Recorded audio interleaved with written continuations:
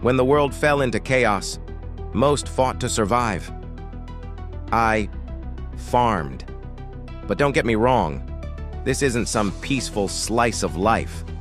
Not when the soil's cursed, the monsters crawl at night. And the women who followed me weren't just looking for shelter. They were warriors, witches, and something more. In a world where strength means survival, my land became a fortress, and my harem, the deadliest crew this new world has ever seen. This is Apocalypse Descent, farming with my harem. Let the harvest begin. Chapter 1, Ice Seal Age Open Beta begins. Axing, Big Brother is dead. They say he was beaten to death by some workers at the construction site for owing them money. Xiangjiang, inside an office building. Chao Xing heard someone calling his name, glanced at the other party indifferently, and saw a young man in a suit with slicked back hair. Then, Chao Xing looked down again. He was playing a survival adventure game on his tablet called Ice Seal Age. The art style was realistic, making it a more hardcore survival game. Players started next to a bonfire because, in this world's extreme cold weather, they could only move safely within the fire's range. If they stayed away from the fire for too long, the game character would freeze to death. Players needed to build shelters and unlock various basic constructions.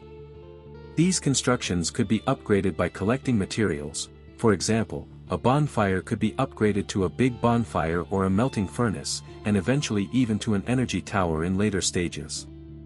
Apart from that, players could develop a military force or territory technology to unlock different paths. According to the official announcement, a team mode would be released later. However, since the game was still in beta testing, Chao Xing didn't see anyone around him playing it, nor could he find any information online. At this moment, a prompt appeared on the tablet screen. The game will enter public testing in 2 hours and will soon enter maintenance status. More content is being unlocked, stay tuned. Was it finally going public? Chao Xing felt a little excited, and at this moment, the young man with slick back hair naturally sat beside him. Wu Jiehui put an arm around Chao Xing's shoulder, axing, "You followed the big brother for a while, and he was your boss. Aren't you upset that he died?" Chao Xing put down the tablet, glanced at him, and said, "Come on, after he founded Yongxing Group and cleaned up, he cut ties with us. I've just been his dedicated driver all these years, it's not like there was any real connection. Besides, with a heart so black, being beaten to death is nothing unusual." "True." Wu Jiehui nodded. At this point, an intriguing smile appeared on his face. It's a pity Big Brother spent so many years pursuing Lu Muxue. Just when he was ready to get married, this happened. Speaking of which, Lu Muxue is truly a remarkable woman. That figure, and those long legs, TSK, anyone would be mesmerized. Too bad Big Brother couldn't savor it. Chao Xing didn't respond to this because his phone vibrated. After checking it, Chao Xing got up from the sofa, turning to leave. "Axing, where are you going?" Chao Xing shrugged, "I'm a driver, where can I go?" "Of course, I'm off to pick someone up." Chao Xing went to Yongxing Group's underground garage, expertly finding a deep brown Maybach among the luxury cars. Entering the car, the interior was extremely luxurious. The car's value, including the interior, was at least over 7 million. Of course, this car was certainly not his. Chao Xing was alone, with no family, making it tough to live in a city like Xiangjiang. Let alone have the money to buy such a luxury car. Half an hour later, the Maybach stopped at the entrance of a 5-star hotel in the city center. Chao Xing took out his phone and sent a message. "Sister-in-law, I'm downstairs." A message came back. "Okay." A few minutes later, a tall woman in a black dress walked out from the hotel's entrance. Her demeanor was poised, the tight-fitting dress outlined a perfect body curve, with her long legs moving gracefully, like exquisite jade artifacts. This woman was Lu Muxue. Chao Xing didn't get out of the car, the woman naturally sat in the back of the Maybach. "Axing, to the funeral home." Chao Xing nodded, and the car started. On the way, Lu Muxue took a call, her eyebrows furrowed, seemingly troubled by something. I said, agreeing to marry Yongxin Group was something you requested back then. Now that Qinjiang is dead, I have no relationship with him. Don't think you can use me as a bargaining chip for profit. She seemed quite angry, but due to her good upbringing, she quickly calmed the anger in her heart. Sorry, Axing. Lu Muxue said softly. Chao Xing shook his head. He knew Lu Muxue's character. She wasn't the type to berate people below her because of her status. On the contrary, she had always been nice to her subordinates, and her reputation outside was good. Since Lu Muxue quickly rose to fame, the media had done detailed reports on her family and personal experiences. Her original family wasn't particularly wealthy. But due to her outstanding looks and figure, she quickly rose to fame after becoming an adult.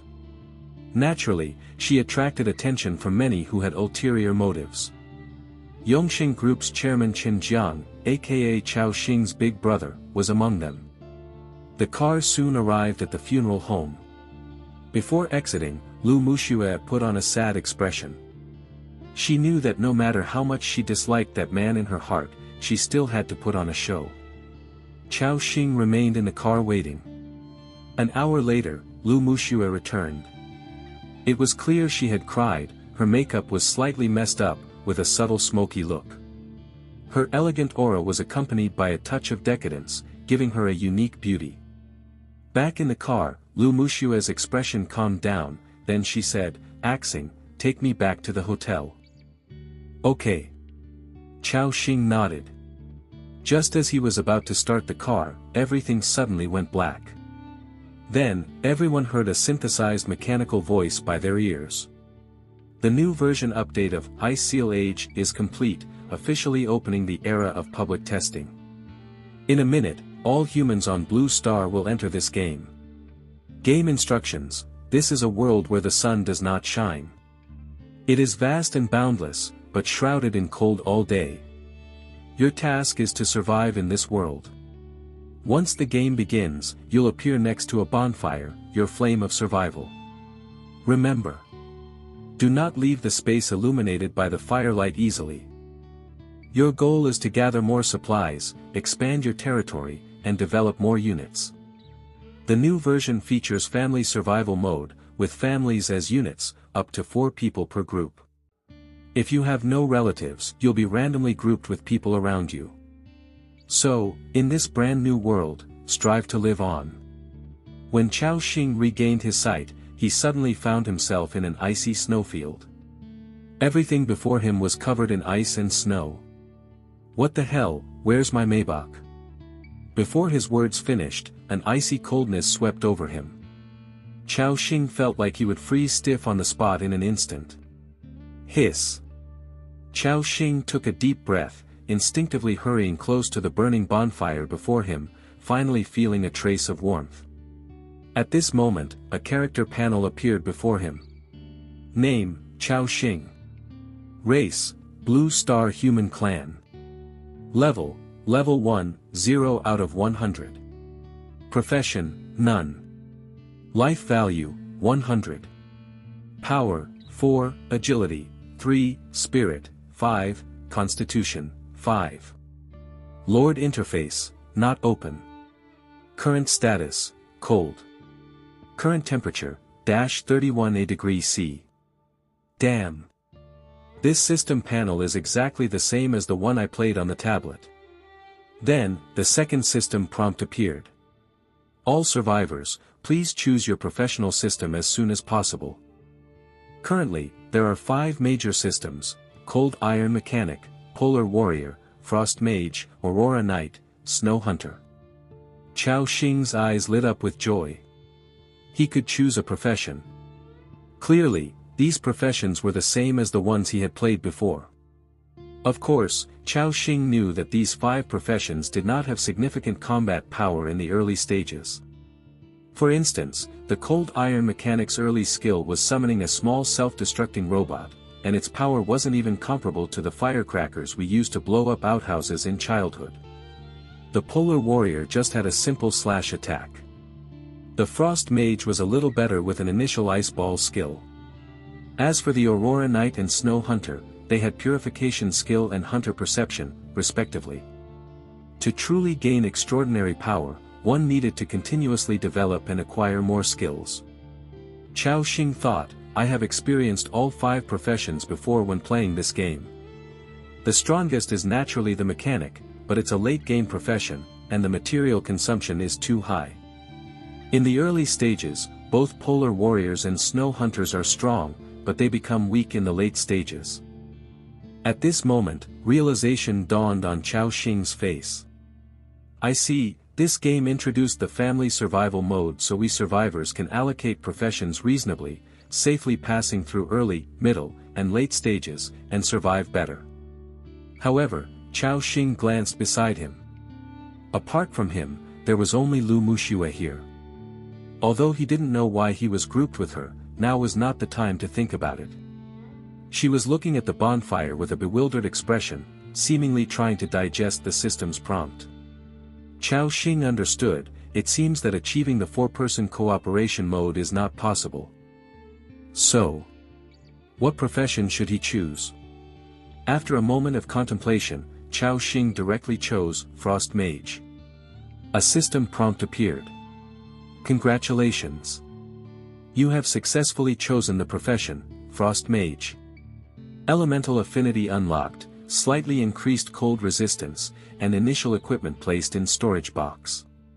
Chao Xing breathed a sigh of relief, and just as he was about to search for the initial storage box, a second system prompt solemnly appeared. Detected that survivor, Chao Xing's fate aligns with this world. Personal talent, Eternal Power has been activated. Eternal Power, hidden unique talent, causes all friendly units within the territory to gain permanent enhanced status when receiving temporary enhanced status. Chao Xing was stunned for a moment, then exclaimed, "Holy shit! Cheat mode activated." Chapter 2, Bonfire Upgrade, Recruit Polar People. Obviously, if the Eternal Power talent were to function, it's necessary to gather more territorial forces. It seems I should develop along the line of Lord Stream, Chao Xing thought to himself. At this moment, Chao Xing noticed a countdown overhead. Time until nightfall, 4 hours 32 minutes. Note, during the newbie protection period, there will be no monster attacks on the camp, newbie protection period remaining, 5 days 17 hours. Only 4 hours left until dark. Chao Xing's scalp tightened instantly. He knew that in this extremely cold world, the temperature would plummet drastically at night. Chao Xing's gaze turned to the bonfire in front of him. Campfire, Level 1. Bonfire effect, can increase the temperature of a 10-meter radius by 520 degrees Celsius. Consumption, 1 wood per 15 minutes. Materials required for upgrade, stone *5. Currently, the temperature near the bonfire was already at -32 degrees Celsius, and it would drop another 20 degrees or more at night. Obviously, the heat emitted by this level 1 bonfire was not enough to let him pass through the night safely. Chao Xing then looked at another collapsed small hut nearby. Damaged Lord's hut, reparable. Materials needed for repair, stone *10, wood *20. Chao Xing's eyes lit up instantly. This is it. Once repaired, the territory interface could be opened, and he could hide inside at night to avoid the harsh cold. However, repairing the Lord's hut required materials like stone and wood. Chao Xing surveyed the surrounding snowfield, where there were a pile of white stones and some cut wood near the bonfire. Stone, white a basic material. Wood, white a basic material. Just as Chao Xing was about to pick up the wood, Lu Muxue softly inquired nearby, "Axing, the prompt sound asks me to choose a profession, what should I choose?" Obviously, this woman had already digested the system information and accepted the fact that she was in a new world. Chao Xing nodded secretly, her adaptability was quite fast. "Sis-in-law, you should choose Aurora Knight." Chao Xing had a personal bias for letting her choose this profession. Because Aurora Knight had many powerful boost skills in the later stage, but the effects were always short-lived. And with his own, eternal power, talent, he could turn these boost effects into permanent states. Imagine, at that time, Chao Xing controlling a group of permanently buffed units, how terrifying their combat power would be.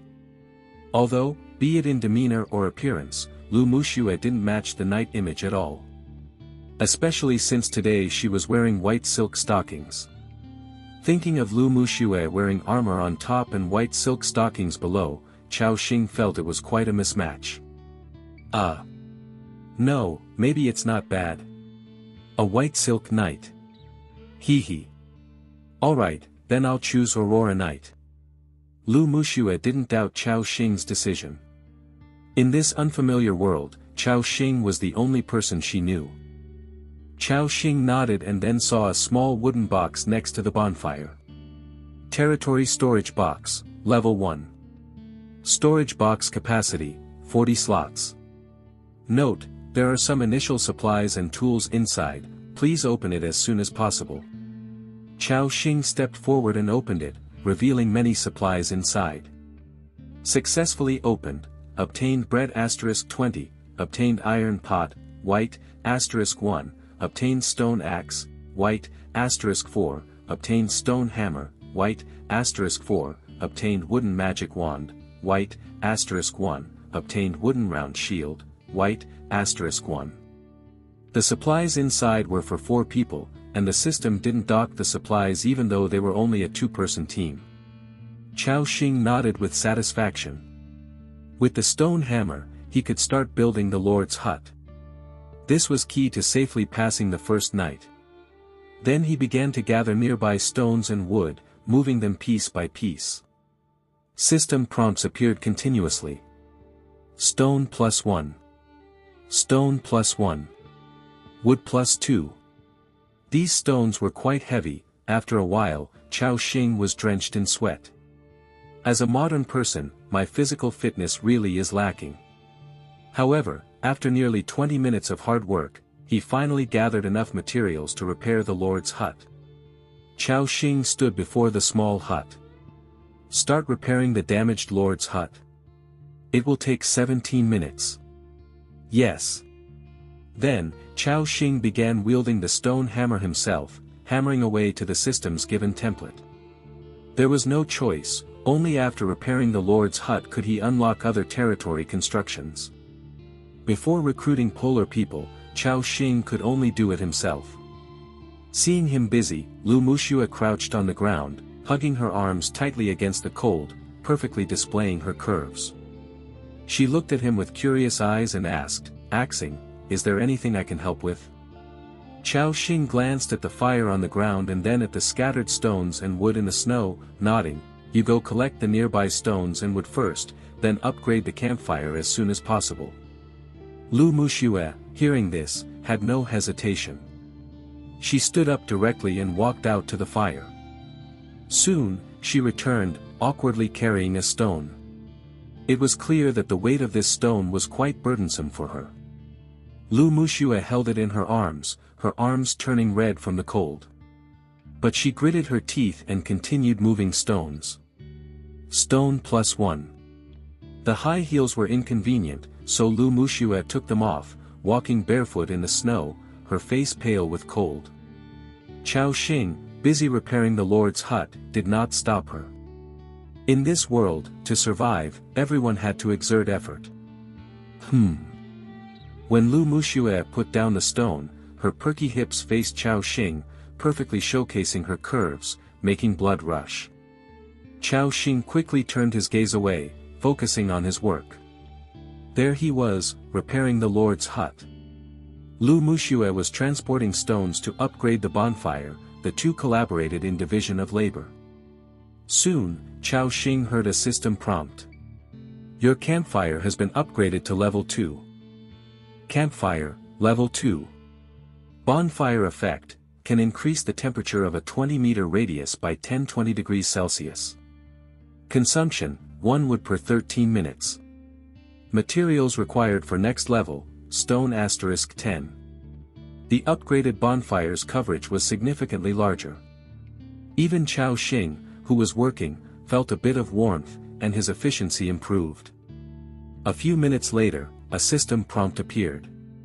Lord's hut built successfully, territory interface unlocked, congratulations. You can now build more basic infrastructure. Chao Xing smiled joyfully, he could finally construct other buildings.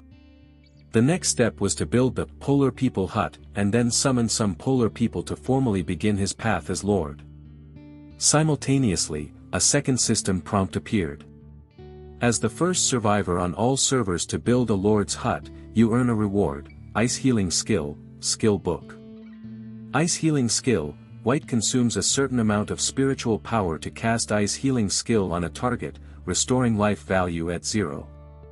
8 times spirit per second, lasting 3 seconds. Smack! A yellowed skill book appeared in the snow in front of Chao Xing. Great! It was actually a skill book. And one for himself. Although combat rarely occurred during the rookie protection period, this skill book undoubtedly increased Chao Xing's confidence significantly. Learn Ice Healing Skill, White. Yes. Chao Xing clicked to learn directly. At this time, many functional panels appeared before Chao Xing.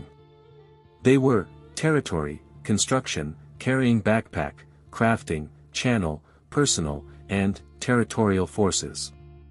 These interfaces nearly covered all functions.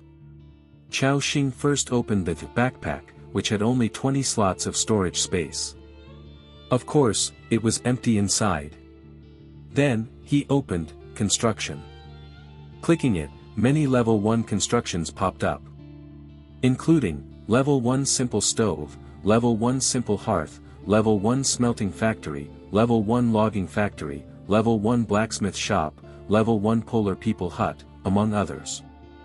Without looking at the other basic facilities for now, Chao Xing first opened the Polar People Hut, Introduction.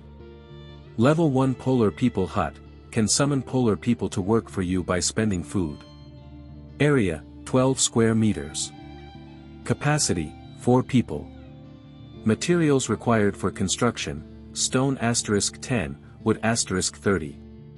Repair time, 45 minutes, population can be added for repair, accelerating repair time, limit, 2 people. Chao Xing thought to himself, it takes 45 minutes for one person to build, that's a bit slow. There are only 3 hours left until nightfall, and I still need to do other things. Thus, he looked at Lu Muxue, sis-in-law, come help me. Lu Muxue, due to moving stones and wood, had consumed a lot of physical energy, her dress soaked with sweat. Through her dress, one could see the outline of her white lace underwear. Hearing Chao Xing calling her, Lu Muxue put down her tasks and walked over slowly. Axing, what do you need me to do? Chao Xing pointed to the empty space in front of them and said, I want to build a Polar People Hut here, but constructing it takes too long. Help me build it together, and it will be much faster. Lu Muxue looked slightly confused, seemingly not understanding, but nodded anyway. Then, the two started cooperating to build the Polar People Hut. Clang! Clang! Rhythmic hammering sounds echoed in the vast snowy field. Half an hour later, a system prompt appeared. Successfully built, Polar People Hut, territory population +4. Now, you can recruit polar people to work for you by consuming food.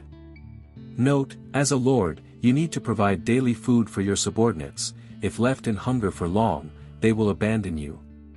In front of the two, a small hut resembling a camp tent suddenly appeared on the snowy ground, standing just under 2 meters high. At this moment, another system prompt appeared in Chao Xing's ear. As the first survivor on all servers to build a Polar People Hut, you earn a reward, bread *50. Seeing this system prompt, a glimmer of delight flashed in Chao Xing's eyes. Great!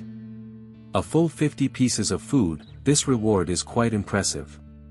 Chao Xing couldn't help but feel grateful for having played this game, allowing him to construct these buildings ahead of everyone in the shortest time. Chao Xing thought to himself, recruiting a polar person requires 5 units of food. If not for this system reward, I could only recruit a maximum of 2.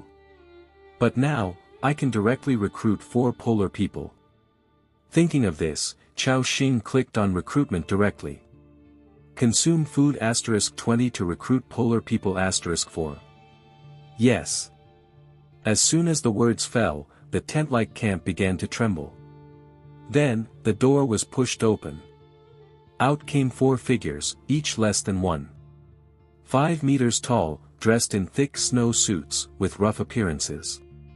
These were the polar people.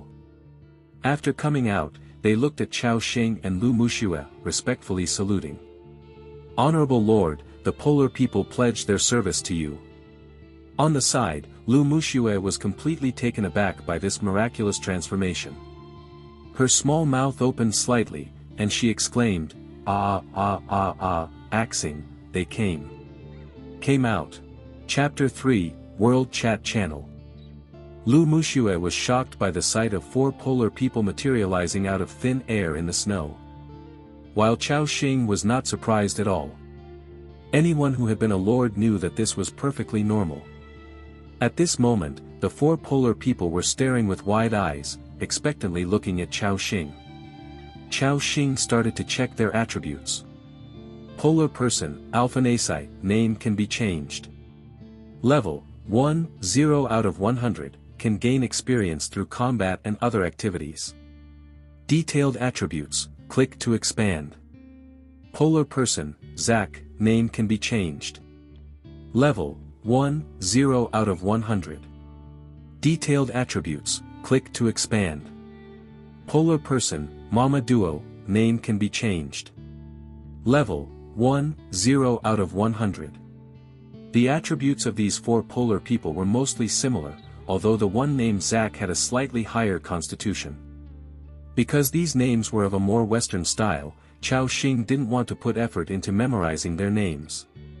So, Chao Xing pointed at the polar person named Zach and said, "From now on, you shall be called Dazhuang, you are the captain of your small team. The others are Huang, San Huang, and Zhuang, respectively. Do you all understand?" Beside him, Lu Muxue chuckled, seemingly amused by Chao Xing's simple and crude naming style. However, the faces of the polar people, covered with hair, showed joy. Understood. Thank you, Lord, for granting us names. You successfully named the polar person, Dazhuang's loyalty increased by 5 points. You successfully named the polar person, Erzhuang's loyalty increased by 5 points. Chao Xing was surprised, could he increase loyalty with that? 75 loyalty points were already very high, at least they wouldn't defy Chao Xing's orders. Once the polar people were recruited, they needed to start working. Chao Xing opened the construction interface to check the buildings that could be constructed. Level 1 simple furnace can be placed indoors, raising the temperature by 15-20 degrees Celsius. Consumption 20 minutes/1 wood. Construction materials required, stone *6. Note, if you don't want to freeze to death at night, I suggest you build it immediately. Level 1 simple stove can be used for cooking, steaming, and other actions. Construction materials required, stone *8, wood *4. Note, this is for eating, pal, you should know how important it is, right? Level 1 logging factory, can be used to process logs. Area, 30 square meters. Construction materials required, stone *30, wood *50. Note, to get rich, start chopping trees, I suggest you prioritize building the logging factory. Level 1 sewing shop, can make simple cold-resistant clothing or armor. Area, 30 square meters. Construction materials required, stone *40, wood *60. Note, as a lord, you wouldn't want your subordinates to go naked into battle, right? Level 1 or processing plant, can smelt and sort collected ores from the wild. Processable ores, coal, iron. Upgrading the processing plant can smelt higher grade metals. Area, 50 square meters. Construction materials required, stone *80, wood *150. Note, to create more advanced equipment, a processing plant is indispensable. Level 1 blacksmith shop, can forge weapons or tools inside. Area, 30 square meters. Construction materials required, stone *100, wood *200, iron *20. Note, listen, pal, soldiers without weapons are like toothless tigers. There were many types of level 1 buildings. Besides these, there were also, medical room, small shelter, wall, gate, etc. However, these buildings required a lot of stone and wood, as well as higher-level materials like fine iron. Clearly, Chao Xing didn't have a piece of iron. Moreover, the stone and wood near the campfire had already been used up. In this icy world, where else could resources be gathered?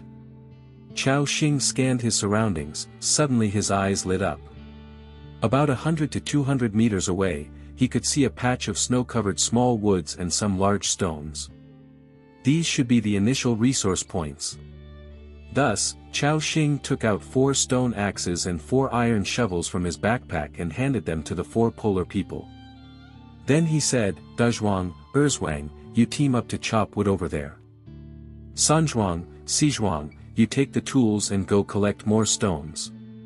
The 4 polar people straightened up immediately and respectfully said, Yes, Lord. After speaking, they each took their tools and walked toward the snow outside the bonfire. Because of their talents, they could work outside the bonfire for longer than Chao Xing and the others. All 4 polar people were sent out by Chao Xing to gather supplies. Lu Muxua blinked her pretty eyes, asking, What should we do now? Looking at her frostbitten skin and face gradually turning pale. At this rate, Lu Muxua would either freeze to death or fall seriously ill. Getting sick in the snow was a troublesome matter. Chao Xing said, Sis-in-law, you should work indoors next, build the furnace and stove first. Okay. Lu Muxua whispered in response, not forcing it further, and walked inside gracefully. Chao Xing checked the remaining supplies. Food *50, wood *27, stone *17. The most lacking material now should be stone, but wood is also essential, as we need it for warmth at night. Although the current temperature can barely get through the first night, it's still not very safe. So, let's upgrade the campfire. The system prompt appeared. Do you want to consume stone *10 to upgrade the campfire's level? Chao Xing clicked, yes, and started clanging away. A dozen minutes later, Chao Xing saw the bonfire in front of him piled with stones over a meter high, gradually taking the shape of a furnace. The roaring flames burned brightly. Campfire upgrade successful, current level, 3. Campfire, level 3. Bonfire effect, can increase temperature by 10-20 degrees Celsius in a 40-meter radius area. Consumption, 10 minutes/1 wood. Materials required for the next level, stone *20, wood *10. Great, although the temperature hasn't increased, the heating range has doubled. But similarly, the consumption was greater, with 1 wood consumed every 10 minutes. At this rate, the camp's wood wouldn't last long. Once the wood was exhausted, they would lose their heat source, facing at least -60 degrees of harsh weather. It wouldn't be long before they froze to death. Chao Xing furrowed his brow. Hopefully, those polar people can gather wood smoothly. Working outside for too long, Chao Xing felt almost frozen stiff. So, he also went into the Lord's hut. Inside the hut, due to the lack of lighting equipment, it appeared dim. A shapely figure was building a stove in the corner. She bent down, her long white silk legs were straight, and looking up, her hips were wrapped in a dress. This pose accentuated her curves round like a bowling ball. Wow! So big, Chao Xing couldn't help but remark. Lu Muxua thought Chao Xing was there to supervise the work, wiped the fine sweat from her forehead, and said softly, "Axing, the furnace is almost done." Chao Xing shook his head. "Sis-in-law, let me help you." "Okay." Lu Muxue responded softly. With Chao Xing's help, the construction of the furnace sped up significantly. A few minutes later, a system prompt appeared. Level 1 furnace construction successful. However, this time, Chao Xing didn't hear a reward prompt. His mind was suddenly clear. It seemed that the furnace was such a basic building and wouldn't trigger rewards. Fiweb novel. Calm. Of course, it was also possible that other survivor teams had already built it in advance. This time, more than 7 billion people worldwide had landed in the snowy world, among them naturally would be many with amazing adaptability. Sizzle. As the sound of wood catching fire emerged, the furnace gradually emitted an orange-red glow, illuminating the entire Lord's hut. Currently, the Lord's hut was empty. Apart from a furnace, there was nothing else. Near the furnace, the two felt waves of warmth coming over them. Chao Xing glanced at the indoor temperature. Current temperature, -16 degrees Celsius. Although still very cold, it was much better compared to the outside temperature of minus several dozen degrees. Lu Muxue curled up her body, continually shivering. Having been working without feeling it before, she now realized her body was already a mass of frostbite. Chao Xing furrowed his brow, thinking. It seems the sewing shop should quickly be put on the schedule, considering our thin clothing is practically like being naked. At this rate, let alone Lu Muxue, even I would freeze to death. A strong sense of crisis re-emerged. Chao Xing started to explore other functions in the Lord interface. Clicking on the crafting interface, a slew of basic tools appeared. Such as stone axe, stone hammer, stone pickaxe, wooden bowl, wooden table, wooden chair, wooden bed, etc. Chao Xing reviewed them and got the gist. Here, I can craft simple work tools or furniture items. Then, he began to check out the chat channel feature, revealing 4 options. World channel, all servers, limited to 1 message per person per day. Regional channel, this is a 500 by 500 km square area, including all survivors in the area, with no message limit. Team channel, only survivors within your territory can speak here, with no message limit. Private chat channel, 1-on-1 unlimited chatting. Chao Xing opened the world channel and was greeted by a flood of information. Zhao Xingbing, good heavens! Why did I suddenly come to this godforsaken place? I'm freezing to death. Chen area, help. So cold, so cold. Zhang Chang, didn't the system say we be allocated according to family?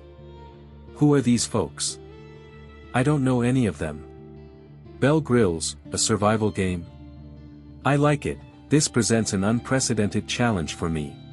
Chapter Yamagami 4, Tetsuya, child, you are invincible. Once again shine brightly. Chao Xing mused to himself, just as I expected. Besides me, don't let me find out who's this game in advance, or I'll smash everyone is in a state of utter ignorance. If they don't take action and quickly adapt to this world, a lot of people might die on the first night. Even though they were currently in a beginner protection period, and no monsters would attack the camp. The cold at night was no joke. Just then, Chao Xing heard a frantic knocking at the door. Bang! Bang! Bang! Lord! Something has happened. Lord! Please help me. Hearing the cries for help, Chao Xing frowned, feeling a bad premonition. He quickly tossed the small wooden shield to Lu Muxue and took out a wooden magic wand, preparing for battle. When he pushed open the Lord's hut door, he saw 2 polar people huddled together, fear in their eyes. Chao Xing asked, what happened? Erzwang quickly replied, Lord. There's a snake. In that grove, there's a huge snow-poison snake. It bit Dazhuang, and he's fading fast. Chao Xing looked over, and Dazhuang's face was turning purple, his body trembling. At the same time, purple numbers of -2, -2 kept appearing above Dazhuang's head. It was a sign of severe poisoning. Seeing this, a look of concern also appeared in Lu Muxue's eyes. Chao Xing checked Dazhuang's attributes. Polar people, Dazhuang. Level, 1 level 0 out of 100. Life value, 52/140. Current status, poisoned, level 1 snake venom. Seeing this poison status, Chao Xing felt relieved. Don't worry, it's just level 1 snake venom. Madam, just cast a purification skill. Lu Muxue seemed a little confused, but she quickly understood. Then, Lu Muxue raised her right hand, and a colorful aurora condensed in her palm. May the holy aurora bless you. Lu Muxue's cool voice rang out. With those words, the aurora entered Dazhuang's body. At the same time, Dazhuang felt a pure power surge in, melting the snake venom like ice and snow. His complexion gradually improved. Dazhuang gratefully said, "Thank you, great and kind lords." However, although Dazhuang was free from the snake venom, he still looked weak. His life value had dropped to half, indicating he was in an injured state. Without a medical room, treating injuries was troublesome. Chao Xing checked his skill bar. Besides an ice ball skill, there was an ice healing skill. Then, Chao Xing raised his magic wand, and an unusual frost power gathered within it. With a wave of his hand, the frost power surged into Dazhuang's body. The next moment, green numbers of +3 continuously appeared above Dazhuang's head. Then, a system prompt appeared. Successful use of ice healing skill, talent, eternal power, activated. This skill has become a permanent state. Hearing this prompt, Chao Xing's jaw dropped in shock. Holy crap! Healing skill works too, Eweb novel. Calm. He recalled the introduction of this talent. Eternal power makes all friendly units within the territory, when receiving a temporary boost, permanently gain the boosted state. But to have a healing skill also classified as a boost was something Chao Xing had never considered. At that moment, sheer joy appeared in Chao Xing's eyes. Because it meant Dazhuang now had an infinite healing buff. Watching Dazhuang's continuously recovering life value, Chao Xing couldn't help but marvel. Kid, you're invincible. Of course, Chao Xing's current spiritual strength was low, so he could only restore 3 life points. Even though Dazhuang could heal infinitely, if he encountered an enemy that was too strong, a single slap could still end him, so he wasn't truly invincible. Before long, Dazhuang's life value was fully restored, and he was lively once more. At this moment, an excited Dazhuang exclaimed, "Lord, I feel a healing power within me, constantly restoring my life." Chao Xing nodded knowingly. "Thank you, Lord. Your power is so great and vast." Dazhuang's loyalty to you increased, current loyalty, 80. Chao Xing began pondering a question. If the ice healing skill could infinitely heal polar people, then could it also work on him or Lu Muxue? Chao Xing thought for a moment, then cast an ice healing skill on Lu Muxue. The same system prompt appeared. Successful use of ice healing skill, talent, eternal power, activated. This skill has become a permanent state. Chao Xing and Lu Muxue widened their eyes, and both saw the shock mirrored in each other's pupils. Holy crap! This talent could also work on human survivors. Chao Xing could only say, "This is incredible." This meant his survival capability would experience a qualitative leap. He was eager to cast a green light on himself. As he was about to raise his magic wand, his head suddenly felt dizzy, almost causing him to faint. Chao Xing shook his head and quickly realized the reason. Because my spiritual power is insufficient, releasing 2 ice healing skills is my limit. Restoring spiritual power requires rest or eating. However, the urgent task now was to expel or kill the venomous snake in that grove. Otherwise, the source of the territory's wood would be cut off. Currently, the team had 2 beings with infinite healing, and they should be able to handle ordinary beasts. Chao Xing said directly, "Let's go, follow me to deal with that snake." The 2 polar people raised their stone axes and shouted, "Follow the Lord's steps." Then, He led Dezhuang, Erzwang, and Lu Muxue out of the Lord's hut. As for Xizhuang and Xizhuang, they were busily transporting stones into the territory. Stone +1. Stone +1. System prompts appeared continuously.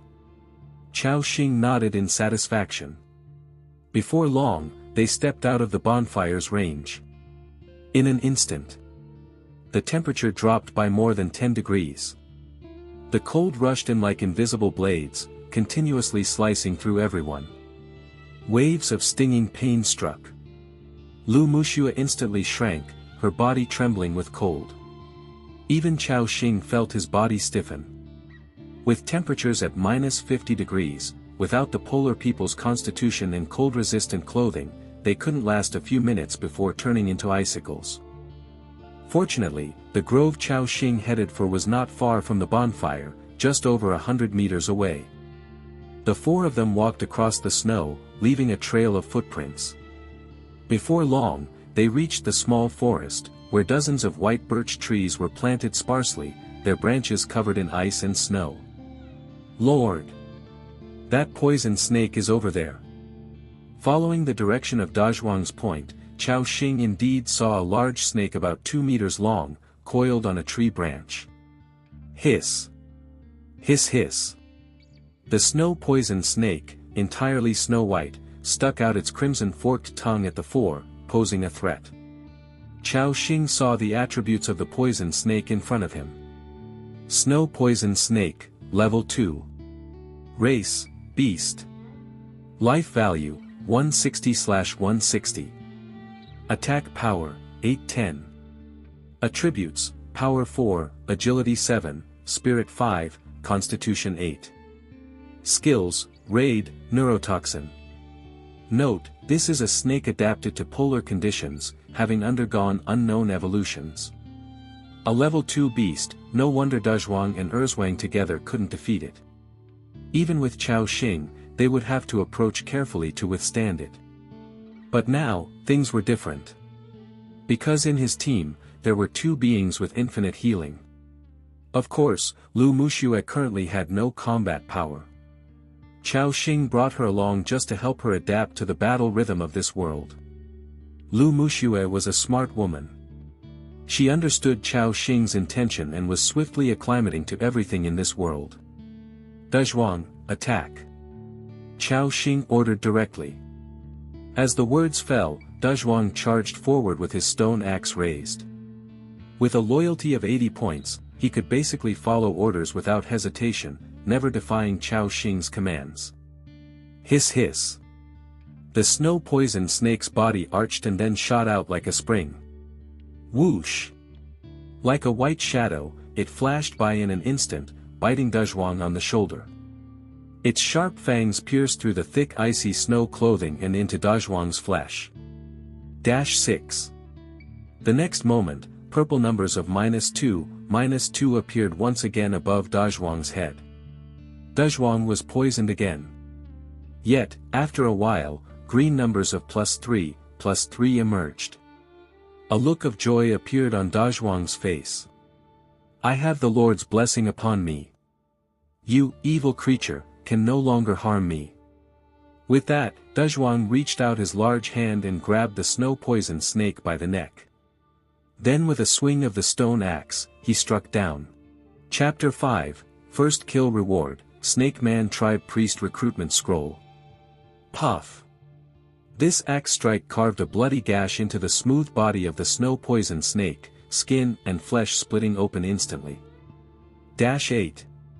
A damage number floated up. The snow-poisoned snake, in pain, bit down even harder.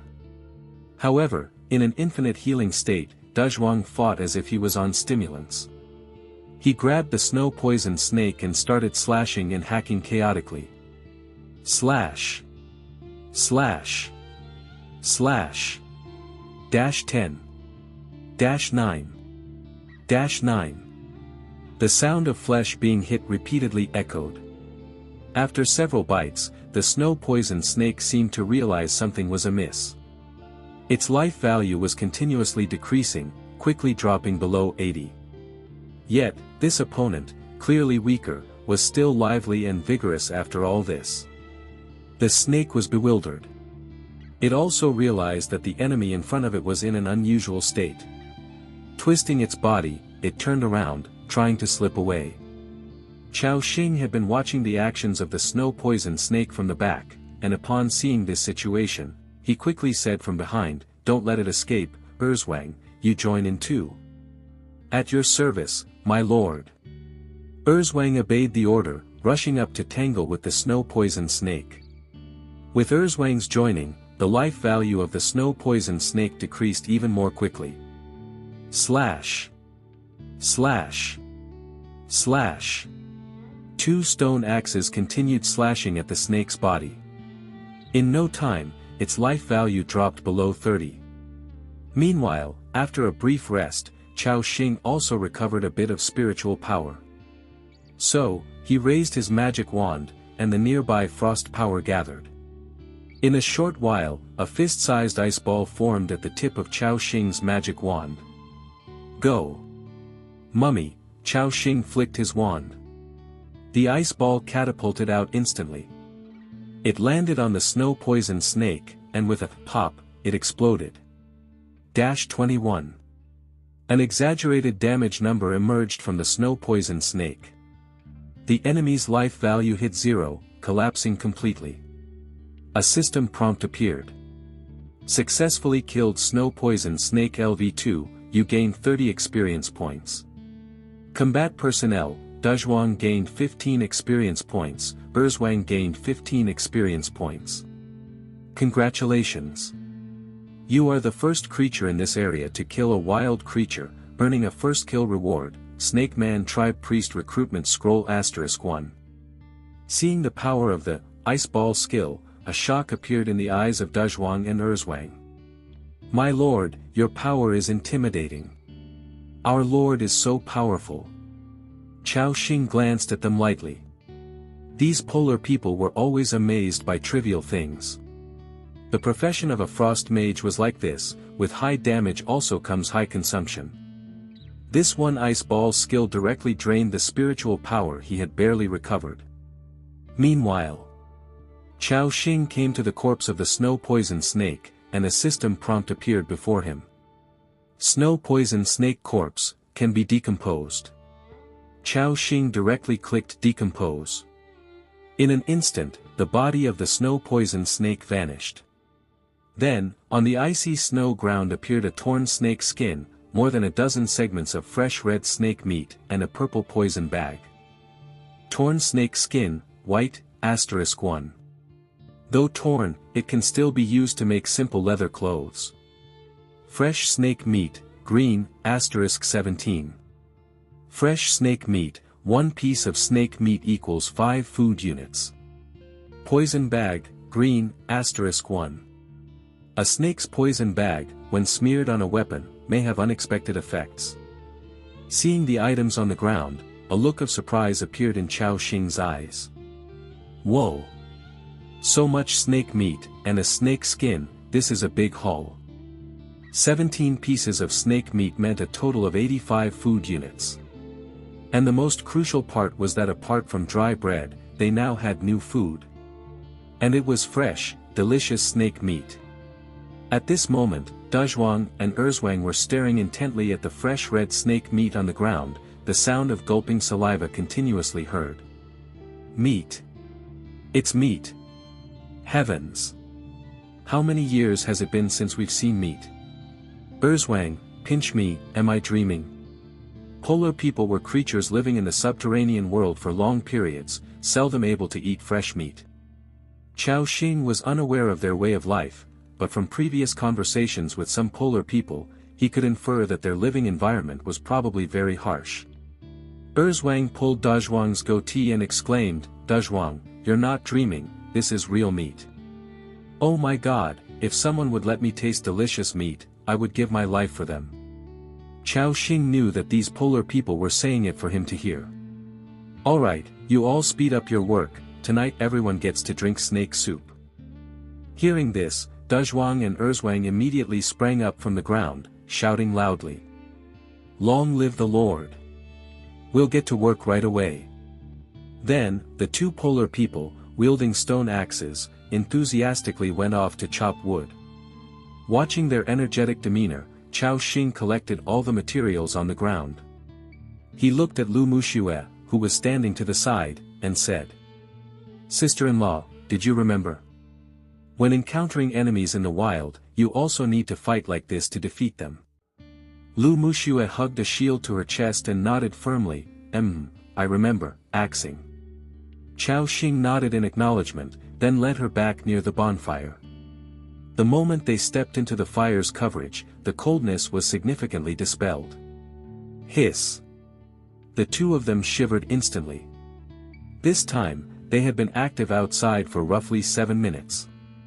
According to Chao Xing's estimation, their maximum current activity time was 15 minutes. If they could make cold-resistant clothing, their activity time could be greatly extended. Chao Xing glanced at his territory's resources. Food *135, wood *36, stone *54. Still not enough materials to craft a sewing shop, it seems it won't be made today. So, are there any other ways to resist the severe cold? Chao Xing turned his gaze to the polar people nearby, clad in thick snow suits. Clearly, the set of clothes these polar people wore was very thick and had excellent cold-resisting features. It's likely that most survivors at this point were considering using some forceful means to seize these polar people's clothing. But it's advised not to do so. Because once you kill the first polar person, the goodwill of this race will immediately drop by 50%. When you kill the second polar person, you will become directly hostile to this race. Not only will you be unable to recruit polar people to work for you, but any polar people encountered on the road will also launch attacks on your camp. Chao Xing mused internally, forget it, let's just hang on like this for today. Probably by tomorrow, enough wood and stones will be gathered to build a sewing shop. At this moment, Chao Xing recalled the first kill reward that the system just gave, which seemed to be a recruitment scroll. After taking it out from his backpack, the scroll's attributes appeared before him. Snake Man Tribe Priest Recruitment Scroll, can summon a level 5 Snake Man Tribe Priest to assist the Lord in battle. Occupies 2 population. Seeing this system introduction, a look of joy instantly appeared on Chao Xing's face. Goodness, it's actually a scroll that can summon a level 5 creature. This reward is really nice. However, the Snake Man tribe, this race, was something Chao Xing had never encountered in the game before, so he didn't know what they were like. Of course, it could also be because Chao Xing hadn't developed to the later stages, and hadn't explored the full range of that game. The vastness of this world exceeded Chao Xing's imagination. Do you want to consume the scroll to summon the Snake Man tribe priest? Yes. With the words spoken, a hexagram array emerged in front of Chao Xing out of thin air. The next moment, the hexagram array emitted a dazzling light. Lu Muxue, beside him, was also curiously watching Chao Xing's actions. Meanwhile, they suddenly felt as if a strong, cold aura had descended. Then, the cold wind blew. A winding, white-bodied creature appeared. The 5-meter-long snake body was covered in scales, and the slender tail swung casually in the snow. And atop this serpentine body, there was a human female head. With elongated eyes and chiseled features, one glance exposed an air of enchantment. Chao Xing and Lu Muxue, both stunned, gazed at this towering snake woman.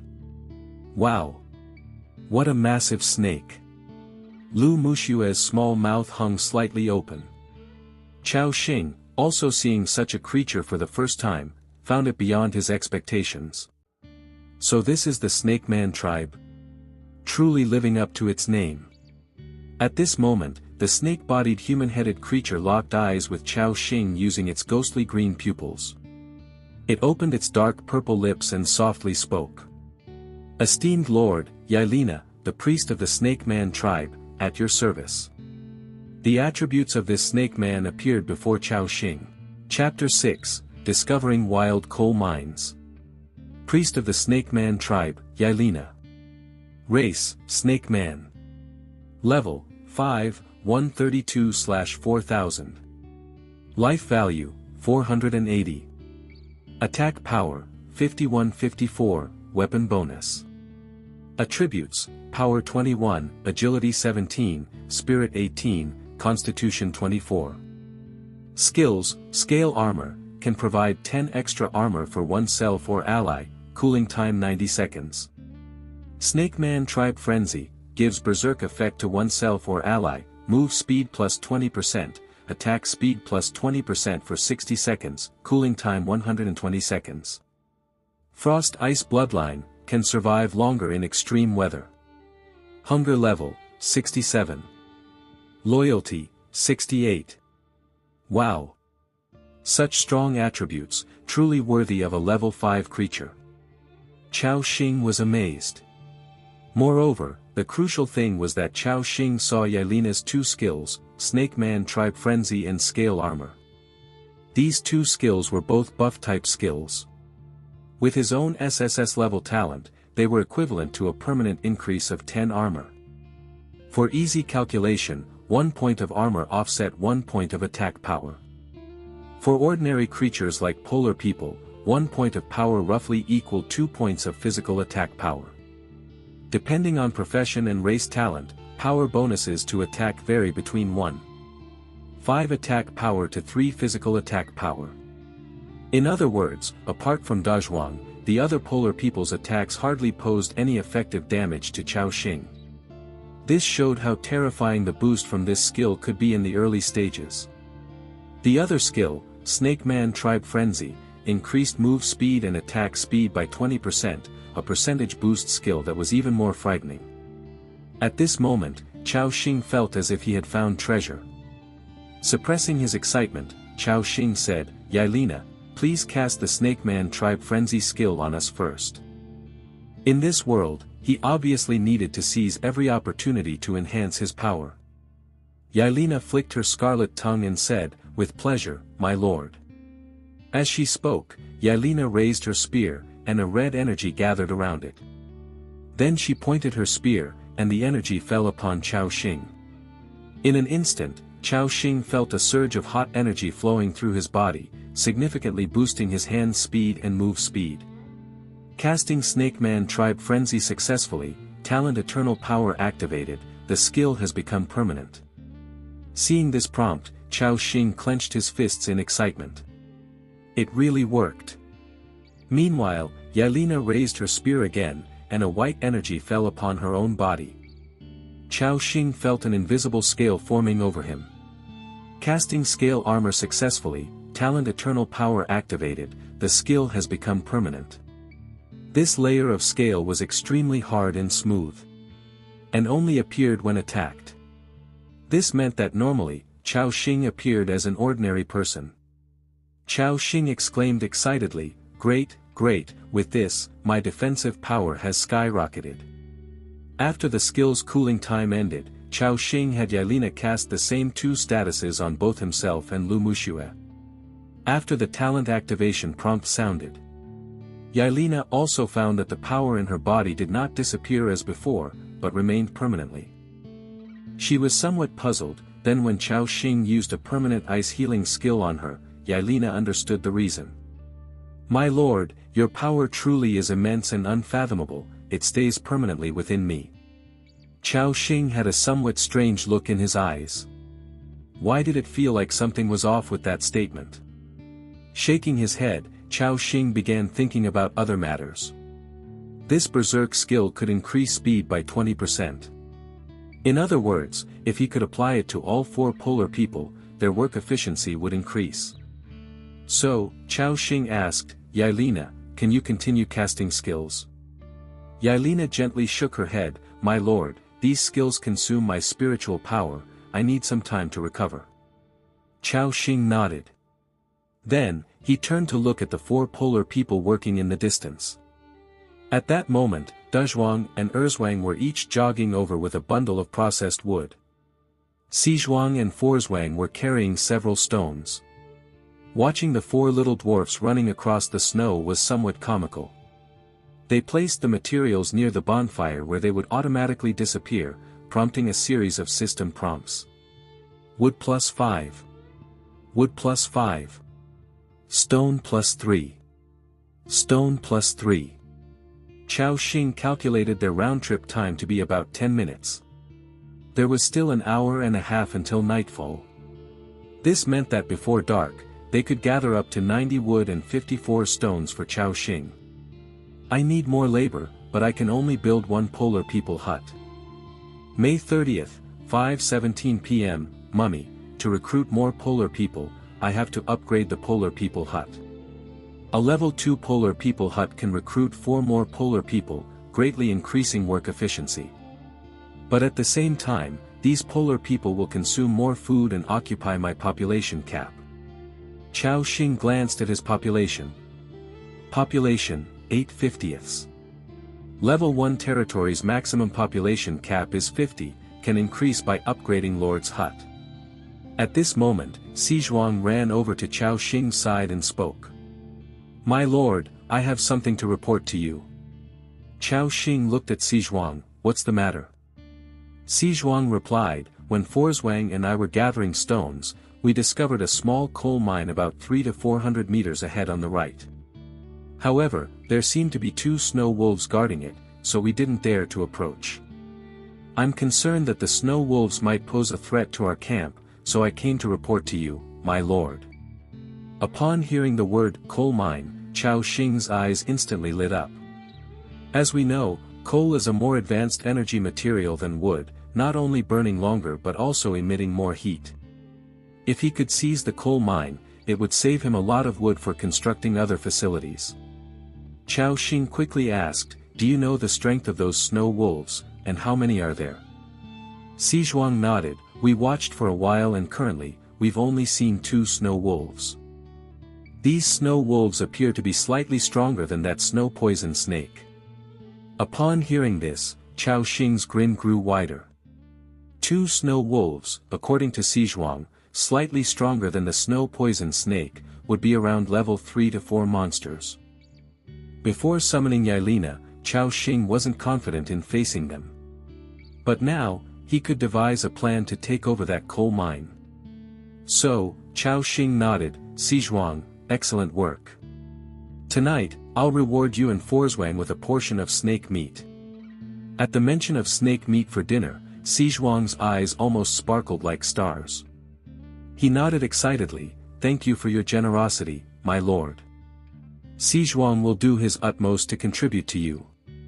After speaking, Xizhuang continued his short-legged strides back to collecting stones.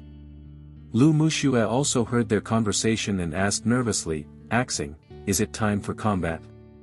Chao Xing nodded, yes, the coal mine is an important resource, it's better to secure it sooner. A trace of fear appeared in Lu Muxue's eyes, but she mustered the courage to say, I will fight alongside you. Chao Xing didn't refuse. Although the snow wolves were formidable, Lu Muxue had already been enhanced with 3 permanent buffs. Both defensive power and recovery ability were greatly improved, and with Yelena at level 5, handling 2 snow wolves shouldn't be an issue. However, before combat, he could use some items to increase combat power. Chao Xing took out a purple poison bag from his backpack. Poison bag of the snow poison snake, green. Effect, apply to weapon to inflict level 1 poisoned state for the next 15 attacks. Remaining uses, 10 times. Chao Xing applied the poison liquid to Yelena's trident and Lu Muxue's ordinary stone axe. Their weapons glowed with a faint purple light. Having finished these preparations, Chao Xing nodded and said, then, let's set out now. Saying this, he raised his simple wooden staff and headed into the snow. Yelena, holding the long spear, led the way. Her snake-like body slithered across the snow, leaving a distinct trail. Chao Xing and Lu Muxue followed behind her. Shoo! Shoo! The farther from the bonfire they went, the thicker the snow on the ground became, nearly reaching their ankles. The cold pierced deeper and deeper. After about 4 minutes, they arrived at the location Xizhuang had mentioned. Indeed, there was a dark mine shaft, and beside it, a pile of mined coal lay stacked. Small coal mine, special resource point. Remaining resources available for mining: coal *1754, stone *754, dirt *5360. Current status: cannot be occupied. Chapter 7, Big Bang. Seeing the introduction of this coal mine, Chao Xing's eyes instantly lit up. So many resources. If they could occupy this coal mine, they would not have to worry about resources in the short term. However, the mine was currently in an unoccupiable state. This was because there were enemies inside the mine. They saw two snow-white figures moving about inside. It seemed they sensed the dangerous aura emanating from Yelena. The two snow wolves emerged one after another. Ayo! Their all-white fur, 2-meter-long bodies, and protruding fangs exuded a strong oppressive feeling. The two snow wolves stood at the entrance of the mine, their limbs tense, warily watching Yelena and growling threateningly. Chao Xing saw the attributes of the snow wolves. Snow wolf, level 3. Race, beast. Life value, 220/220. Attack power, 1618. Attributes: Power 8, Agility 9, Spirit 7, Constitution 11. Skills: Tear, Pounce.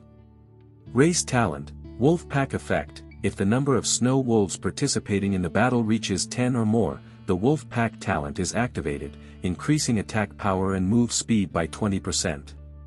Sure enough, they were level 3 snow wolves, and the attributes of the other wolf were quite similar. Chao Xing realized this. Fortunately, there were only 2 snow wolves here. If there had been more, it would have triggered their race talent, and Chao Xing would have had to run away. But now, looking at the thick fur on the 2 snow wolves, Chao Xing saw them as if they were slick, enticing young women. He. Little snow wolves, kindly offer up your fur. At that moment, Lu Muxue and Yelena turned their heads to look at Chao Xing. Chao Xing froze, extremely embarrassed. Damn it, did he just say his thoughts out loud? The 2 snow wolves also seemed to know that Chao Xing and his companions were not to be trifled with, keeping their heads low and continuously issuing threatening growls. Snake Man Yelena opened her crimson forked tongue, not showing any weakness. SSS. SSSSS. The atmosphere between the 2 sides was incredibly tense. Meanwhile, Lu Muxue was a bit nervous, holding up her wooden shield. After several seconds of standoff, the snow wolves were the first to lose their patience. They fiercely pounced toward them. Ayo! Lu Muxue held up her shield, feeling immense pressure from the snow wolves' massive 2-meter bodies. Her slim yet slightly meaty legs trembled slightly. Just then, Chao Xing's voice came from behind. "Saozi, raise your shield, block its attack. Don't worry, your attributes can take it." In the midst of chaos, Lu Muxue, upon hearing this, felt as if she had found her backbone and instinctively did as told. She raised her shield, and the snow wolf's claws swiped at that moment. Bang! Lu Muxue let out a soft gasp. After the impact, the anticipated scene of Lu Muxue being flung away did not happen. A layer of snow-white scales appeared on her arm, greatly reducing the impact. Did it block it? Lu Muxue was surprised by the scene before her. Chao Xing praised from behind, "Saozi, well done." With Chao Xing's encouragement, Lu Muxue gained more confidence. She took a deep breath, making her proud chest rise significantly. Lu Muxue repeatedly raised her shield, withstanding the snow wolf's attacks. Bang! Bang! Bang! The sounds of impacts continued, but Lu Muxue gritted her teeth and didn't take a step back. The muscles on her legs, covered in white silk, tensed, and her rounded buttocks trembled intermittently. It was evident that Lu Muxue must work out regularly, as holding the shield showcased her perfect body curves unquestionably. Saozi, besides withstanding the attacks, remember to use the other hand with a weapon to strike back at the enemy. Chao Xing was instructing Lu Muxue on how to fight. Lu Muxue did exactly that. Seizing the moment when the snow wolf missed a swipe with its paw, she raised her stone axe and chopped towards the snow wolf's head. PSH. -8. -2. -2. The numbers in front represented the slashing damage caused by Lu Muxue, while the latter represented the additional snake venom effect. Although the damages were low compared to the snow wolf's over 200 life points, it still gave Lu Muxue confidence. So, I can also block these monsters. Then, Lu Muxue gradually found her rhythm of attack. PSH. PSH. -8. -9. -14. Critical damage. She blocked the snow wolf's attack while looking for an opportunity to counterattack. Chao Xing was behind her, gathering the ice ball skill. Snap. -19. The damage from the ice ball skill wasn't as high as the first time. This was because the snow wolf is a level 3 creature with higher defensive power than the snow poison snake. The two working together against this snow wolf was somewhat scary but manageable. As for the snake man Yelena beside them, she was single-handedly suppressing another snow wolf. Her spear was so sharp. Each thrust would puncture several bloody holes in the snow wolf's body. -37. -2. -32. -2. In no time, this snow wolf's life value had been reduced to less than half. On the other hand, every claw strike from the snow wolf that hit Yelena was greatly reduced by her scaly shell, inflicting damage in single digits only. During this time, green +3 would appear over Yelena's head. In no time, her life value was replenished. This sight made the snow wolf in front feel despair. How could it fight against an enemy that healed infinitely? In less than 30 seconds, Yelena had killed the snow wolf. Your territory member, Yelena has killed Snow Wolf LV3, gained 40 experience points. You gained 20 experience points. Lu Muxue received the same system prompt. After Yelena finished the fight here, she quickly twisted her body to help Chao Xing with his fight. With Yelena's addition, the subsequent battle had no suspense. The last snow wolf cried out in sorrow before collapsing dead. Chao Xing and Lu Muxue both sighed in relief. As modern people, this was their first time fighting in such a manner. Although Chao Xing seemed calm, he was actually quite nervous inside. If Lu Muxue couldn't hold on, his slight frame would stand even less of a chance against the snow wolf's attacks. Fortunately, Lu Muxue did not disappoint. Chao Xing walked over, saw the pale-faced Lu Muxue, and patted her back, saying, "Saozi, you worked hard, your performance was really good." After hearing this, Lu Muxue nodded lightly, and some of the tension in her heart dissipated. Chao Xing shifted his gaze. At that moment, there were 2 wolf corpses on the ground. Snow Wolf Corpse *2, can be disassembled. Chao Xing immediately clicked to disassemble. A white light enveloped the 2 wolf corpses, and a second later, a pile of materials appeared on the ground. Slightly damaged wolf skin, green, *2. Thick wolf skin, can be made into coats with decent cold resistance. Fresh wolf meat, green, *134. Chewy wolf meat, 1 piece of wolf meat equals 5 food. Snow wolf skeleton, green, *32. Hard bones, you can use them to make simple armor or weapons, or maybe even for making soup. Wolf teeth, green, *11. Sharp wolf teeth, you can use them to make arrows, or tie them onto sticks to make spears. Frost Wolf Knight Recruitment Scroll, blue, *1. A scroll imbued with the power of a contract, you can immediately summon a powerful level 10 Frost Wolf Knight, but make sure you have enough food before doing so.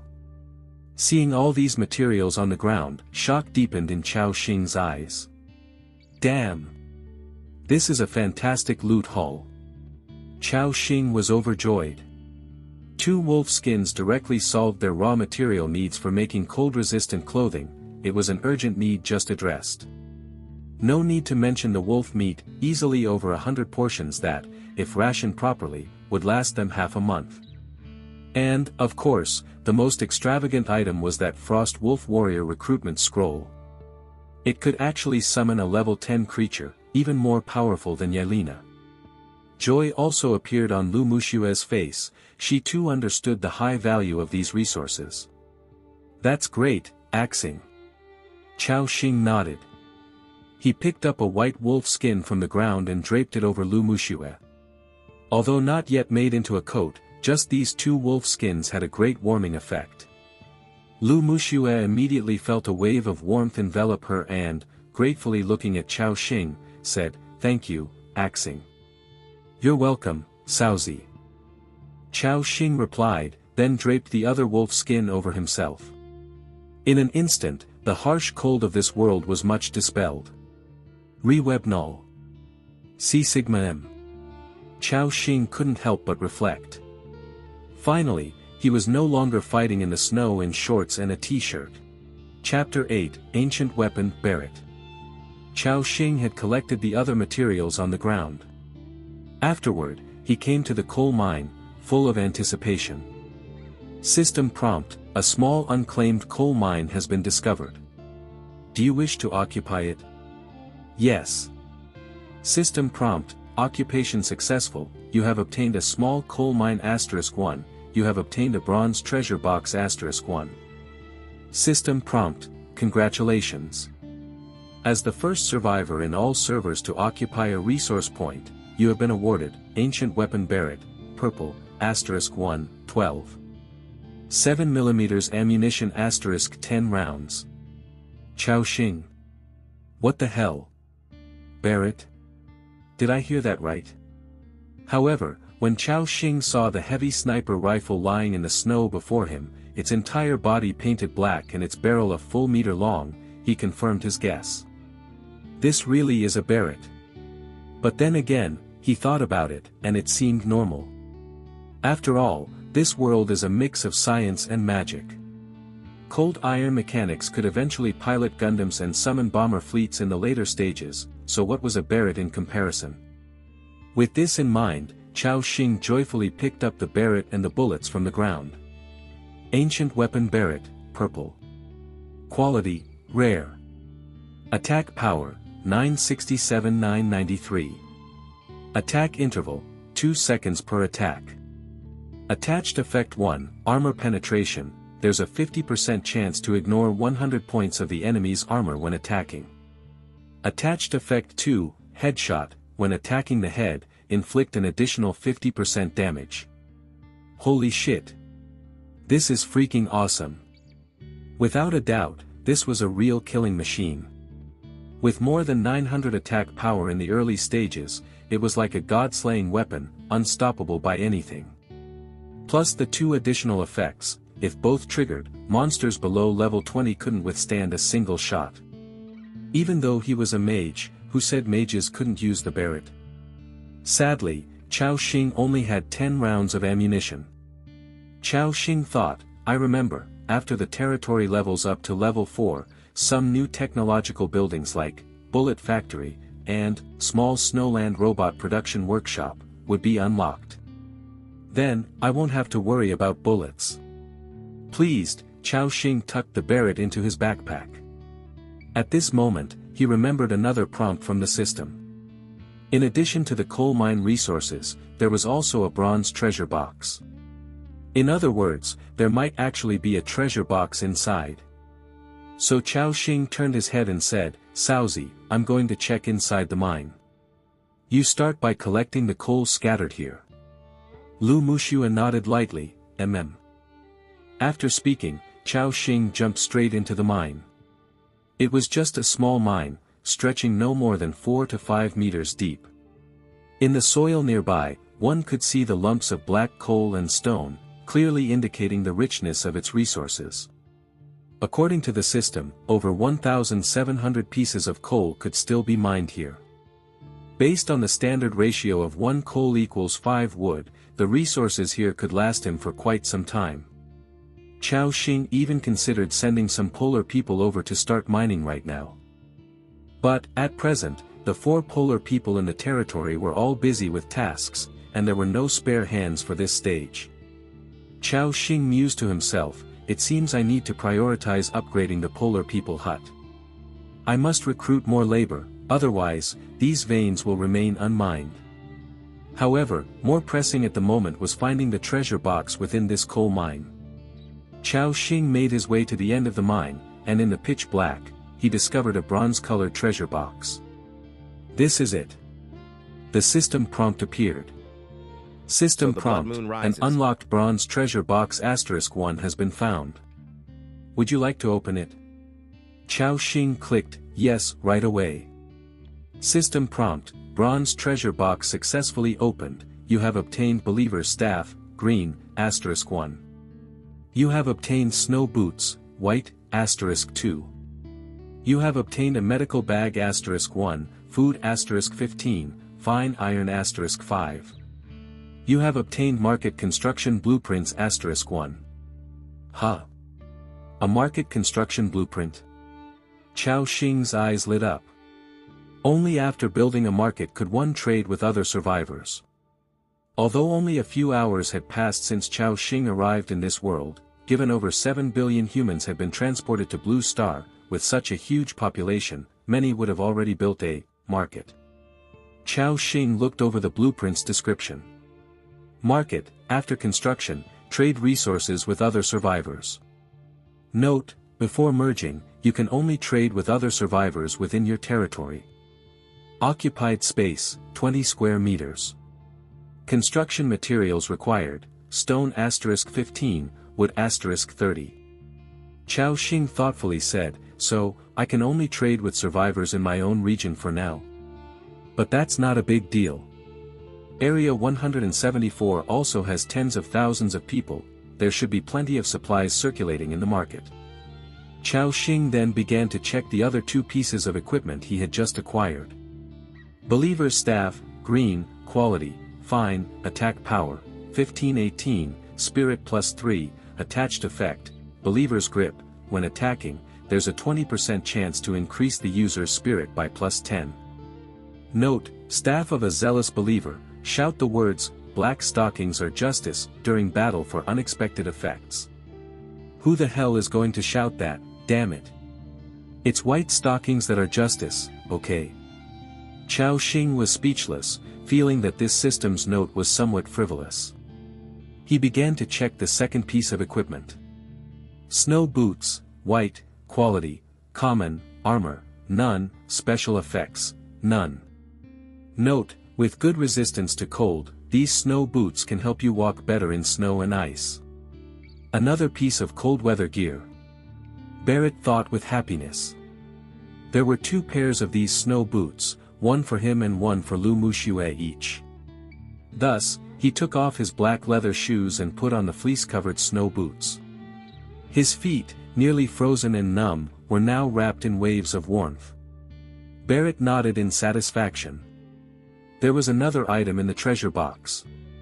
Medical bag, white, can be used to treat injuries or common illnesses, restores 100 life value. Note, a simple medical bag that can cure common symptoms caused by the weather, such as colds, fevers, frostbites, etc. This, too, was a lifesaver, especially before constructing a medical room. After all, some ailments not even the Aurora Knight's purification skill could dispel. After checking once more to ensure there was nothing else in the coal mine, Barrett prepared to leave. But before he left, he conveniently dismantled the treasure box. System prompt, successfully dismantled bronze treasure box, obtained copper *5. Barrett crawled out of the mine shaft. Upon seeing him come out, Lu Muxue spoke softly, axing, I've gathered all the coal from the ground. There are 112 pieces in total, enough for us to use for a long time. Joy of the harvest was on her face. Barrett nodded and said, well done, Saozi. Here, take these snow boots first. After speaking, Barrett placed the boots at Lu Muxue's feet. He noticed that Lu Muxue's legs were frozen red, her 10 toes tightly clenched, trembling continuously between her thighs. It had been 5 or 6 minutes since they emerged. In another few minutes, if they don't return to the bonfire, Lu Mushue's legs might be completely ruined by the cold. Although Lu Mushue was very eager for the snow boots, she also knew how precious they were in this extreme environment. "Can I really have these boots?" Lu Mushue tentatively asked. Barrett laughed and said, "Of course, I've already got a pair, and Yelena doesn't have legs, who else could wear them but you?"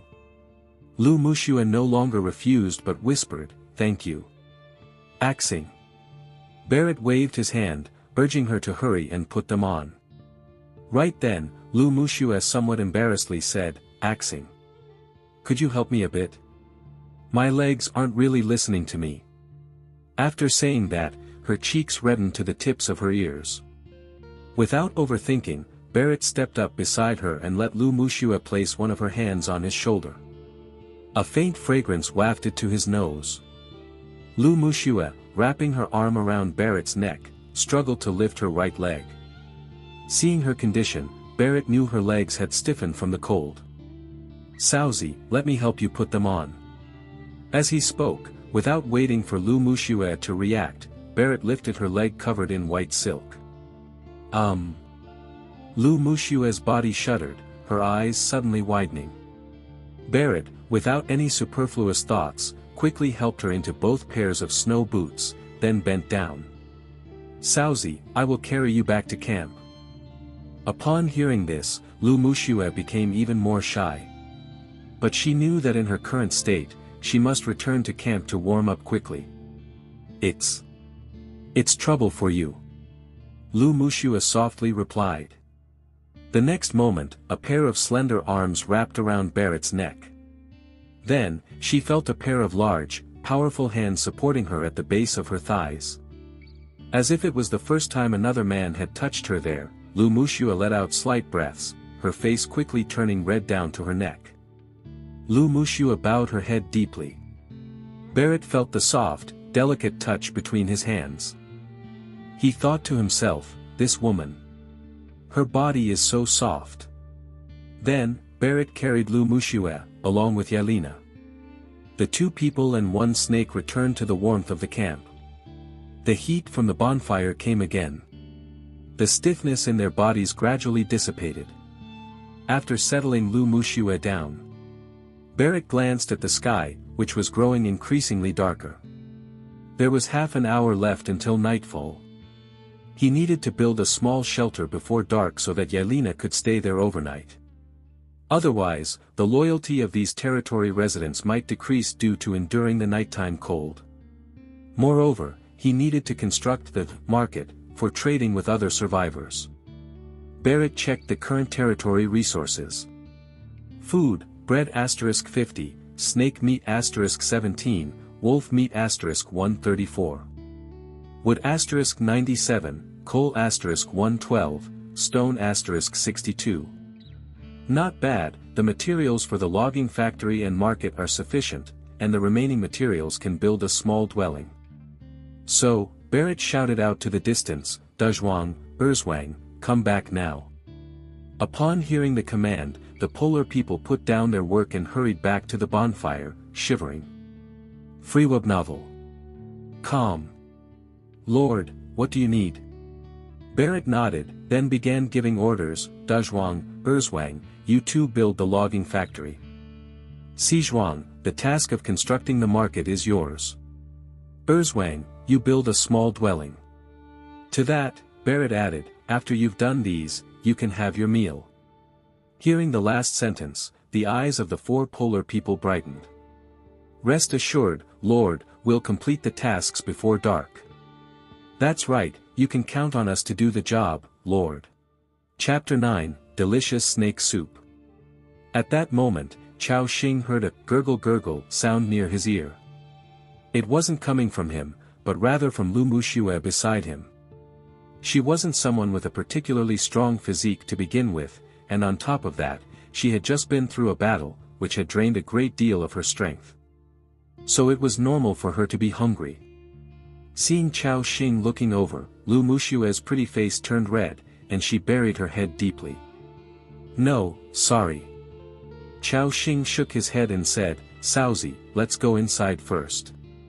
It's time to start cooking." Lu Muxue nodded gently.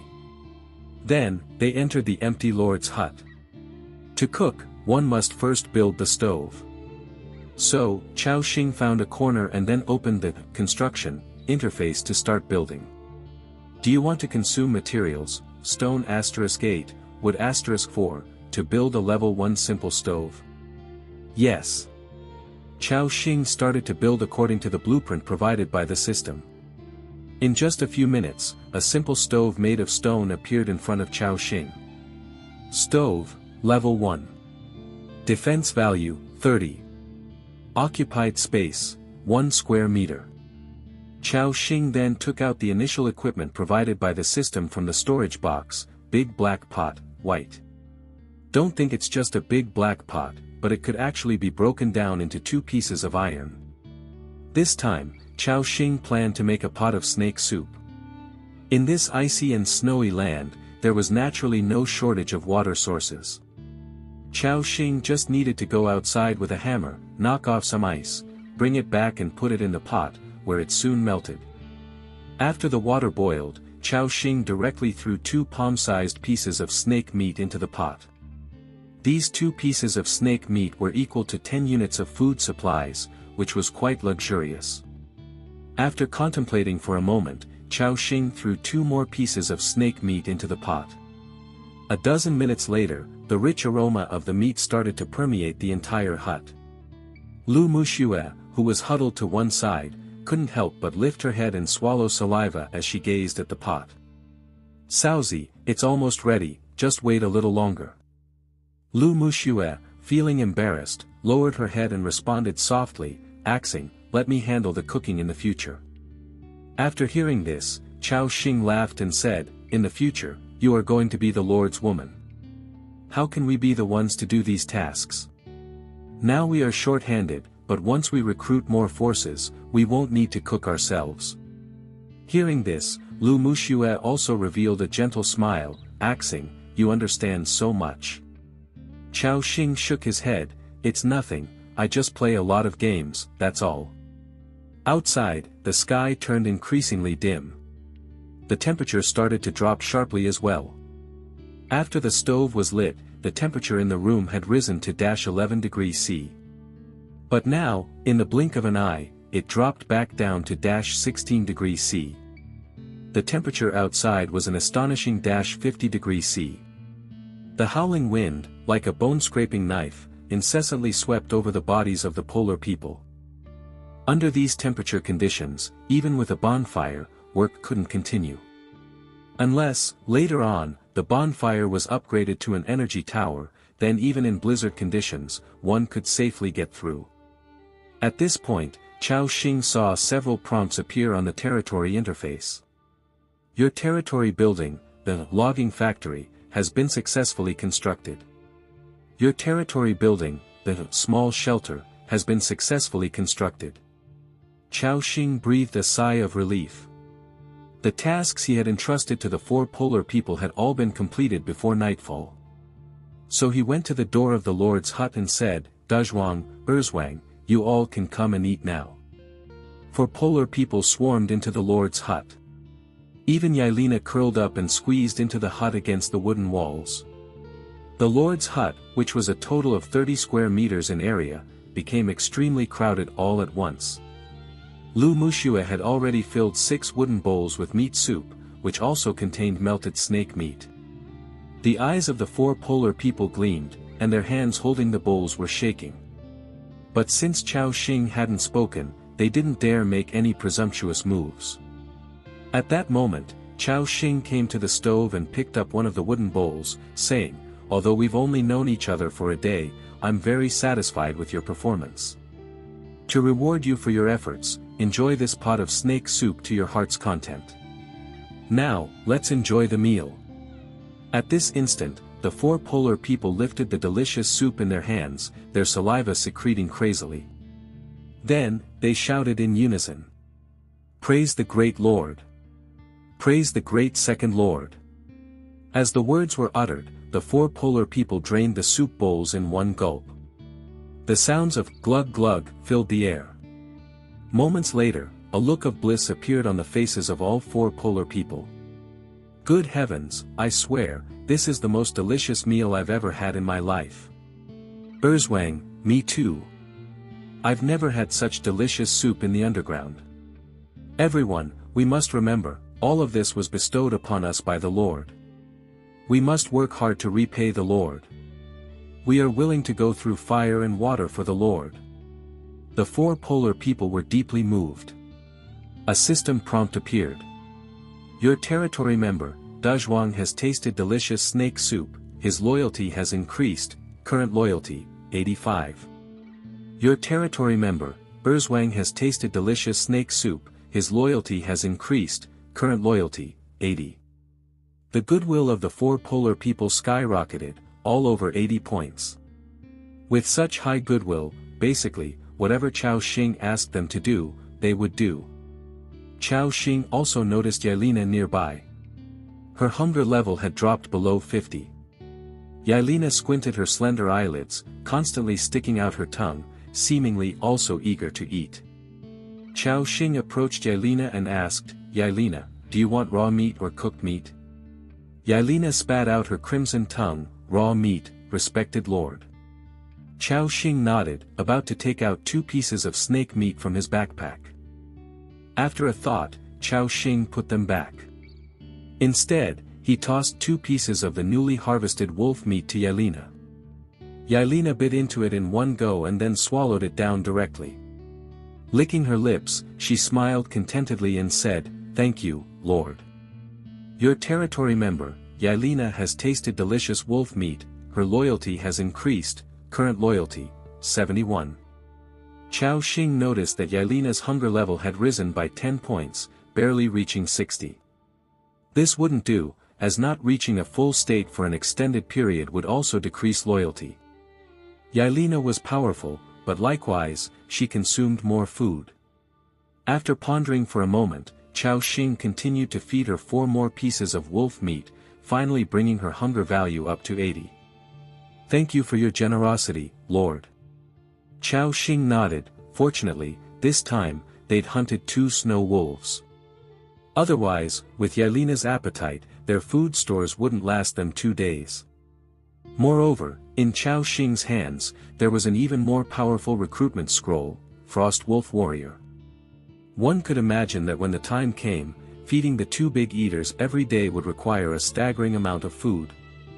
Starting tomorrow, we'll have to find a way to gather more food, Chao Xing thought to himself. Since it was night, he couldn't work or go out exploring. So, Chao Xing instructed Yelena and the 4 polar people to return to their quarters to rest. After they left, the Lord's hut became spacious again. As for Lu Muxue, she had to stay with Chao Xing until new quarters were built. At the moment, Lu Muxue seemed a bit nervous. This appeared to be her first time sharing a room with a man. However, Chao Xing didn't harbor any superfluous thoughts. Sitting in front of the fire, Chao Xing opened the system interfaces, chat channel. He wanted to see how the other survivors were faring. He opened the world channel, and a deluge of messages poured in. Lin Zixuan, cold. So cold. I'm freezing to death. Lawrence, oh, God. What kind of world is this? My family has run out of food, the bonfire is about to go out, can anyone save us? Andre, damn. There are monsters lurking outside the camp, and one of them bit me. Fujihara Ayako, my husband has frozen to death, his body is so stiff and cold, sob sob sob. Chapter 10, Bargaining, Ice Armor Skill Book. From their information, Chao Xing learned that quite a few people had already died. Most had succumbed to the cold weather, while a few encountered monster attacks outdoors. Humanity as a whole was gripped by fear and anxiety. On the World Channel, there were also other relatively calm survivors sharing their experiences there.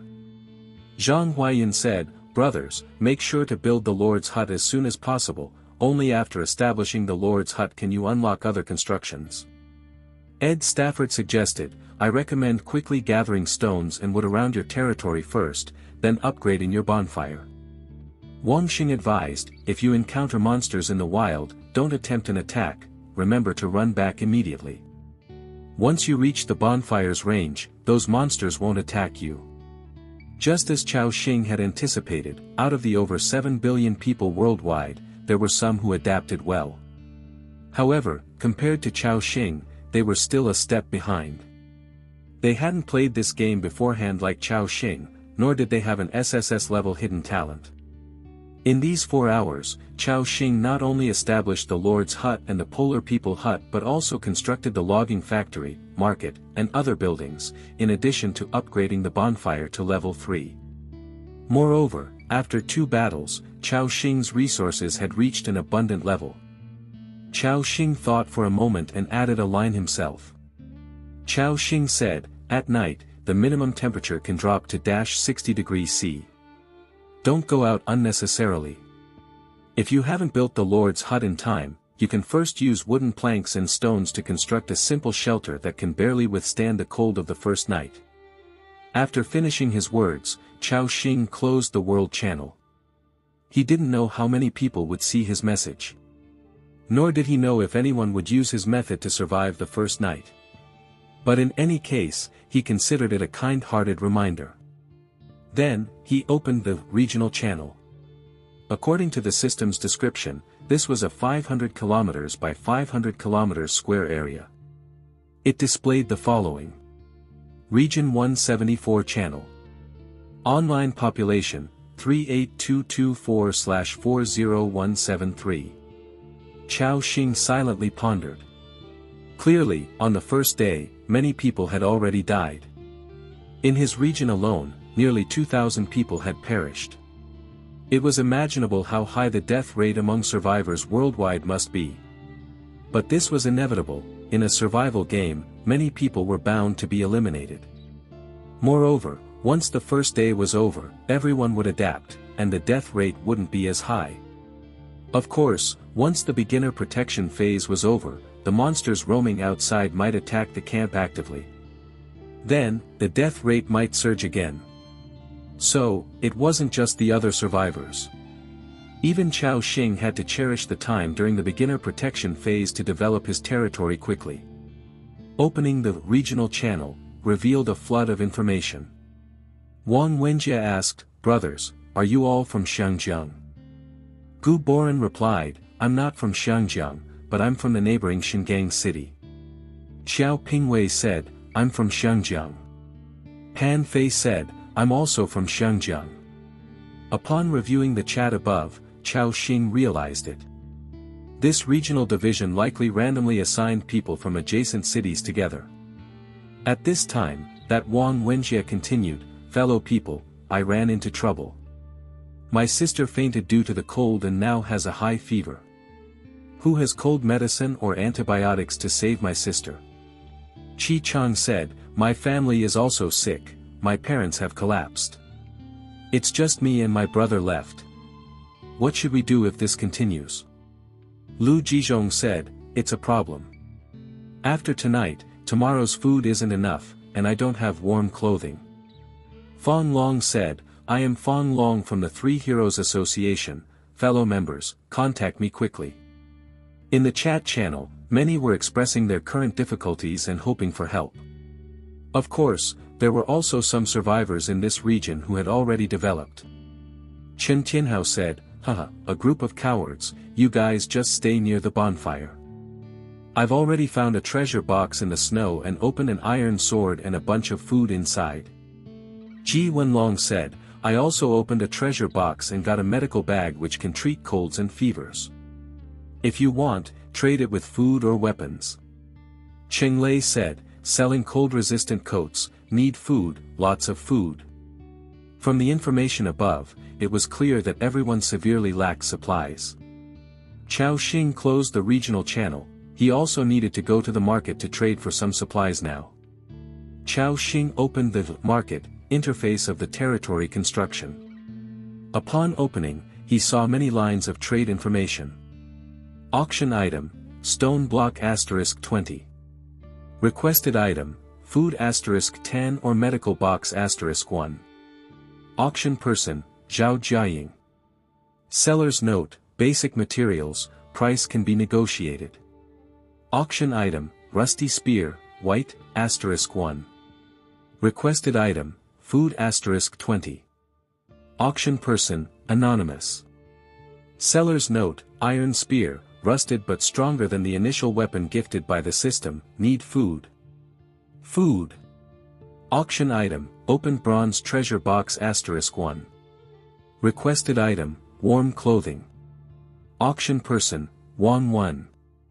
Seller's note, though the treasure box has been opened, it can be broken down into the rare material copper, give me warm clothing, I'm freezing. Clearly, today was the first day of global arrival. In this world with extreme environments, the scarcest items were naturally food, warm clothing, and medicines. Everyone was exchanging the limited resources at hand. Chao Xing himself only had one medical box, and he was short on warm clothing. So clearly, he couldn't trade these items. He continued browsing to see if he could find something he needed. At this time, he saw an auction message. Auction item, ice armor skill book, white, *1. Requested item, food *50, or medical box *5. Auction person, Melis. Seller's note, early skill book for Frost Mage, negotiable, act fast. Chao Xing's eyes lit up. It was the Frost Mage's, ice armor skill. This skill could increase a certain amount of armor value based on the user's spirit strength, lasting 20 seconds, but the consumption was relatively high. For other Frost Mages, it might be a useless skill, but for Chao Xing, it was a divine skill. Because this skill could become a permanent enhancement skill when combined with his talent. Combined with Yelena's, scale armor, Chao Xing's defensive power would reach an extraordinary level. Chao Xing almost wanted to grab this skill book immediately. But clearly, this guy was outrageously pricing it at 50 food items straight away. Fortunately, the seller's note mentioned negotiating, indicating room for discussion. So, Chao Xing opened the private chat interface of the auction. Chao Xing said, 10 food items for the ice armor skill book. Within a few seconds, Melis sent an exasperated emoji. Melis said, I told you to bargain, not to slaughter me. You want to exchange 10 food items for a skill book. Why don't you try robbing? Go, get out of here. Chao Xing replied, I know you're in a hurry, but don't rush. What if I told you this wasn't ordinary food but meat? Melis said, meat? You got meat this quickly? The tone on the other side was filled with strong astonishment. Chao Xing knew the other party didn't believe him, given that, at this stage, meat could only be obtained from those wild creatures. Clearly, on the first day, almost no one could defeat those wild creatures. Chao Xing directly pasted the item information into the private chat window, but he sent snake meat information. Only at this moment did Melis finally believe that Chao Xing indeed had meat. Wow, brother! You actually managed to get snake meat. Chao Xing directly asked, so, will you sell it or not? Melis said, of course, I'll sell it, but aren't you offering too little? At least 40 food items, which translates to 8 pieces of snake meat, or don't bother talking. Chao Xing said, what are you thinking? I don't even have that much, a maximum of 3 pieces of snake meat. However, Melis insisted that it couldn't be less than 6 pieces of snake meat. Chao Xing directly replied, then forget it, keep it yourself. Ice armor skill is just an early stage skill, the drop rate isn't low. After tomorrow, you won't be able to exchange it even for food. Hearing this, the other side seemed a bit hesitant. Melis asked hesitantly, is what you're saying true? Chapter 11, The First Night, Greedy Human Nature. Chao Xing was of course lying. The ice armor skill was one of the foundational skills for mages in the early stages. Although it was somewhat underwhelming, it still wasn't without value. Chao Xing replied directly, believe it or not, that's up to you. Upon hearing this, Melis said helplessly, forget it, if it's 3 pieces of snake meat, then it's 3 pieces. If I'm frugal with it, it should be enough to feed my family for one more day. When Chao Xing heard the last sentence, his expression shifted slightly. After pondering for a moment, he sent a message, "How about this, change it to 20 pieces of food, and I'll throw in 5 additional loaves of bread." Meilise, on the other end, was taken aback, but still responded, "Okay." Chao Xing said, "Then just go to the market and update the trade info, and I'll snatch it up right away." Soon, the price of the skill on the market changed to food, *20. Chao Xing immediately made the purchase. System prompt, trade successful. You have acquired the Ice Armor Skill Book *1. You have lost fresh snake meat *3, bread *5. Ice Armor Skill, consumes a certain amount of spiritual power to raise your or an ally's armor value by, spirit *0. 6, for 30 seconds, with a cooling time of 60 seconds. Chao Xing's eyes lit up, this was the one. His current spirit was 5, and with the addition of the Believer Staff's enhancements, that made it 8 points of spirit. That meant Chao Xing could permanently increase his armor value by 5 points. He immediately clicked to learn the skill. Successfully learned Ice Armor Skill. After the system prompt ended, Chao Xing felt quietly delighted. He then cast Ice Armor Skill on himself first. Stack the armor. Got it. System prompt, Ice Armor Skill cast successfully, armor +5, talent, eternal power, activated, the skill is now in permanent status. The next moment, Chao Xing felt an invisible layer of frost armor enveloping him. A comforting sense of security welled up in his heart.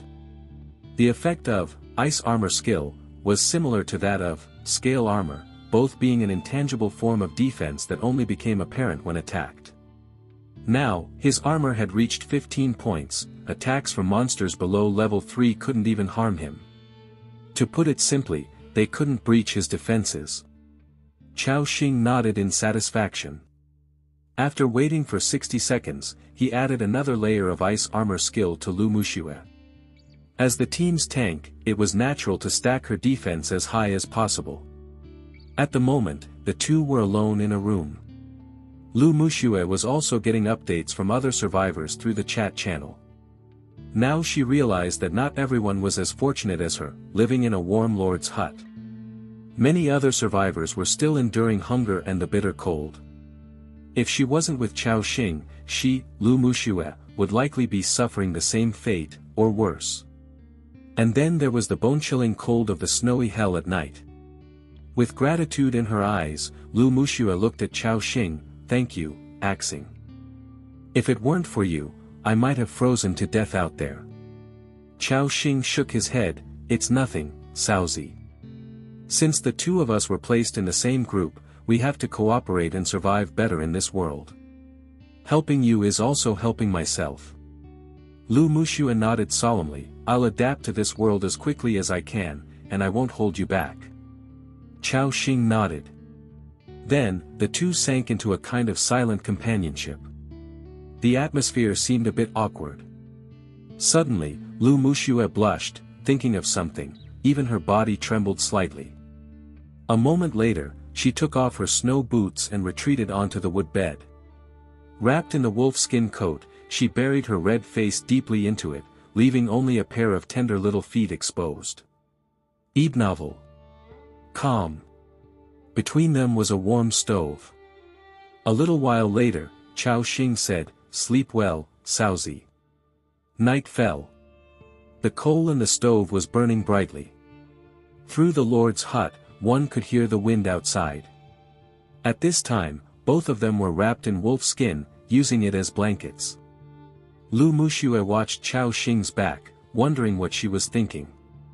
In that moment, Lu Muxue received a video call. Seeing the name of the caller, it was by Yunlan. Her mother. Lu Muxue's face flashed with solemnity. After a moment of contemplation, she clicked to answer. "Little Shui, how are you doing over there?"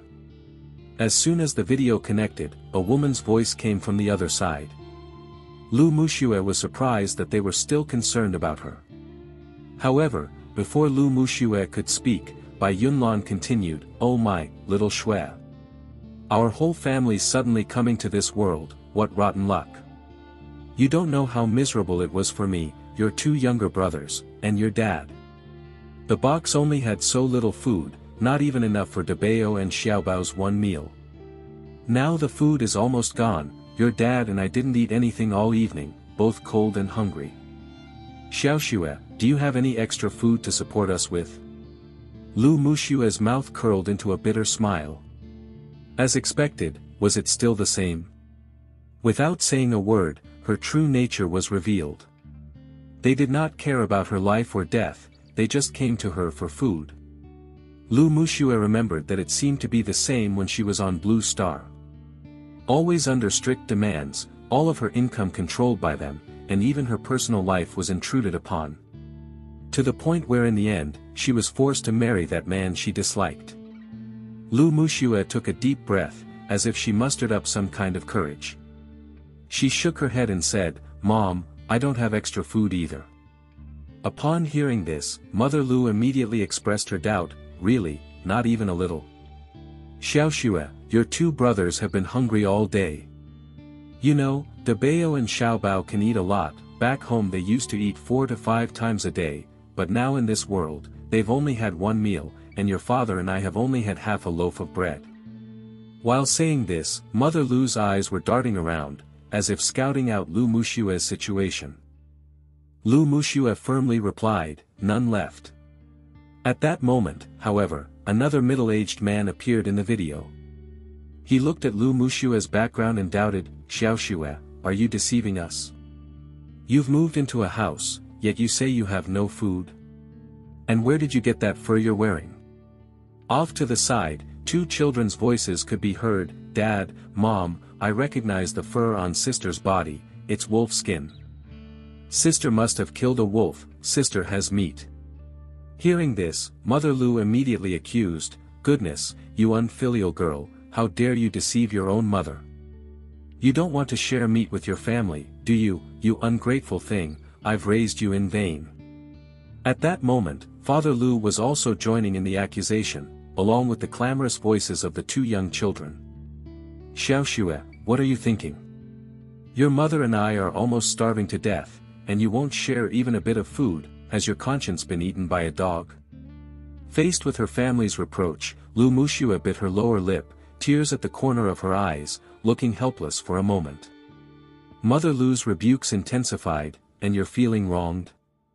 We've gone hungry for a day without feeling wronged, Lu Muxue, I see you've really spread your wings." Lu Mushue's eyes reddened, ready to burst into tears. Just then, a figure squeezed into the frame. "You two old things, yapping away like dogs, what for?" Upon hearing the berating, the voice on the other side went silent. Then, they saw a young man appearing beside Lu Muxue. Father Lu saw Chao Xing in the video and questioned, "Xiaoxue, who are you with, who is this man?" Before Lu Muxue could speak up, Chao Xing took the lead, "You don't need to know who I am. If you want food, go find it in the snow yourself." After hearing this, the middle-aged man responded, "I'm talking to my daughter, what right do you have to interject?" Chao Xing laughed, "What right do I have? The wolf was killed by me, the meat is also mine, how about that?" The middle-aged man retorted angrily, "Then I won't ask you, I'll ask Xiaoxue, she is my daughter." Chao Xing scoffed coldly, "You won't get anything from her either, I'm in charge of the food, and with me around, not a crumb will go to you. You're capable and have functioning limbs, don't you know how to work for your food? Coming here to bloodsuck off your daughter, have you no shame? You what? At your age, still clinging shamelessly, less capable than a woman, pathetic." After a barrage of scolding from Chao Xing, the middle-aged man's face turned beet red. Off to the side, the cries of the two children also erupted. Mother Lu seemed intent on defending her husband, verbally attacking Chao Xing. However, at Chao Xing's signal, Lu Muxue cut the video call short. Beep. Suddenly, the world was quiet. Lu Muxue curled up on the bed, her shoulders trembling uncontrollably, seemingly unable to control her emotions. Next to Chao Xing, he could hear faint sobs. After a moment, when the sobbing stopped, Chao Xing offered comfort, "It's okay now, Saozi." Lu Muxua lifted her head, with red and swollen eyes, gratefully looked at Chao Xing and said, "Axing, thank you for helping me out." Chao Xing shook his head, "It's nothing, these guys just want to reap without sowing, thinking they can take supplies from my hands, no way. Remember, no matter who asks you for food or other resources, you must not give in. After the first time, there will be a second time, and they'll keep asking endlessly, understand?" Lu Muxue, having heard this, a bitter look flashed in her eyes. Chapter 12, Frost Wolf Warriors, Move Out. She knew this principle all too well. While she was on Blue Star, all her appearance fees and capital were controlled by her family. Lu Muxue wanted to refuse, but under the continuous mental pressure from her parents, she silently endured it all. Now that she had come to this world, it seemed to give her a chance to break free from her original family and start over. Moments later, Lu Muxue nodded seriously, "I will, Axing." Having said that, the two of them each sat on the bed. But because of what had happened before, sleep was nowhere to be found. At that moment, Lu Muxue seemed to remember something and suddenly stood up, walking over to the stove. The stove was lit, and the iron pot was boiling water. In a short while, Lu Muxue was holding a small bucket of hot water next to Chao Xing. Her face carried a bashful expression as she said softly, "Axing, I see your feet are a bit frostbitten. Soaking them in hot water before sleeping will feel more comfortable." Chao Xing, who indeed felt his feet nearly frozen numb, said, "Okay, Saozi." He was just about to reach for the wooden bucket. But then he heard Lu Muxue say softly, "Let me help you." Her voice was very light, Chao Xing even thought he had heard wrong. However, Lu Muxue had already squatted down and placed the small wooden bucket beside the bed. She blushed, awkwardly lifting Chao Xing's feet to the edge of the bucket. Chao Xing was having another girl help him soak his feet for the first time, and he felt a strange sensation. "Thanks, Saozi." Lu Muxue shyly said, "No. No trouble at all." The warm water poured over Chao Xing's icy feet while steam kept rising. Lu Muxue knelt down, her shapely buttocks prominently displayed, and her waistline revealed with no secrets, which could be described as a devilish figure. Her delicate palms continually slid over the top of Chao Xing's feet, each time sending an electric shock through him. As the steam rose steadily, Chao Xing distinctly felt their body temperatures rising. "Saozi." Hearing the call, Lu Muxue lifted her head, her face clouded with steam. At that moment, she saw Chao Xing's face gradually closing in. Lu Muxue seemed to realize something, her face flushing deeply as she looked down. But soon, she lifted her head again to look at Chao Xing. Her exquisite face revealed shyness and, it seemed, a bit of anticipation. From this angle, Lu Muxue's blushing cheeks were incredibly alluring, and her slightly trembling lips made one want to taste them on the spot. Their distance gradually closed, and they could even feel each other's warm breaths. Lu Muxue, amidst her nervousness, felt some anticipation as well. "Axing." Lu Muxue still wanted to say something, but she saw the man in front of her face loom larger and larger. Moments later, Lu Muxue moved from initial sluggishness to a youthful response. The night was fiery. In the small room, the temperature rose gradually. A few minutes later, Lu Muxue's chest heaved, and she collapsed into Chao Xing's arms, exhaling softly like orchids. Then, she stood up from Chao Xing's embrace and, with a face full of shyness, burrowed into her own little quilt. After Lu Muxue hung up the phone, Father Lu and Mother Lu were immediately beside themselves with frustration. They tried many times to call Lu Muxue, but each call was directly rejected by her. Mother Lu dejectedly said, "Old man, what should we do now?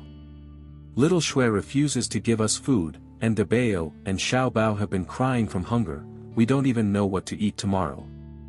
Father Lu Zhenjie, also thought deeply.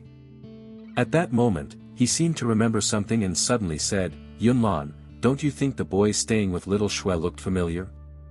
At these words, a look of remembrance also came into Mother Lu's eyes. After a moment, Mother Lu gasped, I think I remember now. That boy, he seems to be a driver from Chen Zhang's company, often sent to pick up our daughter. The two were suddenly shocked. Mother Lu said angrily, well, a mere driver dares to insult us. When I find the chance, see how I'll teach you a lesson. Lu Zhenjie calmed down and said, don't be hasty, I just noticed Fang Long speaking, he seems to be in the same area as us. Mother Lu was surprised, Fang Long, the one from the Three Heroes Association. Lu Zhenjie nodded, yes, he seems to have already started uniting other members of the Three Heroes Association, it looks like he's doing pretty well. Mother Lu's face lit up with joy, that's great, I remember Fang Long was also an avid suitor of little Shui. Let's contact him first and see if we can get some food from him. The next day, a system prompt appeared. All survivors please note, you have survived the first night of the Ice Seal Age. Newbie protection period remaining, 4 days 22 hours. There are 5 more days of safe time. Chao Xing opened his eyes and saw the beauty lying beside him. There seemed to be a trace of sweetness lingering on his lips. Last night, they hadn't crossed the final threshold. Having just arrived in this world, neither was mentally prepared yet. Chao Xing shook his head to dismiss the jumbled thoughts. He then glanced at the area channel. 174 area channel. Online number, 38024/40173. Compared to yesterday, more than 1,000 people had died. They had not survived this world's first night. The world channel and area channel were filled with various cries for help. Lu Muxue also woke up at that time and apparently remembered the events of last night, once again becoming unbearably shy. She poked her head out and asked softly, Axing, what are we doing today? Chao Xing said, today, we need to upgrade the Polar People hut first and then recruit 4 Polar People to work. Then get the tailor shop, blacksmith shop and the like up, but we don't need to work on these ourselves. Now, let's go out and assign work to those Polar People. Lu Muxue responded softly. Then the two got up from the wood bed together and walked out of the Lord's hut. The sky of this apocalyptic world remained dim, with little sun even at bright daylight. 4 Polar People were already standing outside the bonfire, waiting. Lord, may you be in good health. Good morning, Second Lord. 4 Polar People called out respectfully. Chao Xing nodded and then assigned them all work. He had the 4 Polar People split into 2 groups, each starting to upgrade a Polar People hut. A system prompt appeared. Would you like to consume the following materials, wood *50, stone *30, and upgrade Polar People hut to level 2? Yes. Upgrading Polar People hut, 27 minutes remaining. The Polar People began their work. As for Chao Xing, he took out the recruitment scroll that had dropped yesterday from his backpack. Frost Wolf Knight Recruitment Scroll, blue. This scroll can be used to recruit a level 10 Frost Wolf Knight. The reason he hadn't recruited it yesterday was that it was close to night, and there was no need for battle. Moreover, such a powerful creature would consume a large amount of food each night, so saving any bit of food was beneficial. A system prompt appeared. Would you like to use the scroll to recruit a Frost Wolf Knight? Yes. Chao Xing promptly clicked confirm. The next moment, a gigantic hexagram array appeared beneath his feet. Then the hexagram array began to emit an even more dazzling light. Wow, this commotion seems even more terrifying than when I summoned Yelena. Chao Xing's eyes sparkled with surprise. Through the blinding light of the teleportation array, Chao Xing faintly saw a towering figure over 2 meters tall, radiating a formidable presence. A powerful aura emerged. Then, the light dissipated. A massive white wolf, covered in snow-white fur and nearly 3 meters long, appeared. Its robust limbs and exposed fangs showcased the enormous wolf's ferocious power. And looking up, on the back of the white wolf, there sat a frost wolf knight clad in white armor and wielding a long sword. At that moment, the frost wolf knight pulled on the reins. The frost wolf below him raised its head and howled. A woo! The sound was resonant and wide-reaching, spreading for kilometers. Compared to the oppressive presence of the Snake Man tribe priest, it was more than twice as formidable. When he noticed Chao Xing below, the frost wolf knight removed his helmet, revealing a head of wild, dark brown hair that resembled weeds. He then leaped down and performed a flawless knightly salute toward Chao Xing. "Knight Assam at your service." Chao Xing gazed in awe at this pairing of man and wolf. Attribute stats then appeared before him. Frost Wolf Knight, Assam, not advanced.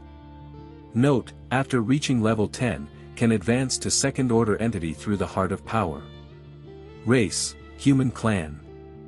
Level, 10-17-22/10,000. Life Value, 1020. Attack Power, 137-146. Armor, 24-27. Attributes, Power 57, Agility 54, Spirit 48, Constitution 51. Skills, Riding Mastery, when fighting on a mount, power and agility are boosted by an additional 10%. Frost Wolf Swordsmanship, when using sword weapons to attack, deal an extra 20% damage. Talent, Polar Physique. Hunger Level, 72. Loyalty, 71. Frost Wolf, Frost, not advanced. Race, Beast. Level, 10-73/10,000. Life Value, 1540. Attack Power, 134-138. Armor, 1214. Attributes, Power 67, Agility 71, Spirit 57, Constitution 77. Skills, Frostbite, when attacks hit, adds 1 layer of frozen status to the enemy. When frost layers reach 5 or more, the enemy's blood freezes, causing them to be frozen for 3-5 seconds. Frost Claw Strike, when attacks hit, adds 1 bleeding effect layer to the enemy, losing life value equal to agility *0. 3 every second, lasting for 3 seconds. Talent, Wolf Pack Will, when the number of frost wolves gathered surpasses 10, move speed increases by 20%, attack power by 20%. Hunger Level, 65. Chao Xing's eyes gleamed with intense delight as he reviewed the attributes of these two colossal beings. Not bad, a buy one get one free deal. And both are such powerful creatures, this is indeed a jackpot. The sudden appearance of 2 level 10 entities was something Chao Xing had not anticipated. At this moment, the Frost Wolf Knight maintained his saluting pose, seemingly waiting for Chao Xing's orders. After a moment of thought, Chao Xing did not rush to command the Frost Wolf Knight. Instead, he first applied 4 permanent buffs to Assam and the Frost Wolf beside him: Ice Armor Skill, Ice Healing Skill, Scale Armor, and Snake Man Tribe Frenzy. The Frost Wolf Knight felt 4 strange energies suddenly surge within him, greatly enhancing his survivability and combat abilities. Assam immediately knelt on one knee, saying in awe, "You are the greatest lord I have ever seen." Assam pledges his loyalty to you. By helping territory member, Assam improve his strength, his loyalty has increased, current loyalty, 80. Assam's loyalty soared. Chao Xing was thrilled. This SSS tier talent was incredibly useful. In the future, no matter what type of unit he recruited, he could give them a round of buffs. Then, Chao Xing said to the Frost Wolf Knight, "Assam, I have an exploration task for you. Head northeast from the base camp, and mark any resource points or wild creatures you encounter along the way. After you've explored a range of 10 kilometers, return and report to me." The Frost Wolf Knight stomped his feet in respect and said, "I will follow your command, Lord." With those words, he jumped onto the wolf's back, then raised his long sword and pointed forward. "Frost Wolf warriors, move out. To continue upgrading, I need a level 3 Lord's Hut, which can't be built in the short term. Shaking his head, Chao Xing spent another 20 units of food to summon 4 more polar people. The hut trembled. 4 polar people surged out. "Respected Lord, the polar people report to you." Lu Muxue, standing aside, exclaimed softly, "Ah! A few more polar people have emerged." Chao Xing nodded and then continued naming these polar people.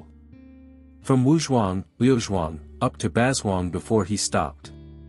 The polar people respectfully responded, "Thank you, Lord, for bestowing us with names." System prompt: You have successfully granted names to the polar people. Wuzhuang's loyalty increases by 5 points euro.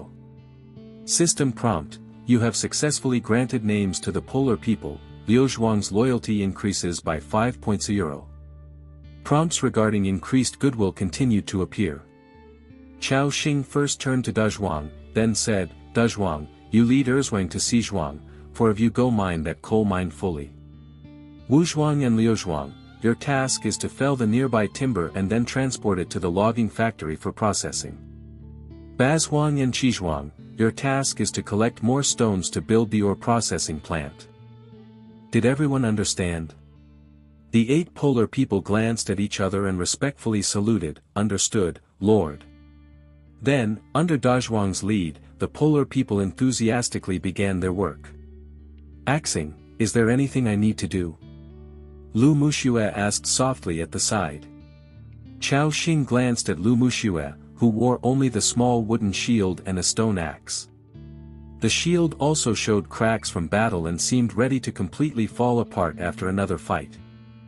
Moments later, the other party responded with one word. "Scram." "What the? This guy, such a temper, can't even handle a bargain." Chao Xing was amused. He shook his head but didn't mind. Then, he posted his own auction item. Auction items: fresh wolf meat, green. Required items: equipment, weapon, skill book. Auction person: Chao Xing. Seller's note: fresh wolf meat, 1 piece of wolf meat equals 5 units of food, needed by Aurora Knights and Frost Mages. Equipment, skill books, PM if interested. It wasn't long after the wolf meat was listed that survivors immediately noticed the information in the market. Holy cow! Someone is selling food in the market, and it's green-grade wolf meat. Wolf meat? Aren't all the wolves in the wild at least level 3 monsters? Who is this powerhouse that has slain wolves so quickly? Too strong, I'm still gnawing on dry bread while others are already eating meat. This big guy wants equipment and a skill book. Who has them? Go and trade with the big guy. At this stage, when everyone was worried about food, someone actually sold food, precious wolf meat at that, causing quite a stir. Sure enough, it wasn't long before Chao Xing received the first private message. "Ren Yishu, brother, I see something extraordinary in you. I have a plus 18 top-grade sword here, only selling it for 5 pieces of wolf meat, what do you think?" Chao Xing was pleased. "Send it over and let me see." System prompt: rusty iron sword, white, quality, ordinary, attack power, 6/8, attached effect, none. Chao Xing. Is this the plus 18 top-grade sword you were talking about? Ren Yishu laughed. "I forgot to mention, this is the future plus 18 enhanced greatsword. However, it might be possible to exchange some iron first, then build up the blacksmith shop." Once the blacksmith shop was constructed, simple iron tools like iron axes, iron shovels, and iron spears could be made there. Other equipment would need specific blueprints for production. However, currently, the survivors had very little iron, at most 2 or 3 pieces. Trading 1 piece of wolf meat for 2 irons, Chao Xing would be at a loss. So, Chao Xing asked the system, is it possible to divide wolf meat into smaller portions? A system prompt appeared. System prompt: 1 piece of wolf meat can be split into up to 10 smaller portions, 100 G each. Chao Xing was stunned, it really was possible. So, he took out 5 pieces of wolf meat and split them into 50 portions. Then, Chao Xing modified the trading conditions. The auction ratio was 1 wolf meat portion for 2 pieces of iron. Attention was again drawn in the regional channel. Guys, the big guy has changed the terms, you can now trade iron for wolf meat, anyone with iron, go trade. I just happen to have 2 pieces, I will go trade with this big guy right now. Damn, I also really want to eat meat, save me some. Chao Xing kept receiving trade requests. System prompt, trade successful, you have received iron *2, and you have lost wolf meat *100G. System prompt, trade successful, you have received iron *4, and you have lost wolf meat *200G. System prompt, trade successful, you have received iron round shield, white, *1, and you have lost fresh wolf meat *5. €1. Apart from a large amount of iron, Chao Xing also received a shield as he had hoped. Chao Xing checked the attributes. Iron round shield, white, quality, ordinary, armor value, 911, attached effect, none. Although it was just a white shield, it was much better in attributes than the wood shield Lu Muxue had. Chao Xing still did not reply. Chen Yuan urgently said, I am Chen Yuan from the Three Heroes Association, give me some face, take this shield for 5 pieces of wolf meat. Chen Yuan seemed to have lost his patience. 4 pieces of wolf meat. That's my final offer, I'm advising you not to be shameless. His tone became more impatient. At that point, Chao Xing replied indifferently, scram. To continue upgrading, I need a level 3 Lord's Hut, which can't be built in the short term. Shaking his head, Chao Xing spent another 20 units of food to summon 4 more polar people. The hut trembled. 4 polar people surged out. Respected Lord, the polar people report to you. Lu Muxue, standing aside, exclaimed softly, ah. A few more polar people have emerged. Chao Xing nodded and then continued naming these polar people. From Wuzhuang, Liuzhuang, up to Bazhuang before he stopped. The polar people respectfully responded, thank you, Lord, for bestowing us with names. System prompt, you have successfully granted names to the polar people, Wuzhuang's loyalty increases by 5 points €. System prompt, you have successfully granted names to the polar people, Liuzhuang's loyalty increases by 5 points €. Prompts regarding increased goodwill continued to appear. Chao Xing first turned to Dezhuang, then said, Dezhuang, you lead Erzhuang to Xizhuang, for if you go mine that coal mine fully. Wuzhuang and Liuzhuang, your task is to fell the nearby timber and then transport it to the logging factory for processing. Bazhuang and Xizhuang, your task is to collect more stones to build the ore processing plant. Did everyone understand? The 8 polar people glanced at each other and respectfully saluted, understood, Lord. Then, under Dezhuang's lead, the polar people enthusiastically began their work. Axing, is there anything I need to do? Lu Muxue asked softly at the side. Chao Xing glanced at Lu Muxue, who wore only the small wooden shield and a stone axe. The shield also showed cracks from battle and seemed ready to completely fall apart after another fight. Moments later, the other party responded with one word. Scram. What the? This guy, such a temper, can't even handle a bargain. Chao Xing was amused. He shook his head but didn't mind. Then, he posted his own auction item. Auction items, fresh wolf meat, green. Required items, equipment, weapon, skill book. Auction person, Chao Xing. Seller's note, fresh wolf meat, 1 piece of wolf meat equals 5 units of food, needed by Aurora Knights and Frost Mages, equipment, skill books, PM if interested. It wasn't long after the wolf meat was listed that survivors immediately noticed the information in the market. Holy cow! Someone is selling food in the market, and it's green-grade wolf meat. Wolf meat? Aren't all the wolves in the wild at least level 3 monsters? Who is this powerhouse that has slain wolves so quickly? Too strong, I'm still gnawing on dry bread while others are already eating meat. This big guy wants equipment and a skill book, who has them? Go and trade with the big guy.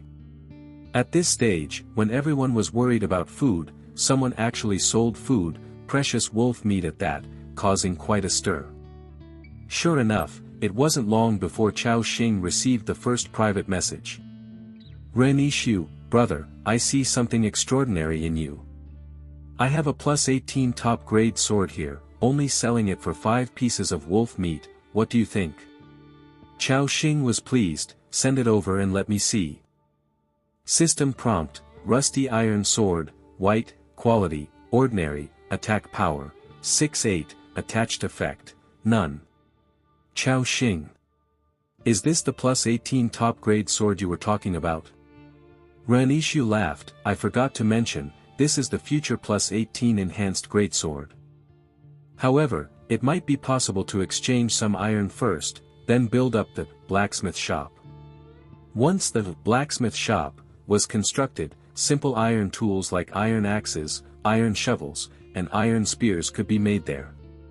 Other equipment would need specific blueprints for production. However, currently, the survivors had very little iron, at most 2 or 3 pieces. Trading 1 piece of wolf meat for 2 irons, Chao Xing would be at a loss. So, Chao Xing asked the system, is it possible to divide wolf meat into smaller portions? A system prompt appeared. System prompt, 1 piece of wolf meat can be split into up to 10 smaller portions, 100 G each. Chao Xing was stunned, it really was possible. So, he took out 5 pieces of wolf meat and split them into 50 portions. Then, Chao Xing modified the trading conditions. The auction ratio was 1 wolf meat portion for 2 pieces of iron. Attention was again drawn in the regional channel. Guys, the big guy has changed the terms, you can now trade iron for wolf meat, anyone with iron, go trade. I just happen to have 2 pieces, I will go trade with this big guy right now. Damn, I also really want to eat meat, save me some. Chao Xing kept receiving trade requests. System prompt, trade successful, you have received iron *2, and you have lost wolf meat *100 G. System prompt, trade successful, you have received iron *4, and you have lost wolf meat *200 G. System prompt, trade successful, you have received iron round shield, white, *1, and you have lost fresh wolf meat *5. €1. Apart from a large amount of iron, Chao Xing also received a shield as he had hoped. Chao Xing checked the attributes. Iron round shield, white, quality, ordinary, armor value, 911, attached effect, none. Although it was just a white shield, it was much better in attributes than the wood shield Lu Muxue had.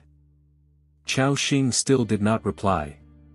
Chen Yuan urgently said, I am Chen Yuan from the 3 Heroes Association, give me some face, take this shield for 5 pieces of wolf meat. Chen Yuan seemed to have lost his patience. 4 pieces of wolf meat. That's my final offer, I'm advising you not to be shameless. His tone became more impatient. At that point, Chao Xing replied indifferently, scram. Chapter 14, Your milk tea is under attack. After speaking, Chao Xing blacklisted the other person directly. A few hundred kilometers away from Chao Xing, a human survivor trying to continue sending messages suddenly saw a system prompt. System prompt, you have been blacklisted by the other party. Communication is not possible. He stood there dumbfounded, then said angrily, damn brat. After the trading ended, Chao Xing first gave the iron sword and iron shield to Lu Muxue. Then, he began to hand-teach Lu Muxue the postures for combat. Chao Xing took Lu Muxue's hand and said, Saozi, hold the shield with your left hand and attack the enemy with the weapon in your right hand. The iron sword you are using now, just remember to thrust, slash, and chop, these 3 simple moves are all you need. Lu Muxue nodded shyly, clumsily thrusting her sword forward, then looked towards Chao Xing. Is this how it's done? Watching her tender and powerless thrust, which had no killing intent, Chao Xing couldn't help but find it somewhat cute. Was this supposed to be a practice thrust done excitedly by a thug? Chao Xing shook his head, moved behind Lu Muxue, one hand on the shield and the other lifting her right hand. "Saozi, your thrusting posture should be like this." At this moment, Lu Muxue felt the presence of Chao Xing behind her, her face flushed with embarrassment. He grabbed Lu Muxue's wrist and thrust forward. Whoosh! The thrust made a whooshing sound. Lu Muxue let out a soft complaint. The recent action was too forceful, causing their bodies to press tightly together. Chao Xing even felt the touch of her rounded hips. Cough cough. Chao Xing quickly stepped back half a step, maintaining a safe distance. Lu Muxue naturally felt the contact as well, her cheeks reddening immensely, and her legs growing a bit weak. But she still bit her teeth and persevered in her learning. Chao Xing continued to teach Lu Muxue swordplay techniques. Because she was working hard to absorb the knowledge taught by Chao Xing, Lu Muxue quickly got into the groove. Half an hour later, both were slightly sweaty, and they gradually parted ways. Following Chao Xing's instructions, Lu Muxue began to repeat the practice of the moves again and again. Chao Xing watched from the side, nodding in satisfaction. Then, he checked his territory's resources. Food, bread *45, snake meat *10, wolf meat *111.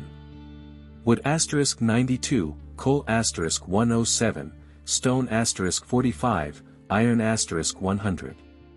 Chao Xing thought to himself, the bonfire and furnace consumed quite a bit of coal last night, but it also saved me a lot of wood. Currently, 8 polar people are mining resources together, the efficiency has increased significantly. By today, I should be able to build both the sewing shop and the blacksmith shop. Chao Xing nodded in satisfaction. This progress was fast, while most survivors were still figuring things out, Chao Xing's territory had already taken preliminary shape. Next, as long as he kept up this pace, it wouldn't be long before he could upgrade his territory level and build more advanced constructions. Then, he could raise a barracks and train these polar people into combat units. Paired with Chao Xing's talent, they would be monsters capable of infinite healing. The future is full of hope.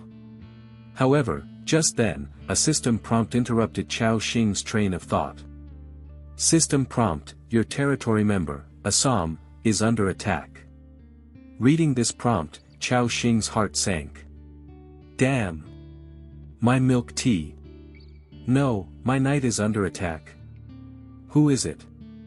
To know, Assam has already reached level 10 as a knight, and together with the Frost Wolf, they have no match below first tier. This situation clearly indicated that Assam had met a formidable enemy. Lu Muxue, who was nearby, also heard the same prompt. She came next to Chao Xing, concern apparent in her eyes. Chao Xing reassured, don't worry, Assam has 4 permanent statuses applied by us, as long as he's not killed in one strike, his ability to preserve life shouldn't be an issue. After a few minutes of waiting, there was no news of Assam's death. Chao Xing inwardly breathed a sigh of relief. Both watched the direction from which Assam had left, hoping he would return safely. A dozen minutes later, Chao Xing saw a strong figure limping back. It was the Frost Wolf Knight, Assam. Seeing this, Chao Xing immediately pulled out Barrett, and went to Assam's side. Lu Muxue and Yelena also walked over quickly. What happened? Chao Xing, carrying Barrett, looked around warily. Assam jumped down from the Frost Wolf and knelt on one knee. Lord, I am terribly sorry. I encountered a powerful enemy outside, neither Frost nor I were a match for its strike. If it weren't for the power you have added to us in advance, we might not have been able to return. Hearing this, Chao Xing frowned, then he checked the status of the Frost Wolf. He saw a change in Frost's life value entry. Frost Wolf, Frost. Life value, 1386/1540. Status, broken bone, life limit decreased by 10%, move speed reduced by 20%. Chao Xing said, "Give me the details. What did you encounter?" "Yes, Lord." Then Assam began to recount their experiences. After listening, Chao Xing frowned. "You mean to say, about 3 kilometers from our camp, there is a powerful snowy blizzard bear, and this fierce bear can also emit electricity?" Assam replied respectfully, "Yes, Lord, that fierce bear possesses infinite strength, a single slap sent both me and Frost flying. Its power is too formidable, only second-order knights in our tribe can overcome it." Chao Xing pondered. A second-order knight to combat it means that this monster's level is at least above 10. Furthermore, according to Assam's description, this fierce bear can even emit electricity. It was probably not that simple. Thinking this, Chao Xing nodded. "Assam, treat Frost's injuries, then take me to the place where you discovered the fierce bear." It seemed Assam was somewhat surprised. "Lord, do you mean to confront that fierce bear?" Chao Xing shook his head. "I didn't say we'd definitely confront it, we'll first observe its strength." The snowy blizzard bear was only 3 kilometers away from their camp, which was extremely unsettling. Once the 4-day newbie protection ends, that fierce bear would easily destroy Chao Xing's territory. Moreover, even during the newbie protection, if the snowy blizzard bear approaches, it would pose a significant threat to Chao Xing. The polar people gathering supplies outside the camp would all fall victim to it. Even Lu Mushue's eyes reflected a worried look. "Axing. Chao Xing shook his head. "Don't worry, Saozi, we'll just take a distant look. But it shouldn't be a problem. If it dares to come over, I'll blast some holes in its body." After speaking, Chao Xing showed the barret he had in his hand. With this powerful weapon, monsters below level 20 basically stood no chance. Lu Mushue nodded. Beside her, Assam was already treating the frost wolf's broken bones. A series of crack sounds could be heard. "Woyuro." The frost wolf groaned, and a -172 damage figure appeared above its head. It wasn't long before green numbers, +5, +5, began to emerge. Having the eternal power talent was convenient. Otherwise, with the tremendous blood volume of Assam and the frost wolf, healing would not only consume many of their supplies but also a lot more time. 2 or 3 minutes later. "Lord, Frost has recovered," Assam reported respectfully from the side. Chao Xing nodded. "Now, start leading the way." "At your command, Lord." Assam mounted the frost wolf and headed towards the snowy wilderness. Thump. Thump. Thump. Heavy footsteps sounded. Chao Xing walked forward with Yelena and Lu Mushue. Half an hour later, they arrived at the foot of a snowy mountain. And ahead, they seemed to see a deep cave. A fierce aura faintly emanated from within. They continued to approach, and a system prompt appeared in front of them. System prompt: Snow Plain Fierce Bear's Lair. Blue. A powerful creature lives inside. It is the overlord of the vicinity, extremely dangerous, please approach with caution. Chao Xing frowned. Even the system was warning of extreme danger. The monster inside was no ordinary formidable creature. "Lord, do you need me to lure it out?" The frost wolf knight Assam volunteered. Chao Xing asked, "Can you ensure your safety?" Assam nodded. "Both Frost and I have been empowered by the Lord. As long as we are cautious, escaping shouldn't be a problem." After pondering for a moment, Chao Xing nodded. "Then go ahead." "At your command." Assam, riding on the frost wolf, swiftly circled to the other side of the snowy area, about 500 meters away from Chao Xing and the others. Then, the frost wolf beneath him howled towards the sky. A woo. The sound was loud and piercing. The next moment, a roar similar to that of an ancient giant beast echoed from the den. Roar. The roar was so fierce that the sound waves, like substance, shook the snow around the cave into the air. Chao Xing and the others all felt a terrifying oppressive force. He immediately set up the barret, lying down on the snowy ground. Just then, Chao Xing suddenly felt a tremor beneath him. Thump. Thump thump. As if something was rushing towards them at high speed. Then, a massive beast at least 8 meters tall, entirely white, burst out from the cave. Roar. The terrifying roar echoed across the entire snowy plain. Chapter 15, First Kill of an Elite Monster. It was a white bear covered with thick white fur, as large as a small truck. A body nearly 6 meters long, limbs as thick as barrels, just a glance filled one with a sense of destruction. Chao Xing saw the attributes of this white bear before him. Snow Plain Fierce Bear, Level 15. Race, Beast. Rank, Second Order Elite Level Creature. Life Value, 4080/4080. Attack Power, 347-356. Attribute, Power 189, Agility 154, Spirit 173, Constitution 204. Skill, Bear Paw Strike. The fierce bear uses its strong front limbs to attack enemies, causing a 100% knockback effect on enemies weaker than itself. Wildness Roar. The fierce bear emits a terrifying sound wave, causing all enemies within 30 meters to be stunned for 3 seconds. Lightning Strike. Harnessing the power of thunder and lightning within, it strikes the ground, causing 130% thunder attribute damage to enemies within 20 meters and paralyzing all enemies for 1 second. Talent A, Cold Resistance. Talent A, Thunder Body, capable of controlling minor thunder and lightning power. Note, this is a fierce bear that has activated special powers, extremely powerful, please handle with caution. Goodness, a level 15 elite level creature. Chao Xing was amazed. This guy, just based on attributes, was comparable to a level 20 common monster, and with those 3 skills, its actual war power was even more terrifying. At this moment, upon sensing Assam's aura, the bear roared and charged forward immediately. Boom! Boom! While running, it resembled artillery shells dropping on the snow, with constant explosions. Such a formidable sight made Assam, who was waiting in place, involuntarily a bit tense. Meanwhile, Chao Xing began quickly assessing the attributes and distance of both sides in his mind. This guy's blood volume is too thick, the barrack needs at least 5 shots to take it down without a headshot.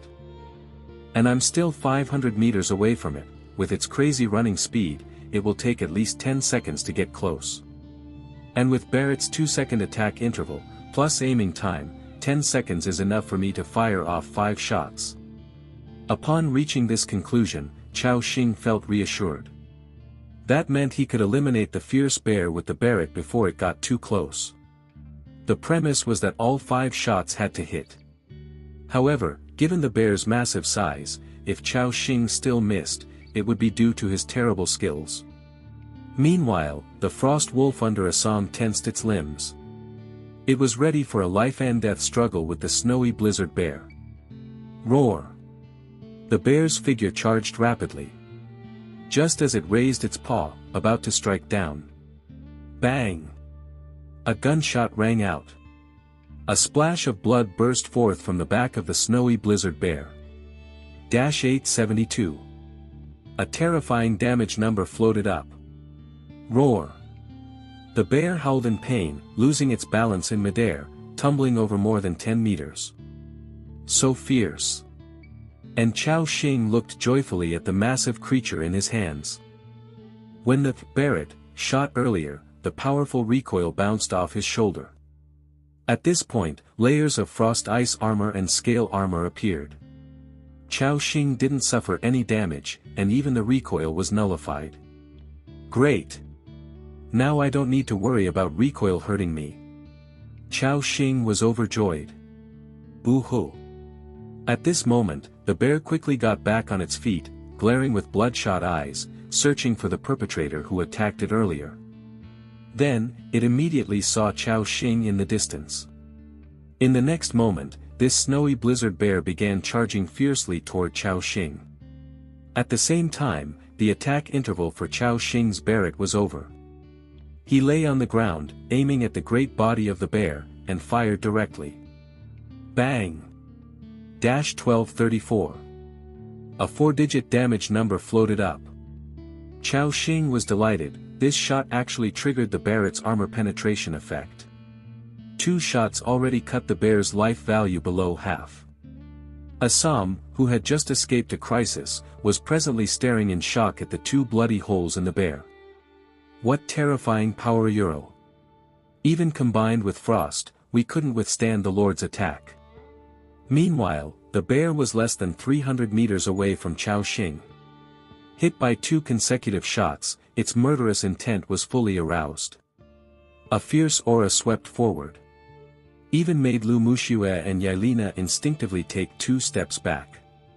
Meanwhile, Chao Xing's 3rd bullet was loaded. Bang! Chao Xing fired without hesitation. This shot missed entirely, causing no damage because Chao Xing shot wide. Shit! How could I miss that? What kind of trash shooting is this? Chao Xing's heart sank. It meant he only had 2 more chances.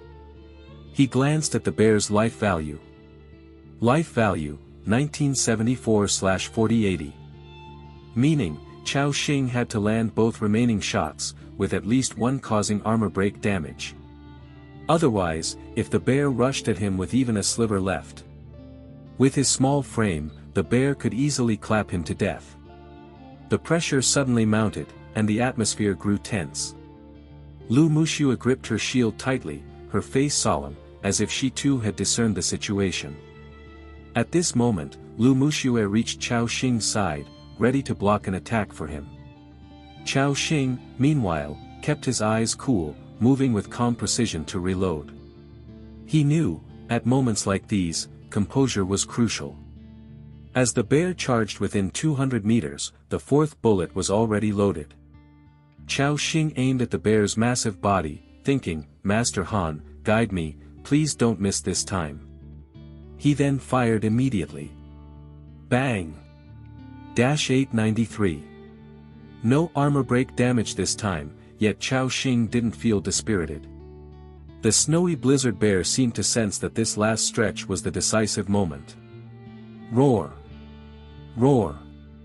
Its stride quickened once more. 100 meters. 50 meters. At this point, electricity flickered between the bear's limbs, as if it aimed to unleash its area skill, planning to obliterate Chao Xing. However, at this moment, the 5th bullet was loaded. He took a deep breath, aiming slightly above the bear's body. Then, he fired decisively. Bang! Dash 1574. Headshot. A frightening damage figure appeared. A tunnel-like hole opened in the center of the snowy blizzard bear's forehead. Its massive body halted its charge, collapsing into the snow like a wrecked truck. Splash! Dragging through the snow over a dozen meters, the bear's body finally came to a complete stop. Then, it lay on the ground, utterly lifeless. System prompt appeared. Successfully killed the snowy blizzard bear, level 15 elite level creature, surpassing level to kill monster, gaining experience value 350 by 400%, obtaining 1400 experience points. Your level has increased, current level, 3. From this level up, you gained, power +3, agility +4, spirit +6, constitution +4. Simultaneously, a white light ascended from Chao Xing's body. A gleam of joy flashed through Chao Xing's eyes. Leveled up. And it's a 2-level rise. The surprises didn't stop, as the system prompt continued ringing. Killing the snowy blizzard bear, obtained loot, basic power heart *1. Advanced item, can allow a survivor or territory unit reaching level 10 to break through to the second order. Obtained, basic elemental crystal, green, *8. A crystal containing elemental power, usable for constructing basic magic buildings or as alchemy material. Congratulations! As you're the first survivor to kill an elite level creature across all servers, gain first kill rewards, basic elemental arrow tower blueprint *1, ice plane druid recruitment scroll *1. Seeing this heap of prompts, the joy in Chao Xing's eyes was nearly uncontrollable. Damn, this wave indeed paid off big time. Heart of Power, Ice Plane Druid Recruitment Scroll, Elemental Arrow Tower Blueprint, this is incredible. At this moment, Yelena and Assam all came to Chao Xing's side. They stared in shock at the snowy blizzard bear's corpse on the ground, murmuring, "What a terrifying weaponayuro! Lord, your strength is as brilliant and immense as the stars. Yelena has been impressed by your formidable war power, loyalty has increased, current loyalty, 80. Assam has been impressed by your formidable war power, loyalty has increased, current loyalty, 85. Chapter 16, Dissecting the Fierce Bear's Corpse, A Great Harvest. Chao Xing nodded to himself. Only by demonstrating great power could subordinates be more loyal to you. The same principle applied in any world. He looked at Assam, then took out a fiery red crystal from his carrying backpack. This was the Basic Power Heart. Obtained after killing the fierce bear. Basic Power Heart can only be acquired from some powerful creatures. Item Effect allows a survivor or territory member who has reached level 10 to complete the advancement.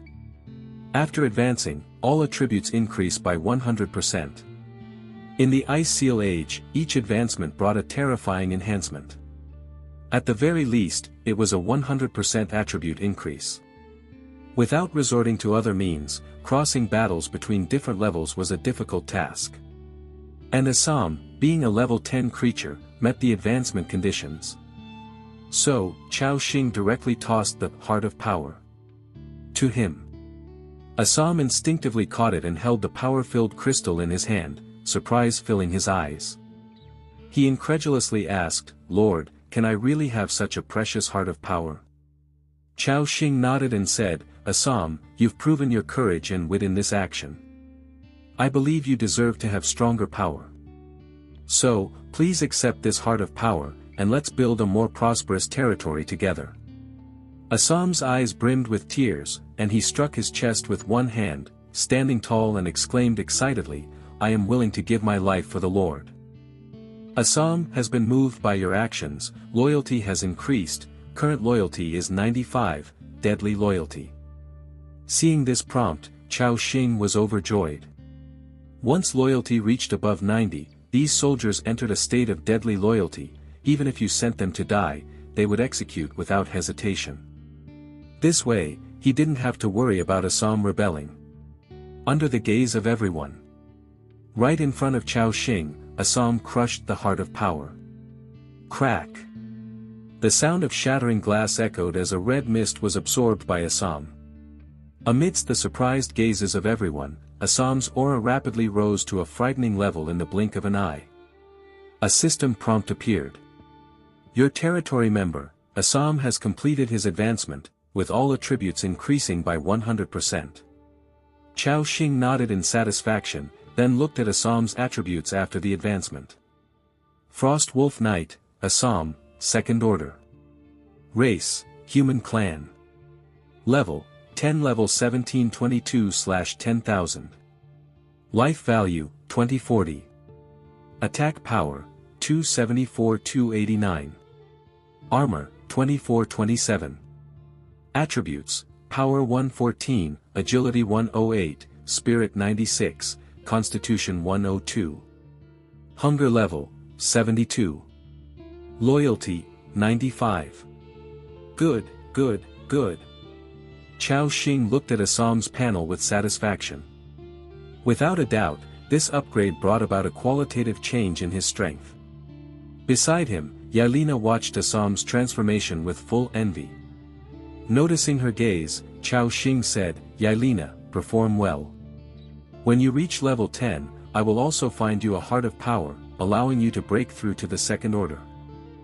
Upon hearing this, Yelena's slitted eyes widened instantly, and she looked at Chao Xing with excitement, saying, "Thank you for your generosity, Lord. Yelena is willing to give everything for the Lord. Yelena has been moved by your words, loyalty has increased, current loyalty 85. Sure enough, loyalty improved again. Chao Xing was delighted, as a qualified lord should excel at creating visions. Then, Chao Xing began to examine the 2 rewards for first killing the snowy blizzard bear. Ice Plane Druid Recruitment Scroll. Purple can summon a powerful level 15 elite druid through this scroll. Note, although the Ice Plane Druid is powerful, his daily food intake is astonishing. Please ensure you have sufficient food. Seeing the prompt above, Chao Xing's pupils shrank immediately. Oh my! Level 15 elite monster. This was too formidable. Omicron knew. Omicron. The powerful combat power displayed by the snowy blizzard bear just now revealed how terrifying a level 15 elite monster was. If not for Chao Xing possessing the Barret. Such a great weapon, all their combined forces wouldn't last half a minute against the snowy blizzard bear. However, the system also warned that the Ice Plane Druid had a tremendous appetite. Ordinary survivors might not even be able to sustain it. Chao Xing continued to check the other reward. Basic Elemental Arrow Tower Blueprint, can construct a defensive arrow tower in the territory. Attack Power, 213-247, 20% probability to deal an additional 45 points of elemental damage. Attack Interval, 2. 5 seconds/1 time. Maximum range, 600 meters. Armor, 20 points. Durability value, 2000/2000. Occupied area, 12 square meters. Building height, 15 meters. Required construction materials, wood *300, stone *200, iron 50, basic elemental crystal 10. After examining the attributes of this elemental arrow tower, Chao Xing was overjoyed once again. What a masterpiece! With more than 200 attack power, it could instantly kill a level 5 creature like Yelena with one shot. This was another powerful weapon. Even an unadvanced Asa might very well be shot down before reaching the base of the arrow tower in a one-on-one scenario. After all, it had a range of 600 meters. Moreover, the materials required for this elemental arrow tower were not complex and could be mass-produced.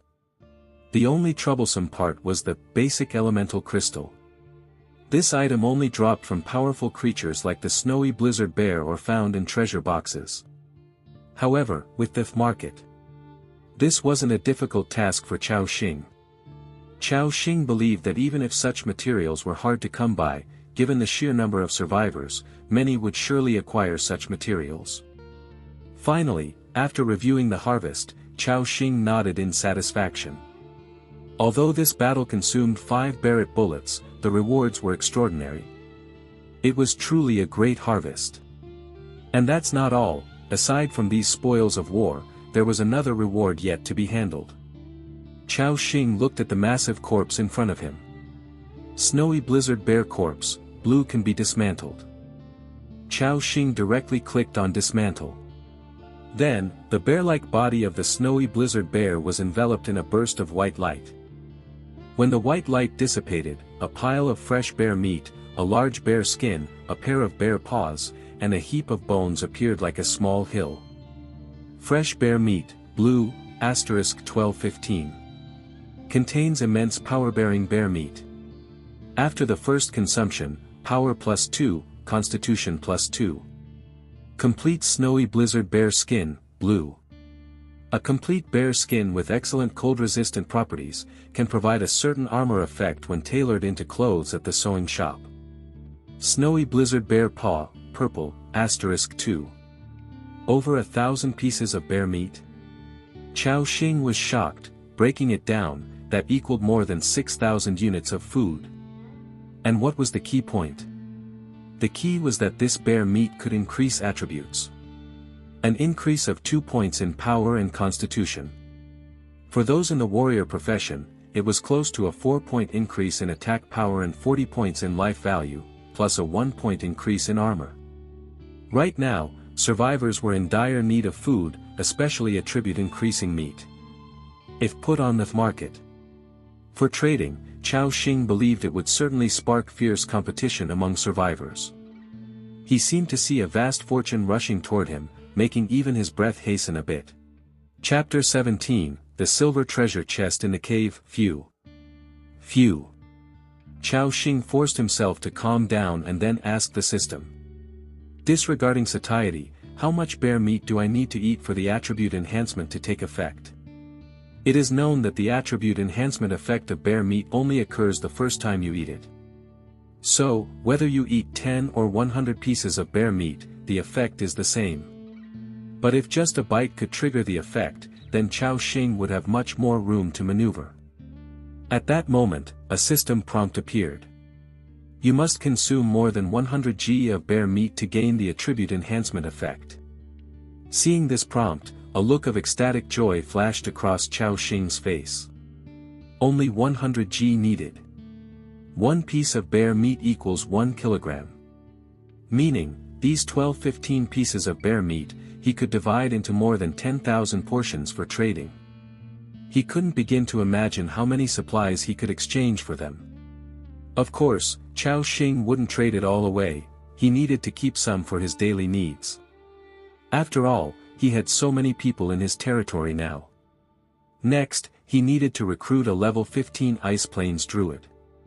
So, Chao Xing promptly collected up all the materials on the ground. With that, the spoils of this battle were almost completely tallied. Just as Chao Xing prepared to lead everyone back, he suddenly noticed a deep cave at the rear. That cave seemed to be the dwelling of the snowy blizzard bear. Could there be any treasures inside? Noticing Chao Xing's gaze, Assam volunteered, "Lord, allow your subordinate to go and scout ahead first." Chao Xing nodded. Then, Assam drew the long sword at his waist and went straight into the cave. A few minutes later, Assam walked out and respectfully said, "Lord, no other dangers were found inside the cave. However, I did find some things that are different." Chao Xing asked in confusion, "Different things?" Assam nodded. Chao Xing, accompanied by Lu Muxue, moved towards the fierce bear's cave. Upon entering the cavern, a faint earthy scent filled their nostrils. A system prompt appeared. You have entered a special area, the snowy blizzard bear cave. The cave was a bit dim, but compared to the icy wilderness outside, it was indeed much warmer inside. Chao Xing glanced at the temperature display overhead. Current temperature, -25°F. The deeper into the cave they went, the warmer it became. After advancing about a dozen or more meters, Chao Xing found the different thing Assam had mentioned in a corner of the cave. On a pile of dry grass, a creature lay all in white like a fluffy ball. It was a white bear cub, seemingly newborn. Apparently asleep, its body was curled up, revealing soft little paws. Lu Muxue's eyes immediately sparkled with stars. So cute. Chao Xing approached the bear's nest and crouched down, just about to touch the cub.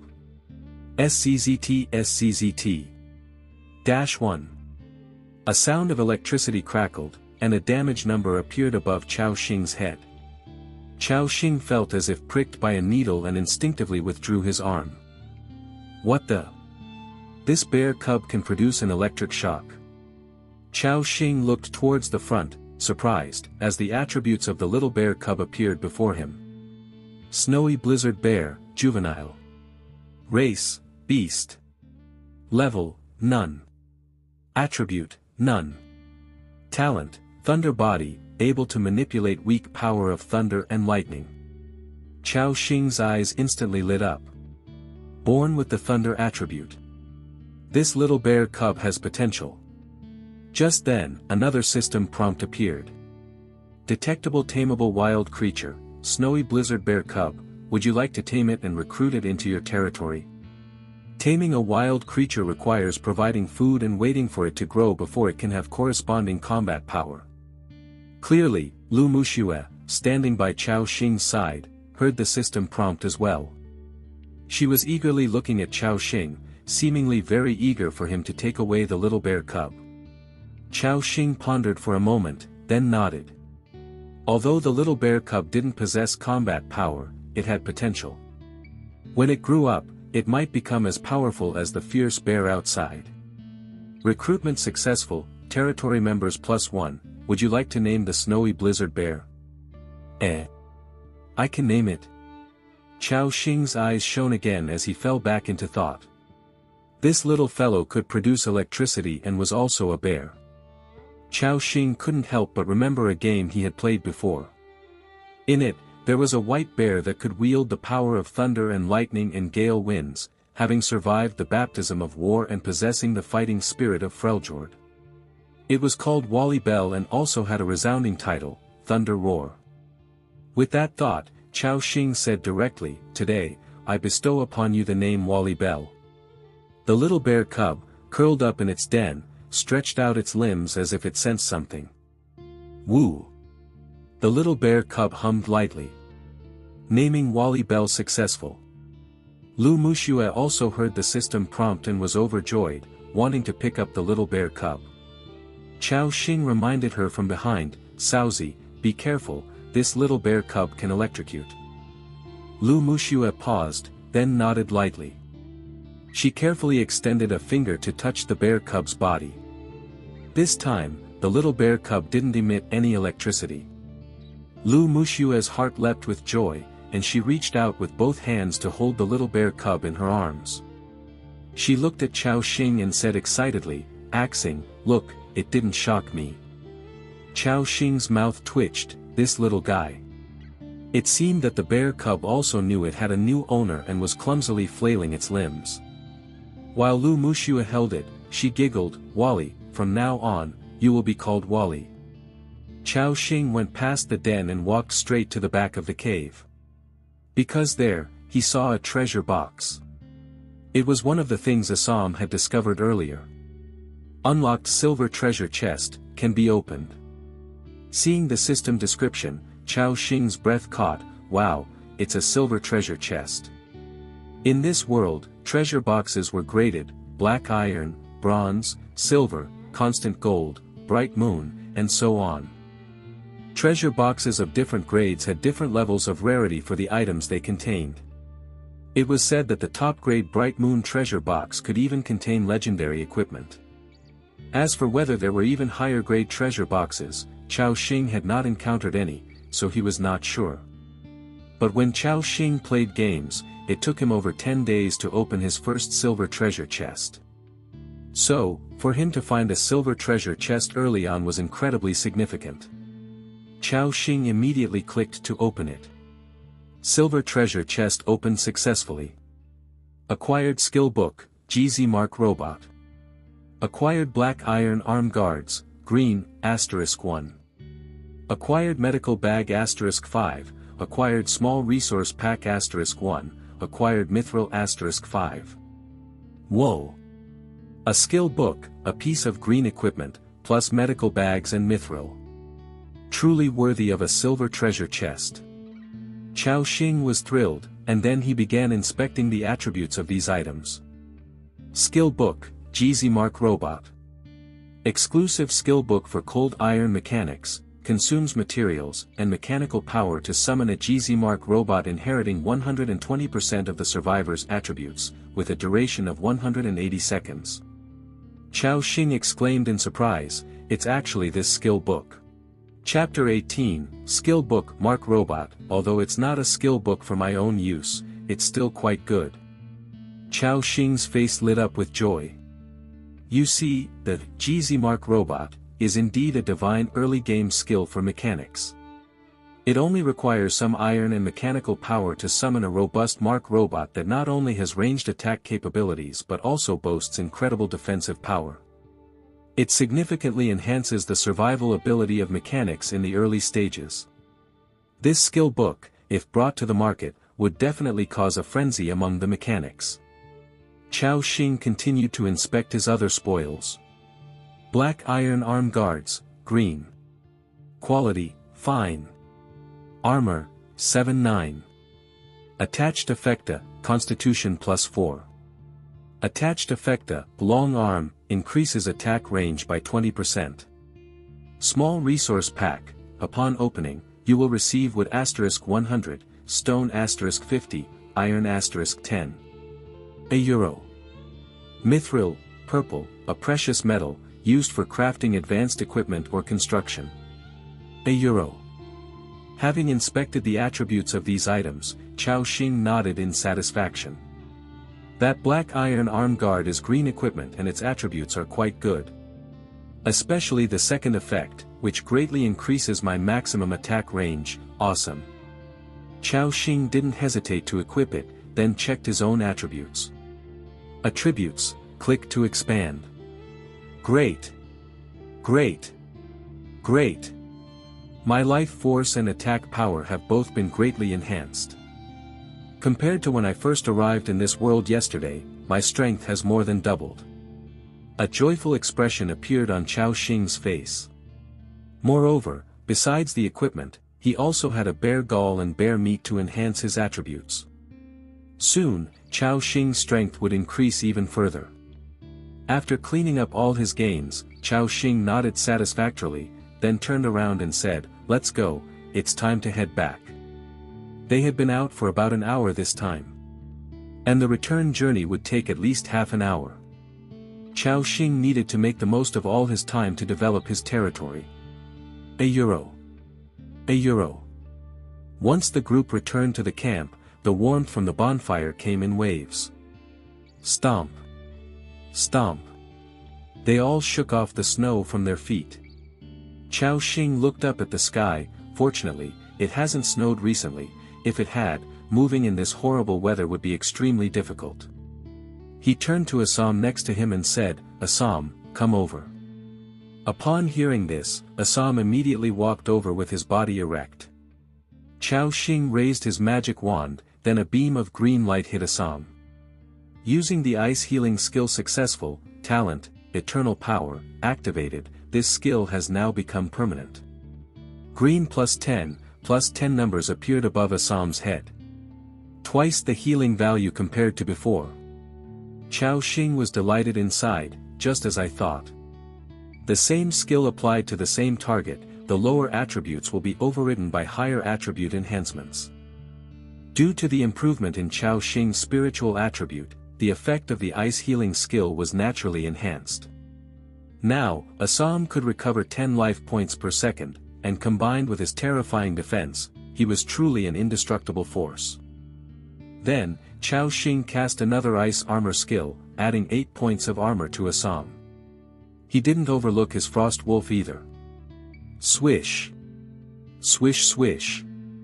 A series of green lights shot out. Chao Xing found that with the increase in spiritual power, the number of times he could cast magic also increased. And so far, he had not experienced any dizziness. After topping up Assam and Frost Wolf's statuses, Chao Xing said, "Assam, you did very well this time.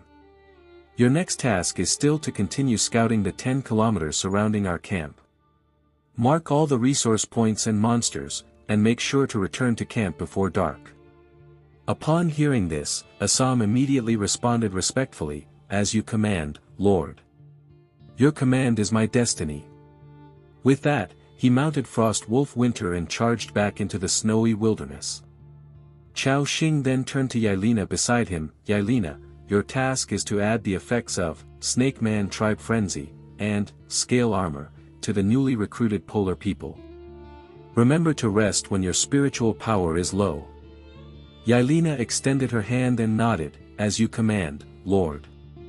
Then, Chao Xing opened the resource pack, small, he had just obtained from the silver treasure chest. Resource pack opened successfully. You received wood *100, you received stone *50, you received iron *10. He glanced at his territory's resources. Food, bread *45, snake meat *10, wolf meat *111, bear meat *1215. Wood *314, coal *124, stone *153, iron *110. Chao Xing joyfully exclaimed, after setting up the logging field, the rate of obtaining wood has indeed increased a lot. That coal mine has also started mining. The next step is to construct the sewing shop and the ore processing plant. Chao Xing summoned 4 polar people. He delegated the construction tasks to them. Then, he looked around the camp. There was already a circle of 7 or 8 small houses nearby. In just one day, from an original small bonfire, so many buildings had sprung up, giving him a deep sense of achievement. Lu Muxue asked softly, "Axing, is there anything you need me to do?" Chao Xing shook his head, "Not for now, Saozi, let's go inside the house to warm up." Lu Muxue nodded. Then the two of them entered the Lord's hut together. Upon entering, Lu Muxue naturally squatted by the stove, stretching out her hands to warm them. "Who, it's so warm." A content smile appeared on the woman's face. In such icy and snowy conditions, warming oneself by a cozy hearth indeed felt blissful. A few minutes later, perhaps due to being too close to the stove, Lu Muxue's forehead began to sweat. She took off the wolf-skin coat she was wearing, revealing her curvaceous figure once again. Then, she squatted down next to the stove to warm up. In this position, Lu Muxue's striking figure was perfectly displayed. Especially now, as Chao Xing was sitting on the bed, from this angle, he could fully appreciate her alluring body curves. Her bust appeared larger due to the pressure of her knees, dazzling in its whiteness. Below her slender waist were her shapely hips, tightly encased in a black skirt. Lu Muxue possessed a mature allure with just a hint of youthful naivete, making it hard to divert one's eyes after a single glance. At that moment, Lu Muxue seemed to notice that her stockings might have torn.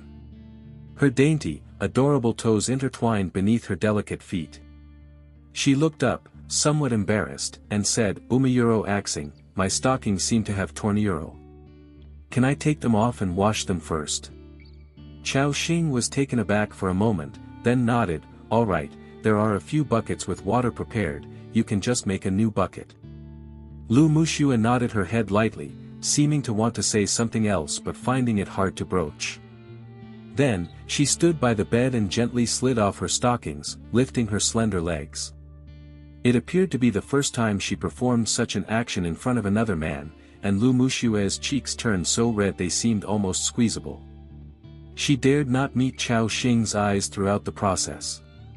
When Chao Xing saw the Lu Muxue without her stockings, her upper thighs seemed slightly plump while her lower legs were slender, eschewing the extremity of stick-thin. Simply perfect. Chao Xing thought to himself. Lu Muxue picked up her stockings. Just as she was about to stand up, she suddenly noticed some small mud spots on Chao Xing's clothes. With her face still flushed, Lu Muxue said, "Axing, your shirt seems to be dirty." Chao Xing looked down and indeed, there was a patch of black mud on the white shirt he wore before crossing over. Thinking about it, it must have come from when he was lying on the ground using Barrett. Instinctively, Lu Muxue said, "Why don't you take it off, and I'll wash it for you." Then, realizing how suggestive her words might sound, her face grew even redder, and she hung her head. Chao Xing was stunned for a moment, but he didn't overthink it. Before the sewing shop was built, this was his only shirt. So, Chao Xing nodded, "That would be troublesome, Saozi." Chao Xing casually unbuttoned his shirt, revealing his sturdy upper body and muscular chest. Upon seeing Chao Xing's physique, Lu Muxue seemed taken aback and couldn't help staring a few times. "Here you go, Saozi." "Mama Euro." Lu Muxue responded softly. Blushing, she took the shirt from Chao Xing's hands and started to scrub it at the side. Swish swash. The sound of water echoed. Soon after, Lu Muxue had both the stockings and Chao Xing's shirt washed and hung them beside the stove to dry. Then, she carried a basin of steaming water over to Chao Xing. "Umayuro Xingayuro, I notice there's also a bit of mud on your chest. How about I help you wipe down your body?" She had intended to suggest that Chao Xing wipe himself, but for some reason, she blurted out the sentence above. For a moment, Lu Muxue felt utterly embarrassed. Chao Xing also felt something was off about that sentence, but to spare Lu Muxue any embarrassment, he nodded and said, "Thank you, Saozi. It's okay." Lu Muxue sighed with relief, shyly responding. At this point, Lu Muxue placed the basin beside Chao Xing, then crouched down slightly and soaked her hands. Then, with cheeks flushing, she gently rubbed Chao Xing's chest with both hands. Her delicate palms, softened by the warm water, felt slippery. In such close proximity, Chao Xing continuously inhaled the unique body fragrance emanating from Lu Muxue. Lu Muxue's movements were very stiff, making it obvious that this was her first time doing something like this. The warm touch continually moved across his chest, and Chao Xing distinctly felt Lu Muxue's body temperature seemed to be rising. A few minutes later, with flushed cheeks, Lu Muxue said, "Axing. It's done." Chao Xing absently nodded. With her face still flushed, Lu Muxue took the basin away. To calm the turmoil within, Chao Xing put on his wolf-skin coat and said, "Saozi, I need to step out for a bit to trade some supplies at the market." "Okay." Lu Muxue responded in a low voice. Chao Xing then stepped out of the lord's hut. The icy cold outside struck him instantly. Phew. Stay calm, stay calm. Chao Xing took a deep breath, gradually becoming more composed. Then, he headed to the nearby market. "Next up, I need to sell off a batch of bear meat." Chao Xing knew that such food was best sold earlier rather than later. In a few days, when food was no longer a concern for everybody, the bear meat he possessed wouldn't fetch a high price. So, Chao Xing opened the World Channel. Takagaki Yasuko, Wu. My husband was killed by a snow wolf, and now it's just me with 2 children. Is there anyone kind enough to take us in? Yen Xiaotao, Madam from Japan, what's your location? I'll come to rescue you immediately. I don't mean anything else, I just can't stand to see people suffer. Alvarez, damn. These recruited polar people need to eat too. Our own family doesn't have enough food, where am I supposed to get food to give them? Abdul, God. I haven't fed these polar people for a day now, and they're not working either, just sitting outside the house. I feel like they're starting to give me weird looks. Salman Khan, my territory seems to be near an ice river, it looks like the Ganges River back home. Compared to yesterday, more and more people were understanding how to play the game. They all began building lords' huts and recruiting polar people to work. But these polar people needed to eat, and thus, most survivors were troubled by the lack of food. At the current stage, the market could only facilitate trading supplies with survivors in one's own region. Thus, Chao Xing accessed the regional channel. Young Jiachi, brothers, I ventured out today and at coordinates 12743, 6507, 15231, I discovered a wild camp inhabited by a group of masked individuals. Wang Ziheng, brother above, I advise you not to go there. Those people are ice plain wanderers, a bunch of crazy folks. My 2 polar people were killed by them. Chen Qian, is there any food available? In this heavy snow, it's really hard to know where to find food. Shen Hongguang, exactly, in this damn place, how are we supposed to find food anyway? Chapter 19, The Booming Trading Market. It was evident that everyone in the chat channel was troubled by the issue of food. They didn't know how to acquire food. In fact, during the newbie protection period, there were some low-level wild monsters around everyone's camp, which were the food sources in the early stages. Because they formed a family team, 4 of them had combat power. If they fought together, dealing with level 1 or 2 wild monsters wouldn't be a problem. But because they were too scared or had poor adaptability, they didn't dare to venture far from the snowy area, let alone fight those wild monsters. At this moment, the chat channel suddenly became chaotic. Look quickly, Fan Long from the 3 Heroes Association is selling food again. 100 g of beast meat, exchange for 100 pieces of wood or 50 pieces of stone, priority to weapons and equipment, anyone with extra materials, hurry and exchange. Giza euro, that's too expensive, all my resources combined aren't even that much. Bro, do you even understand? Do you know how precious food is now? Are those resources more valuable than your life? Exactly, if you don't buy it, others will. Don't snatch it from me. I'm fucking starving. Watching the chat channel, Chao Xing was deep in thought. The food Fong Long was auctioning was a piece of wild boar meat, and although his price was outrageous, it was snatched up in less than 3 seconds. Chao Xing thought to himself, 100 g of beast meat is sold at such a high price, this is equivalent to emptying out a camp's resources. And those who traded their supplies, while they could restore a bit of satiety, would be miserable afterward.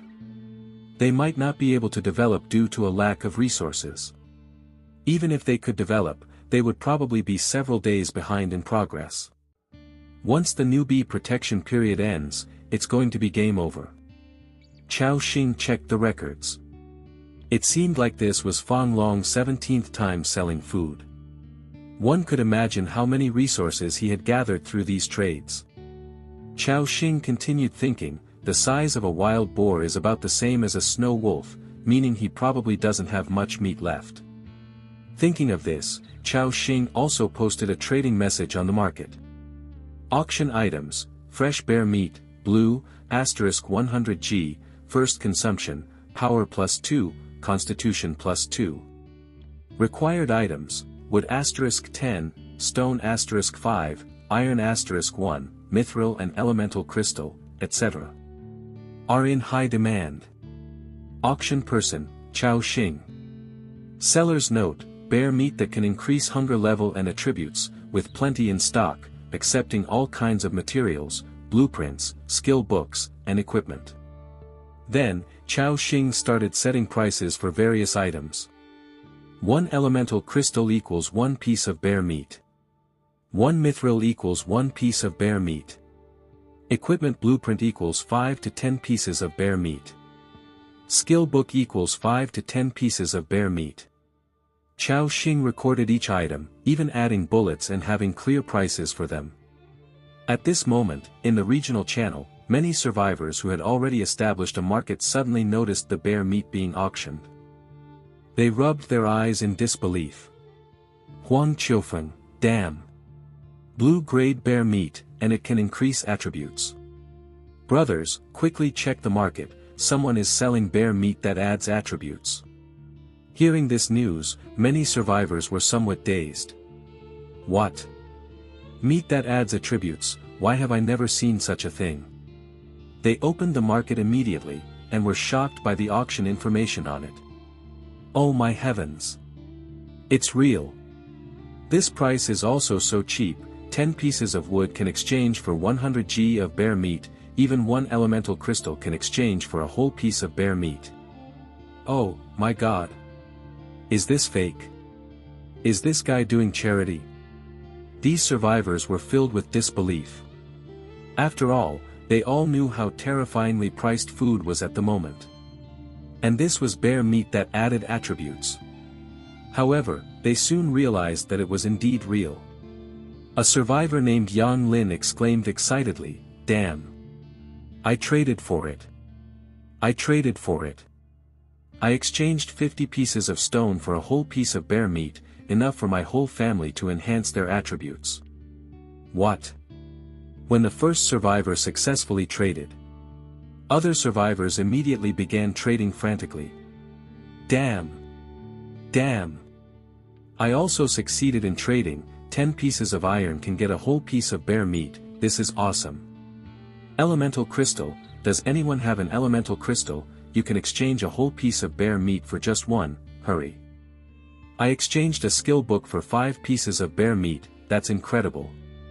At this moment, the regional channel was in complete frenzy. Survivors who got the bear meat were thrilled. They all knew how profitable it was to trade supplies for bear meat.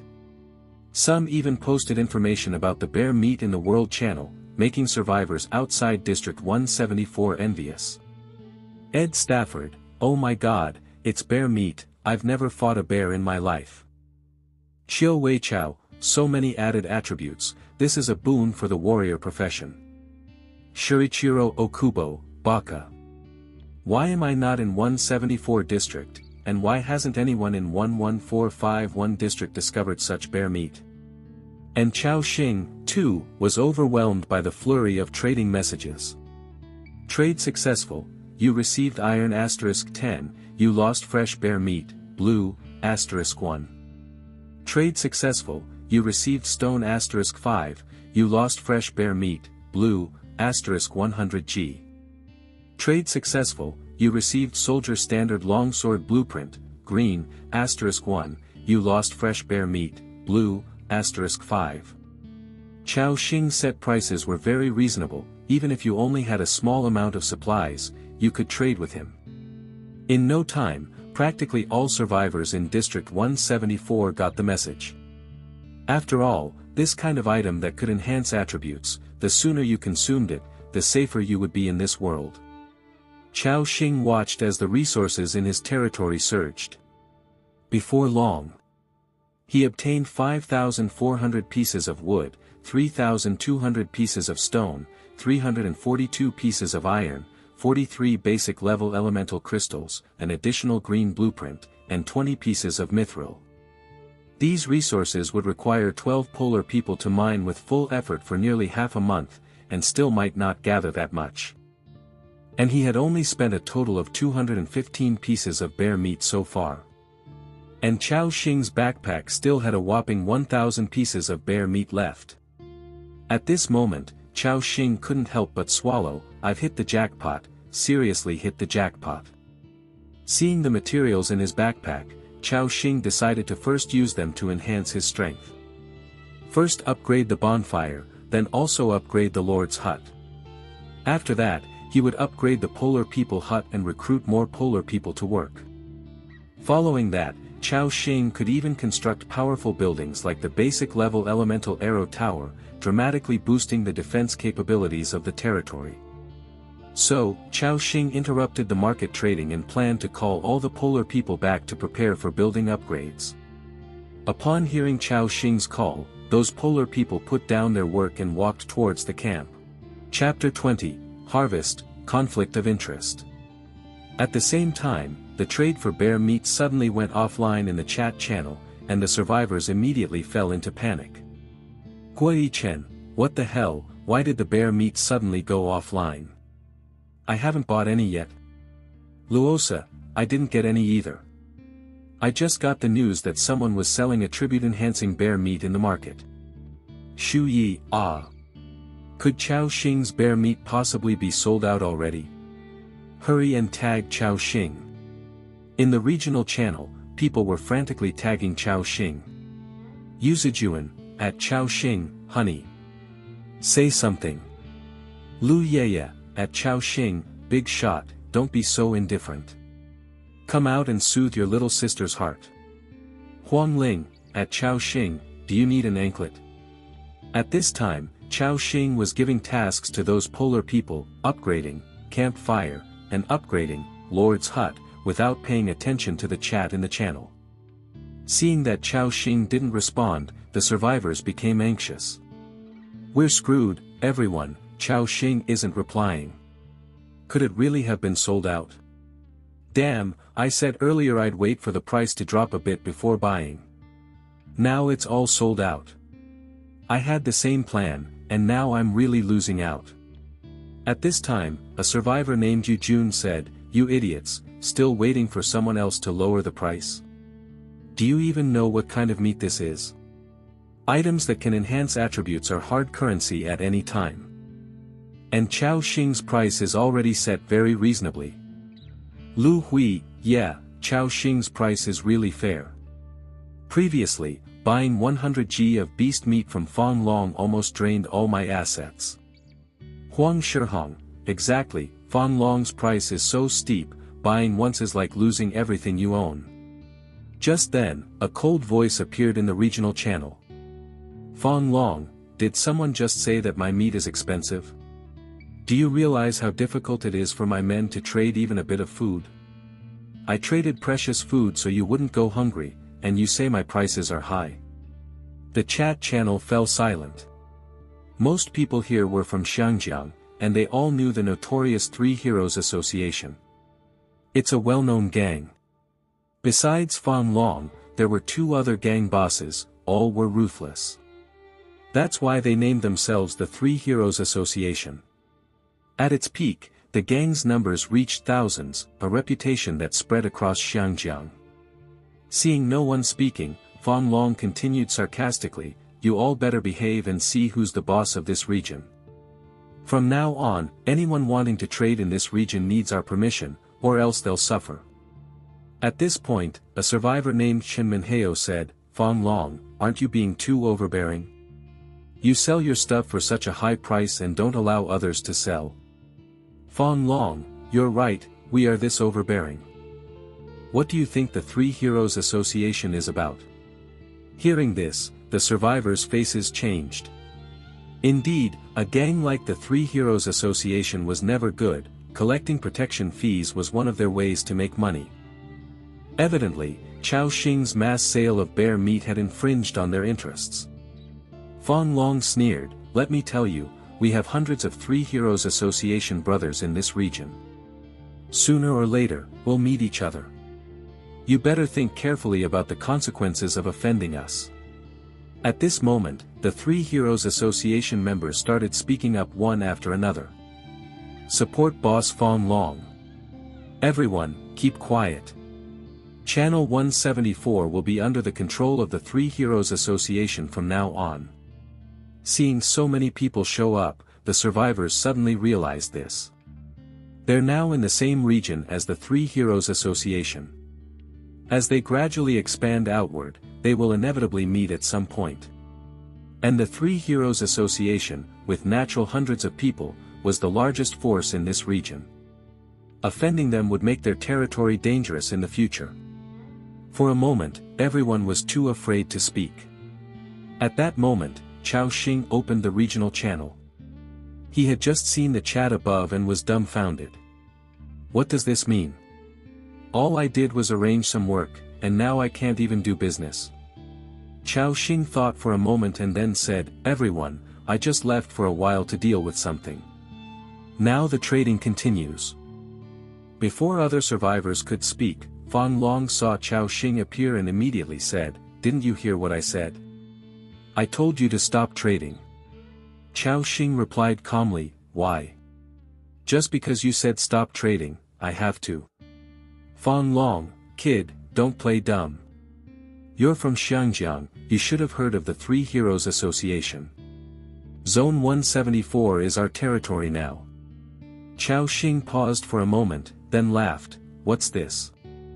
Three Heroes or Three Birds Association? This isn't Blue Star anymore. Why are you trying to pull this with me? Everyone, don't be afraid of these stupid birds, continue trading. I have limited bear meat, first come, first served. By the way, morons from the Three Birds Association don't trade with me. We're in a new world, yet you're still acting like dogs. Go ask your master for meat." Chao Xing's words were like poking a hornet's nest. It provoked furious curses from the Three Heroes Association members. Zhang Wei, Chao Xing, I *& %. Su Haocheng, I. Chao Xing laughed as he waited for them to finish cursing, then chuckled, "Is that all? Is this all the Three Heroes Association can muster?" Provoked by Chao Xing, curses flooded the screen, and channel 174 was almost completely taken over by their messages. They furiously hurled verbal attacks at Chao Xing. At this moment, a system prompt appeared in front of them. Due to multiple uses of offensive language, your chat permissions have been revoked. Remaining time, 3 days. The cursing survivors were left dumbfounded. They didn't expect the other world to have a mute function. In an instant, a large number of Three Heroes Association survivors were muted, and the entire chat channel gradually quietened down. Chao Xing continued to provoke them, causing more Three Heroes Association survivors to be muted. Seeing the escalating situation, Fan Long stepped in and said, "Everyone, stop talking, don't fall for this kid's tricks." Though Fan Long told them to stop, over 200 people had already been muted for 3 days by the system in that wave. This was quite a blow to the Three Heroes Association's prestige. Fan Long, in a chilling tone, said, "Kid, your name is Chao Xing, right? I'll remember you. I hope you don't regret this later." But Chao Xing was completely unfazed by his threat and laughed, "You remember me? Great, because I've remembered all of you too. The names and ID numbers of those who cursed me have all been noted down. From now on, don't think you can trade anything with me." Chao Xing completely ignored Fang Long's threat and continued listing his items. And seeing Fang Long fall silent, the survivors began rushing again. "Everyone, hurry up. Chao Xing said the bear meat is limited this time, if you're late, it'll be gone. Damn. This time I'm definitely getting some. Charge." The chat channel was filled with excitement. And the messages from the Three Heroes Association were soon buried by the massive amount of survivor messages. Chao Xing received a barrage of trade notifications once again. Chapter 21, Enthusiasm Running High. At the same time, in another corner of this ice plain, a middle-aged man with a resolute gaze, eyes sharp as a hawk, stared into the distance. He clenched his fist slightly, his tone icy, "Chao Xing." This man was Fang Long. Behind him, an elderly couple and a voluptuous woman were huddled in the Lord's hut, warming themselves by the fire. It was evident that Fang Long's family was doing fairly well at the moment. After all, he had amassed quite a bit of supplies through several prior trades. At this moment, a survivor named Ji Jun contacted Fang Long. "Boss, that annoying kid actually remembered all of our names. When we tried to trade with him just now, not only did he refuse us, but he also cursed at us." Hearing this, Fang Long's expression turned even grimmer. Ji Jun continued to ask, "Boss, what should we do now? His bear meat increases so many attributes, if we don't have any, we're essentially falling behind, which is detrimental to our development." Fang Long calmed his inner anger and said, "I know. I'll think of a way regarding the bear meat." After hanging up, Fang Long furrowed his brows. Although he said he would find a solution, Fang Long had no good ideas at the moment. Just then, a survivor named Lu Xinjie requested to add Fang Long as a friend. Seeing this somewhat familiar name, Fang Long clicked agree. "Boss Fang Long, I'm Mu Xue's father, Lu Xinjie." Lu Xinjie sent a message immediately. Fang Long remembered. He once pursued Lu Muxue for a while but was rejected by her. "So, it's Muxue's father. Uncle Lu, is there something you need?" Lu Xinjie quickly said, "Yes, of course. It's about that boy who offended you in the chat channel." Hearing this, Fang Long became interested. "Uncle Lu, please, tell me more." Moments later, after listening to Lu Xinjie's story, Fang Long had an intrigued expression on his face. "Interesting, so he's just a lowly driver. I thought this kid was someone important. Does he really think he can turn his fortunes around in this world? I didn't expect Muxue to stay with this guy, though." Fang Long said to Lu Xinjie, "Uncle Lu, you've done well. I'll trade this piece of beast meat with you first." Lu Xinjie was very grateful to Fang Long as soon as he saw the food. After ending the private chat, Fang Long immediately issued orders to the members of the Three Heroes Association. That was to locate Chao Xing's camp. At this time, Chao Xing was unaware that Fang Long was searching for his camp coordinates. Because he was once again overwhelmed by a flood of trading messages.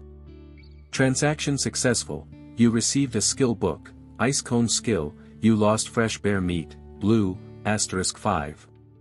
Transaction successful, you received a skill book, Aurora Blessing, you lost fresh bear meat, blue, *5. Transaction successful, you received a black iron plate armor, green, *1, you lost fresh bear meat, blue, *3. Transaction successful." This time, Chao Xing put out another 500 pieces of bear meat, totaling 5,000 portions for trade. When the hour-long trading session ended, all 5,000 portions of bear meat in Chao Xing's possession were sold out. The auction information on the market was also withdrawn. The chat channel, which had been bustling, suddenly noticed the message about bear meat being sold out and was momentarily stunned. Then the survivors exclaimed excitedly, "Whoa! So fast it sold out. I still didn't manage to grab any. I didn't get any either, what a pity. Ah! Chao Xing, please, put up some more bear meat. At Chao Xing, be reasonable and put up more bear meat, don't make me beg you." Clearly, in the entire trading market, bear meat was still in short supply. After all, there were more than 30,000, nearly 40,000 people in Area 174. And Chao Xing, fully accounted, had only traded over 7,000 portions of bear meat. In other words, those who successfully traded for bear meat were not even a fifth of the total. Although Chao Xing still had 500 pieces of bear meat, which could be divided into 5,000 portions for trading. They were reserved as emergency rations or to exchange for precious items. Thus, Chao Xing said in the chat channel, "Ladies and gentlemen, I don't have much bear meat left to conduct large-scale trades anymore. However, if you come across something interesting, feel free to PM me. Blueprints, equipment, skill books €1. I'll take them all." Chao Xing's words rekindled hope in the hearts of those survivors who hadn't managed to get any. So, Chao Xing still has bear meat, great. You need skill books, blueprints. I'll head out exploring in the snow now. This time, I must trade for bear meat, charge. At this time, Chao Xing added a reminder, "Everyone, it's about to get dark, so don't rush out to explore. Wait until tomorrow after surviving tonight." Following this reminder, the survivors also realized, yeah, once it's dark, the temperature drops, we shouldn't be outside. Alright then, let's head out tomorrow. The survivors were highly enthusiastic. Because of Chao Xing's bear meat, their eagerness for exploration was aroused, which was a good sign. It meant more survivors would collect supplies in the wild. At the current stage, aside from Chao Xing, no one else had the capability to deal with level 15 elite monsters, so his bear meat remained unique. After closing the chat channel, Chao Xing looked at his harvest with satisfaction. In this trade, he harvested 15,000 wood, 7,800 stone, 570 iron, 62 basic elemental crystals, plus 30 mithril pieces. Chao Xing glanced at his territory's resource reserves. Food, bread *45, snake meat *10, wolf meat *106, bear meat *500. Wood *20, 764, stone *11, 135, iron *1, 022, coal *137. Besides these, his backpack also contained, basic elemental crystal, *113 pieces, mithril *50. A green weapon blueprint, plus a piece of green plate armor top, and 2 skill books. What a terrifying quantity! This amount of resources, when I was playing on the tablet, would have taken me about 20 days to amass. Chao Xing was now roughly 20 days ahead of other survivors. With the resources I have, I could even directly upgrade to level 3 Lord's Hut, which would unlock more constructions. However, the level 3 Lord's Hut requires a level 15 big melting furnace, so it's still early. And it's about to get dark now, so I'd better return to the Lord's Hut for shelter. Chao Xing returned to the Lord's Hut. Seeing him enter, Lu Muxue lowered her head shyly. At this moment, Lu Muxue seemed to recall something and said softly, "Axing, I've interacted with Fong Long before. He's a very insidious person and rather ruthless, so be cautious." Chapter 22, The Cold Wind Like a Knife, the Night Sky Like Fire. Clearly, Lu Muxue had also seen the conversation in the chat channel. Chao Xing was startled at first, but then he nodded and said, "Okay, Saozi, I understand." In fact, Chao Xing didn't take Fong Long's threat to heart. Based on his understanding of these gangs, the only thing they could possibly do to him was to find his camp and then launch an attack on him. Given that all the survivors were only at basic level 1 or 2, they struggled even to leave their own camps, let alone traverse tens or even hundreds of kilometers to cause trouble for Chao Xing. Moreover, if they really dared to come. By that time, just Yelena and a Frost Wolf Knight would be enough to conduct a unilateral slaughter. There wouldn't even be a need for him to summon an Ice Plane Druid. And next, he would also build a basic-level elemental arrow tower, which would be a true killing machine. At that moment, not just Fong Long, but even if the entire Three Heroes Association came together, they'd just be delivering themselves to their demise. And this was the source of Chao Xing's confidence and fearlessness. Seeing that Lu Muxue was still somewhat worried, Chao Xing reassured her, "Saozi, don't worry, the safety of the camp is not a concern." Lu Muxue nodded lightly. Her gaze fixed on Chao Xing, Lu Muxue seemed to see a confident aura emanating from him. After a moment, Lu Muxue's pretty face blushed. She said softly, "Axing, it's already dark, time to rest." "Okay." Chao Xing nodded, then returned to his wood bed. The night fell. In the room, the stove crackled as it continued to radiate heat. However, the cold wind outside kept howling relentlessly.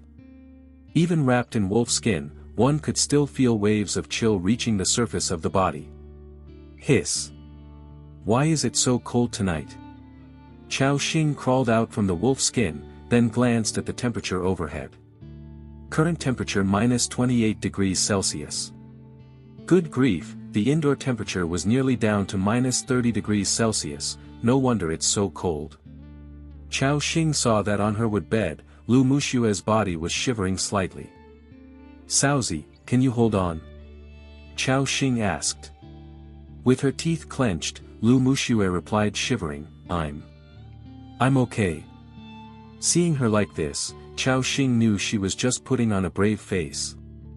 So, he took out a large bear skin from his backpack and laid it directly over Lu Muxue. A layer of wolf skin plus a layer of bear skin was enough to resist the chill of the night. Feeling the weight on her body, Lu Muxue had a grateful look in her eyes. Then, "Thank you." Axing. Chao Xing shook his head, "It's nothing." He returned to his wood bed, wrapped himself in wolf skin, and prepared to sleep. Just then, Lu Muxue said softly from behind, "Axing. You gave me the bear skin, what about you?"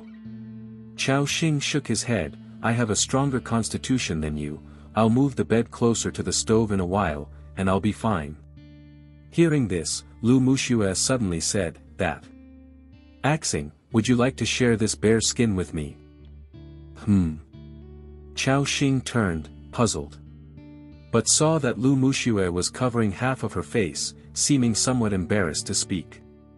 After a moment, as if mustering up courage, she said, "This bear skin is too big, it's a bit wasteful just for me alone. If 2 people share it, the bed would be even warmer." After speaking, Lu Muxue buried her head in the blanket, blushing with shame. After thinking for a moment, Chao Xing said, "That's fine, then. I'll move my wood bed over, and we can combine the 2 beds." Quickly, the 2 wood beds were combined into one large bed. The heavy bear skin laid on top, hardly different from one big blanket. Wrapped in his own wolf skin, Chao Xing also climbed in. Feeling the movement inside the blanket, Lu Muxue's body trembled slightly. She kept her back to Chao Xing, appearing extremely embarrassed. Chao Xing didn't think too much. He just felt indeed much warmer after getting into the blanket. The night slowly passed by. Chao Xing gradually fell asleep. In the middle of the night, Chao Xing suddenly felt a warm arm slip into his blanket. Chao Xing was startled and woke up from his slumber. He turned over and saw Lu Muxue, her face flushed with shyness, her head lowered so her features were not clear. "Saozi." Lu Muxue said timidly, "Axing. I'm so cold. I want you to hold me as we sleep. Is that okay?" At that moment, a flash of realization swept through Chao Xing's mind, and he understood what Lu Muxue meant. He turned over and took Lu Muxue into his arms, pressing her beneath him. Lu Muxue didn't seem to expect Chao Xing to make such a bold move so suddenly and let out a soft moan. Then she felt the heavy breathing of the man on her face. Lu Muxue's delicate body trembled, and she instinctively gripped the corner of the wolf's skin tightly. Her heart pounded in her chest, and she could smell the heavy, powerful breath of the man. Beneath his firm chest, she could even hear the rapid heartbeat. Axing. Lu Muxue's voice was as faint as a mosquito's, her exquisite features tinged with an alluring redness that almost begged to be bitten. Chao Xing stretched out his hand and slowly caressed down from her cheek. And continued downward. At that moment, Lu Muxue's body shivered, her muscles tensed. But amidst the nervousness, there was also a slight tingling sensation and an anticipation. The rustling sound of clothes being shed. Lu Muxue bit her lower lip, her beautiful eyes flickering as she stared at the youth's silhouette, the thought of what was to come making her legs instinctively close tightly together. Chao Xing turned around and looked at the beauty on the wood bed. Her snow-white skin showed a shy and pale blush, her long legs beneath her were 10 jade toes locked together. At this moment, she was completely exposed in front of Chao Xing. As Chao Xing's face drew near Lu Muxue's, she felt her heartbeat slow by half a beat. 2 hours later, the sounds in the room gradually subsided. Lu Muxue was tender and limp, a tear at the corner of her eye, and a look of satisfaction as she lay in Chao Xing's arms. The two lay there quietly, their thoughts unknown. It was then that Lu Muxue suddenly asked. Axing. Will you ever abandon me? Saw. Muxue, why would you suddenly say such a thing? Asked Chao Xing, puzzled. Lu Muxue snuggled into his embrace and softly shook her head, axing. I saw in the chat channel that many people have died these past 2 days. Many families have been shattered, children losing their parents and relatives. I'm very grateful to have met you when I arrived in this world. You're also the first person who has been so kind to me. So, I'm afraid that one day you might suddenly not want me anymore. Listening to Lu Muxue's heartfelt words, Chao Xing gently patted her soft back. What are you thinking about? From now on, we're going to be working together for a long time, surviving in this world. Muxue, you're very important to me. After hearing this, Lu Muxue's eyes moistened. She nodded earnestly.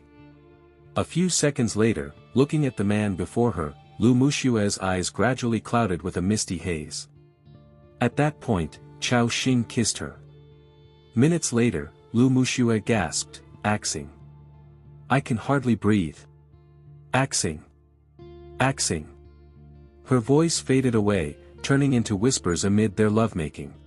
Chapter 23, Refugees of Ice Peak City, Alien Ghost. The next day, Chao Xing woke from his sleep.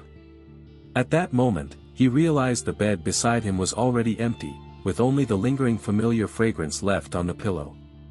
He looked up to see a graceful figure crouched by the stove, preparing breakfast for the day. This scene made Chao Xing feel somewhat surreal. Having come to this world for 2 days, everything had overturned his imagination. Lu Muxue seemed to notice that Chao Xing had woken up, a bashful expression on her face. Axing, you're awake.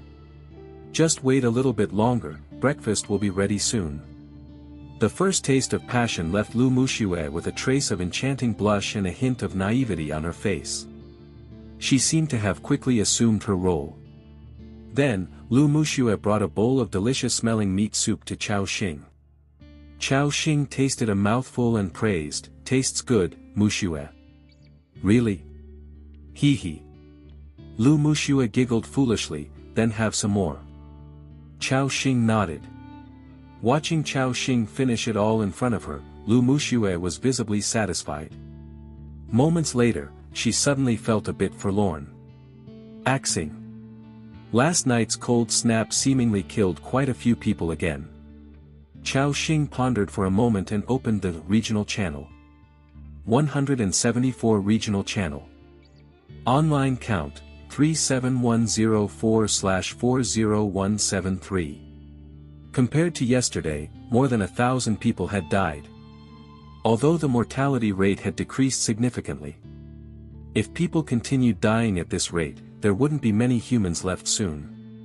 Lu Muxue stated worryingly, "Axing, do you think we'll survive?" Hearing this, Chao Xing nodded earnestly, we'll survive together. Not only will we survive, but we'll also live very well in this world." Lu Muxue, having heard this, nodded as well, aha. After finishing breakfast, Chao Xing stood up with renewed vigor. Compared to yesterday, Chao Xing now had one more goal. Which was to survive in this world with Lu Muxue. He pushed open the door of the Lord's hut. 8 polar people and Yelena were already waiting at the doorway. As for Assam, he had woken up early to execute the task Chao Xing had issued, scouting the surrounding environment. Upon seeing Chao Xing emerge, the group of polar people greeted in unison, "Good health to you, Lord." "Good morning, Second Lord." Lu Muxue stood gracefully beside Chao Xing, awaiting his orders. Chao Xing nodded and said, "Today, your tasks will mainly be focused on constructing the territory buildings. Bezhuang and Erzhuang, focus all efforts on upgrading the campfire. Sanzhuang and Sizhuang, hurry up with building the sewing shop. Wuzhuang to Bazhuang, your task is to construct the blacksmith shop, and build more small shelters."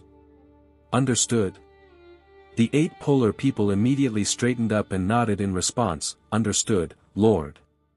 Then, following Chao Xing's instructions, they began working with clanks and bangs. At this time, Chao Xing faced a problem. The territory lacked manpower. He needed to build many constructions like the blacksmith shop, basic level elemental arrow tower, sewing shop, etc. But with only 8 polar people, it was too much to handle. Chao Xing sighed, "I have so many resources right now, it would be a pity if I can't convert them into war power. I'll think of a way later, see if I can recruit some civilians." Chao Xing shook his head and continued to examine the 2 new skill books and equipment he obtained yesterday. Ice Cone Skill, consume a certain amount of spirit to condense 1-3 ice cones, dealing spirit *0. 8 magic damage to enemies, with a 30% chance to cause a 1-second frozen effect, cooling time 30 seconds.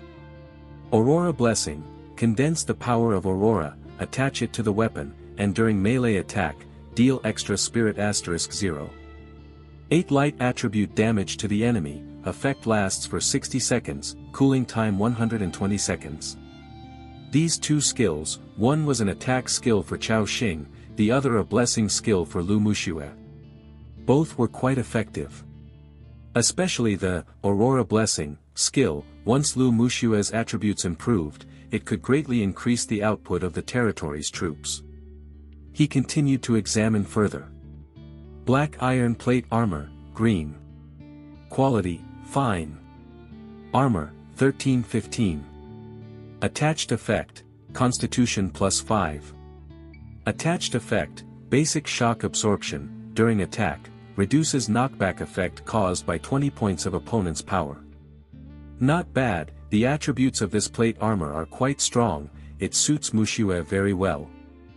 As an Aurora Knight, resisting monsters was naturally the most important task. With that basic shock absorption effect, Lu Muxue could handle stronger monsters without getting knocked back. Then, there was the last scroll. Soldier's Standard Longsword Scroll, green. After learning, it can be used to consume materials to craft weapons in the blacksmith shop. Required for crafting, blacksmith shop level 1, iron *20, wood *2. Chao Xing thought, with the scroll, I can mass-produce weapons and then create an armed brigade of my own. However, the brigade requires a large number of soldiers, and I'll need to build barracks and train them using training scrolls. And at the moment, I only have 8 polar people, who need to work, and can't be trained into combat units. So, this matter must be put aside for now. After examining these, Chao Xing felt a bit bored. By noon, Chao Xing noticed a figure appearing in the distant snow field, heading towards his camp. It was Assam riding the frost wolf. What surprised Chao Xing was that behind him followed three slender human figures, seemingly women. Chao Xing approached immediately. Assam, who are these people? Assam leaped off the frost wolf's back, then respectfully said, Lord, these individuals are refugees who fled from Ice Peak City. Ice Peak City? Assam nodded, yes, Lord, it's a town thousands of kilometers from us, but it's been overrun by the alien ghost army. These individuals managed to escape from Ice Peak City, yet were later beset by Snowland hunters. I saved them, but now they are homeless. Chao Xing thought, realizing they were natives of this world. Yes, besides them, the Blue Star humans, this world had quite a few native races too. Apart from the polar people who lived underground for years, there were humans living on the surface, the Azura tribe who revered machinery and gunpowder, the Ice Plain giant tribe who esteemed war and strength, and others. Assam, seemingly moved with compassion, suggested, Lord, our territory needs more manpower. These three refugees can help us better construct the territory. Beside them, the three female humans looked expectantly. They seemed to know that Chao Xing was the decision-maker of this territory. So, the three refugees knelt down, respectfully, Lord, please take in us, the homeless. We are willing to offer you everything. Chao Xing was taken aback, his expression partly strange. Even Lu Muxue beside him looked at Chao Xing expectantly, seemingly hoping he would take in these three refugees. Assam was right, he indeed needed more manpower. So, Chao Xing asked, can you cook? The three refugees exchanged glances, then quickly nodded, we can. We can. Chao Xing nodded, all right, the task of cooking will be yours from now on. In your spare time, you still need to help collect resources and build the territory with other polar people. Are there any issues? No, Honorable Lord. Chao Xing, very well, then welcome to your new home. Chao Xing initiated the recruitment. Recruitment successful, Jasmine, Tulip, Sapphire, joined your territory, territory population +3. Chapter 24, Recruitment of Ice Plain Druid. Seeing their names, Chao Xing's mouth twitched again. They were all names of flowers, quite pleasant to the ear. But Chao Xing felt that these names were too refined and didn't match his style. So, he directly pointed at one of the women and said, from today on, you will be called Dahua. And she will be called Erhua, Sanhua. The three human women knelt down again and respectfully said, thank you for the name, merciful Lord. You successfully named a subject, Dahua, loyalty has increased, current loyalty 75. You successfully named a subject, Erhua, loyalty has increased, current loyalty 73. Subject, Dahua. Level, 1. Attributes, Power 3, Agility 2, Spirit 3, Constitution 3. Talent, none. Loyalty, 75. Hunger level, 41. Subject, Erhua. Level, 1. Attributes, Power 3, Agility 3, Spirit 2, Constitution 2. Talent, none. Loyalty, 73. Hunger level, 37.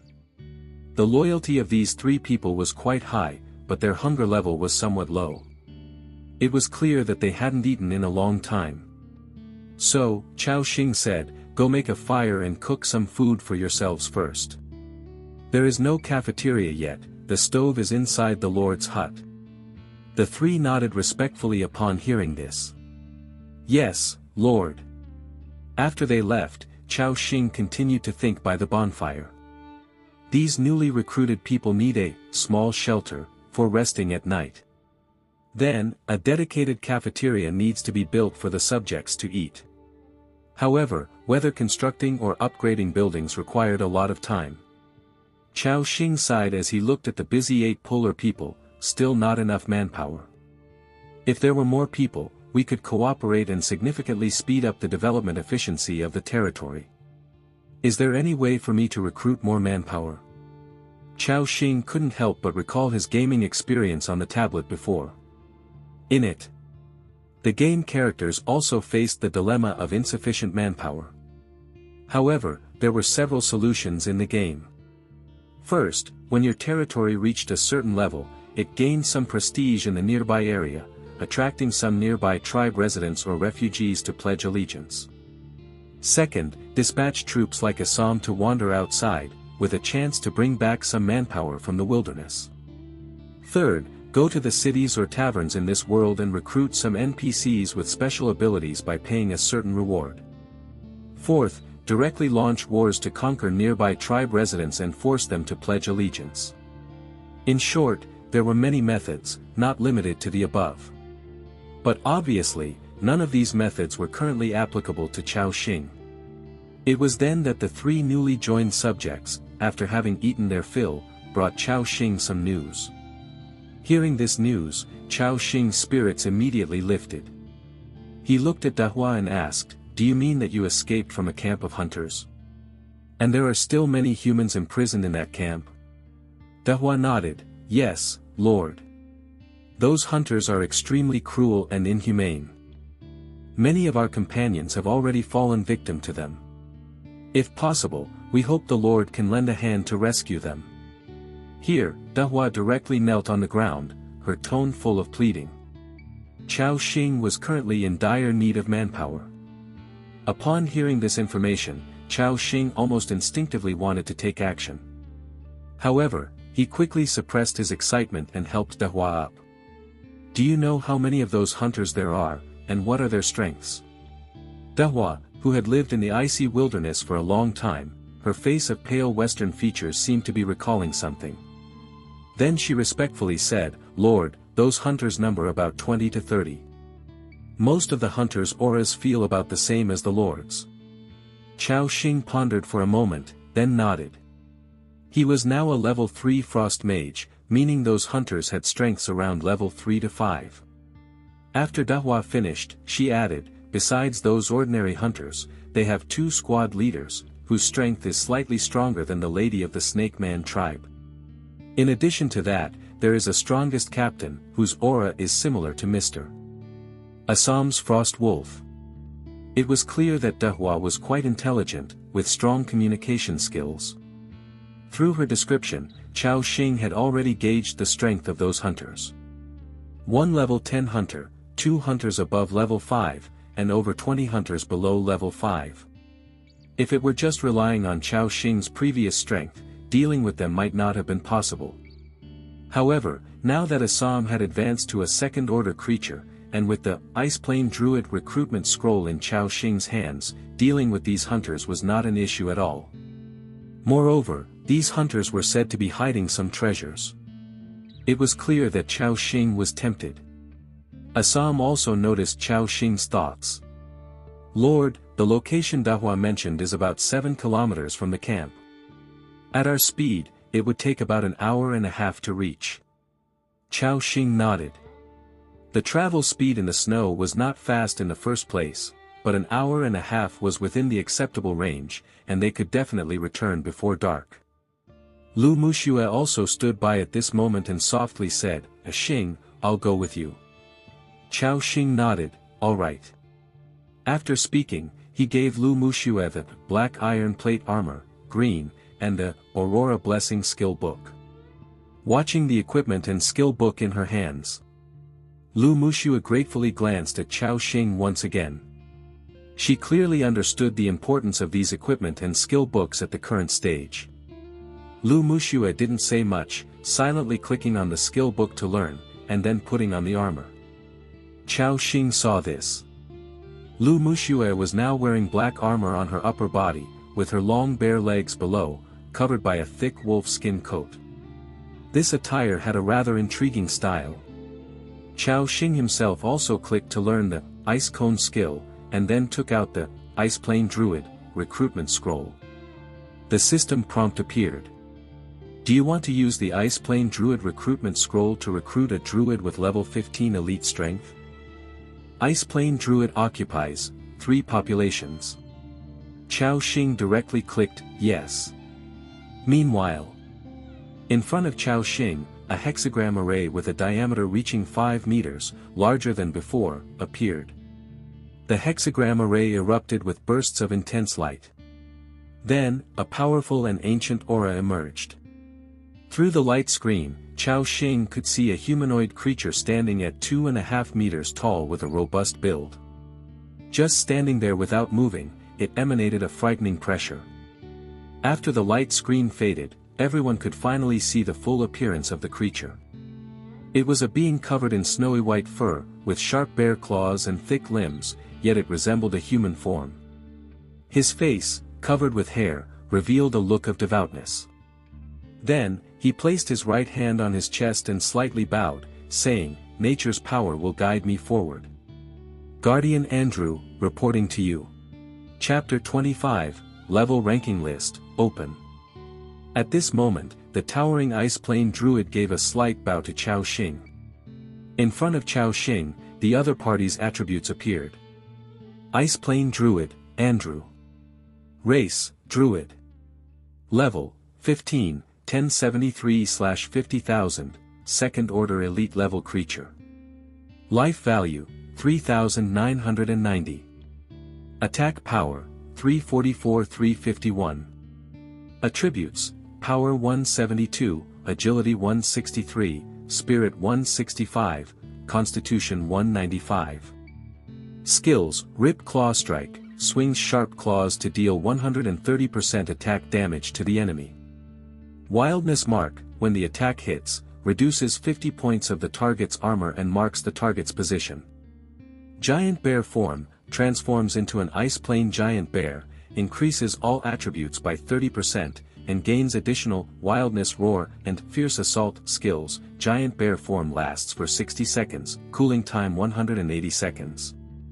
Talent, Nature Affinity, increases life recovery speed by 20% when in nature. Hunger level, 65. Loyalty, 63. Hiss. Such strong attributes. Chao Xing was amazed. This druid, worthy of being a level 15 elite creature, possessed terrifying attributes. Moreover, the most terrifying was the skill behind Giant Bear Form. In this state, the druid was most formidable. Undoubtedly, Andrew was the most powerful creature he summoned. Even after advancement, Assam would be no match. Chao Xing nodded in satisfaction. However, the druid seemed to also see Chao Xing's strength. In his perception, Chao Xing was too weak. He could be slapped to death easily. Such a lord couldn't compel him to offer full loyalty. Chao Xing naturally also saw the indifference in Andrew's eyes and his loyalty of only 63. It was apparent that this druid was not fully submissive to him. Nonetheless, Chao Xing did not mind but instead wore a smile of interest. He suddenly said, "Andrew, as my subject, you will enjoy the sacred blessing. Now, I empower you with strength." Under the druid's puzzled gaze, Chao Xing cast a glance at Yelena. Yelena understood and cast the Scale Armor and Snake Man Tribe Frenzy statuses on Andrew. At that moment, a hint of astonishment flickered in Andrew's calm eyes. He felt an additional surge of restless energy within, making him more agile and powerful. This enhancement nearly matched the effect of his Giant Bear Form skill. Moreover, the most terrifying part was that it was a permanent enhancement. "Lord, what is this blessing effect? It is so powerful," Andrew exclaimed in shock. Chao Xing looked him directly in the eyes and solemnly said, "This is a reward for your loyalty. Only my subjects can enjoy this blessing effect." The shock in Andrew's eyes intensified. Before he could speak, Chao Xing continued, "Andrew, the blessing is not over yet. Let me further bestow the blessing upon you." With that said, Chao Xing cast Ice Healing Skill and Ice Armor Skill. Again, green numbers of +12 appeared above Andrew's head. At this moment, Andrew's gaze had transformed from astonishment to utter shock. "Lord, your power is the most formidable I've ever witnessed. It is so mysterious and grand. Andrew sincerely thanks you for your blessing." With these words, he gave a deep bow to Chao Xing. A system prompt appeared. You helped the subject, Andrew enhance his strength, loyalty has increased, current loyalty, 74. Instantly increased by 11 points of loyalty. A gleam of joy appeared in Chao Xing's eyes. Huh, still pretentious, see how I conquer you. This move completely subdued Andrew, and his gaze towards Chao Xing was filled with awe. At this moment, Chao Xing suddenly recalled a new, Aurora Blessing, skill that Lu Muxue learned, also a buff skill. Chao Xing said, Muxue, cast an Aurora Blessing on Andrew. Lu Muxue obediently complied. Although Andrew had no weapon. When the colorful aurora merged into Andrew, he raised his claws in surprise, seeing them enveloped in a layer of aurora. Chao Xing nodded in satisfaction, just as he expected. Now that the druid was summoned and the buffs were in place, everything was nearly ready. Just as he was about to set off, a system announcement appeared.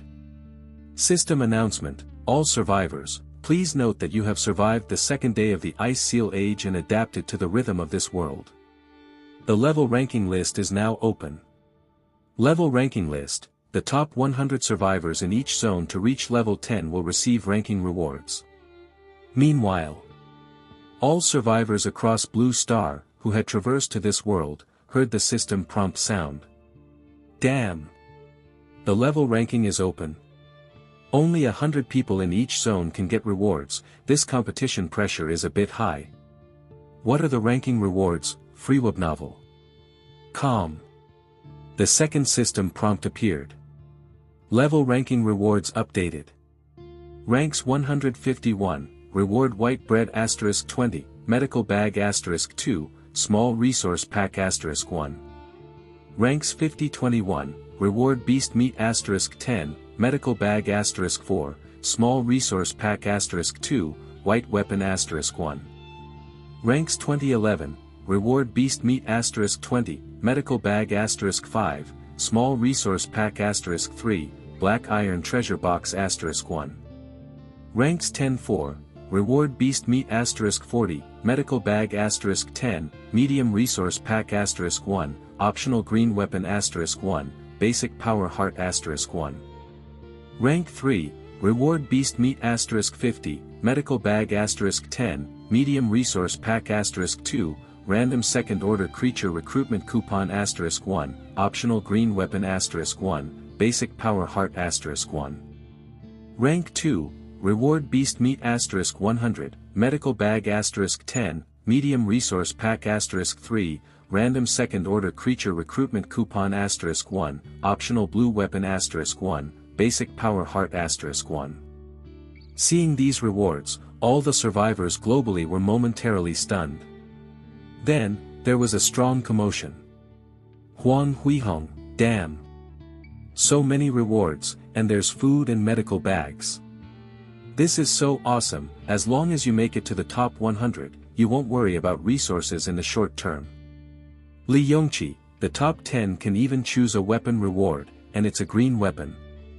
Jin Yu, brothers, you are focusing on the wrong thing, the most valuable is the basic power heart at the end, it allows survivors who reach level 10 to advance.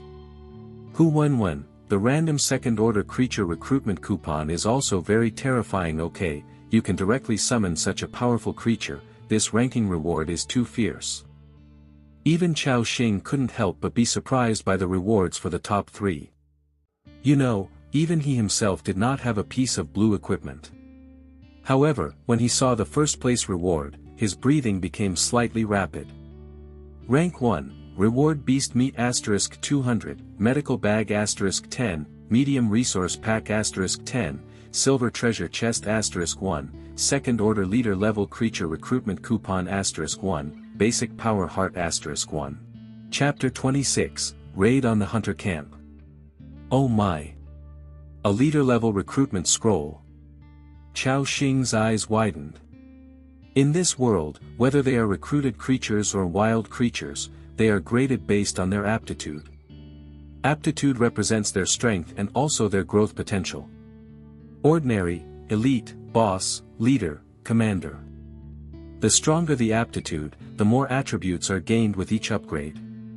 Creatures like the Ice Plane Druid, being an elite-level creature, have attributes 30% stronger than ordinary creatures and gain more attributes with each level up.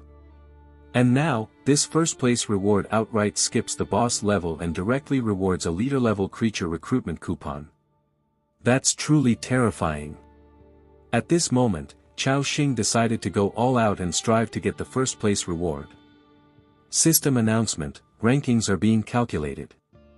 Soon, everyone will be able to check their ranks on the leaderboard. At this time, the rankings were not yet announced. However, among the global survivors, most who had confidence in themselves had already begun to take action. At this moment, Fan Long, who was moving outside in the snow, also heard the system prompt. He opened the team channel of the Three Heroes Association. You all saw it, the leaderboard rewards are plentiful. Even making it into the top 100 gets you a lot of supplies. Moreover, this time, we just need to compete with other survivors from District 174, so the pressure isn't too great. At this moment, the other survivors from the Three Heroes Association also wore confident smiles. Fan Long continued, so this time, our Three Heroes Association must strive to secure several spots in the top 10, and I will aim for the first place. The survivor named Ji Jun said, Boss, is there anyone in District 174 who can compete with you? Fan Long pondered for a moment and replied, there are some. From what I know, in Xianjiang City, there are several associations, and they are quite powerful. In this world, they can further utilize their specialties. Wu Xinghu, Zhou Bo, these people should all be my rivals. After Fan Long finished speaking, Ji Jun nodded in understanding. Boss, what about Chao Xing? However, Fan Long sneered, him? Just a lucky guy, I haven't even considered him. After hearing this, Ji Jun also nodded. Then, they both ended the communication. Meanwhile, survivors who had descended globally into this world began taking action. Wu Xinghu, brothers of Tiger Hall, go all out. We must secure more spots. Zhou Bo, brothers of the Sky Blade Association, speed up. Only by reaching level 10 before the end of the novice protection period can you get rewards. In no time, survivors across the world had mobilized. At this time, in Chao Xing's camp, Lu Muxue also heard the system announcement and looked at Chao Xing. Although she didn't know how Chao Xing compared to other survivors. Judging by the past few days, even if Chao Xing wasn't first, he could at least make it into the top 10. Chao Xing wasn't aware of Lu Muxue's thoughts. Now, besides developing his territory, he also had another goal. And that was to claim the first place on the leaderboard. Chao Xing looked at Assam and Andrew and directly ordered, then, let's set off now. Target, the hunter camp 7 kilometers away. Assam took the lead, drawing his long sword and proclaiming loudly. Charging for the Lord is my life's mission. Andrew, standing by, also said devoutly, I wish to fight for the balance of nature. After the words fell, Chao Xing and Lu Muxue with Assam and Andrew, headed out of the camp. As for Yelena, she was left behind to guard the territory. Crunch. The sound of footsteps of 3 people and a wolf continued through the snow. A frost wolf knight, a sharp claw druid, followed by 2 humans. This strange combination walked through the endless snowy plains. Over an hour later, they arrived near the location mentioned by Dahua. From afar, roughly a kilometer away, they indeed saw smoke rising in the snowfield ahead. Beneath the smoke, Chao Xing saw a large camp, sparsely dotted with over a dozen tents. This was a sizable hunter camp. When Chao Xing approached, a system prompt appeared in front of him. Hunter Camp, Special Zone. Danger Level, Extremely Dangerous. Note, this is a camp of fallen believers in the evil god, with extremely twisted and frenzied mindsets, posing an extreme danger to you currently. Please leave quickly. Although the system prompt indicated these hunters were strong and that Chao Xing was no match for them. It did not take Andrew and Assam into consideration. Chao Xing didn't back down, he immediately urged Andrew and Assam to advance at full speed. He and Lu Muxue followed behind. Chao Xing said, "Muxue, just stay beside me and leave the fighting to them, Frobnovel." "Calm." Lu Muxue replied softly, "Okay, Axing." A few minutes later, they approached the camp. Meanwhile, a patrolling hunter at the camp noticed Chao Xing and the others. He immediately cried out, "There's a situation. It's an enemy raid. Enemy raid." Hearing the shout, a large number of hunters swarmed out of the tents. They all wore similar attire, thick snow garments, and swirl masks resembling those of Uchiha Obito, but blood-red. A dagger hung at their waists, and a wooden longbow slung across their backs. Chao Xing glanced casually and saw the attributes of these hunters. Hunter LV4. Race, Human Clan. Attack Power, 3135. Life Value, 430. Skill, Cutting. Hunter Scout LV6. Race, Human Clan. Attack Power, 5447. Life Value, 660. Skill, Flying Knife Throwing, Raid. The strength of these hunters was about the same, consistent with Dahua's intelligence. So, Chao Xing directly said, "Assam, Andrew, go ahead." Assam held up the long sword that emanated aurora to his chest, controlling the frost wolf beneath him to rush forward swiftly. For glory. Thump. Thump thump. Andrew ran on all fours, like an animal. The main meeting punishes these destroyers of nature. The two powerful second-order beings charged into the midst of the hunters with force. Then, they launched a powerful onslaught. Bang! Andrew dashed to a hunter's side, and with crazed eyes, swung his sharp claws. Splat! Dash 395. Dash 6. Exaggerated damage numbers floated up. The hunter's body was immediately sliced into 4 segments, with blood scattering like petals on the snow. Chao Xing saw a system prompt emerge. Your territory member Andrew killed Hunter LV4, gained experience value 40. Combat personnel Lu Muxue, Chao Xing, territory follower Yelena, gained half experience value, 20. Chapter 27, Phantom Assassin Recruitment Scroll. Not only did Chao Xing hear the system prompt, but Lu Muxue beside him also heard it and asked hesitantly, "Axing, I seem to have gained experience points too. But I didn't help fight, did I?" Chao Xing thought for a moment and quickly understood the reason. Although Lu Muxue did not participate in the battle, she applied the Aurora Blessing status to both Andrew and Assam, which added extra damage. This meant that the system considered Lu Muxue as having participated in the battle. Chao Xing also applied Ice Armor Skill and Ice Healing Skill, which also counted him as a combat participant. Including Yelena, who was guarding the territory, she also provided a buff to the druid. A look of joy appeared on Chao Xing's face. This feature was fantastic. "Muxue, this is a good thing. In this way, as long as we recruit strong followers, we can just apply statuses to them and not worry about the rest. At that time, we can send all these followers out while upgrading from within the territory."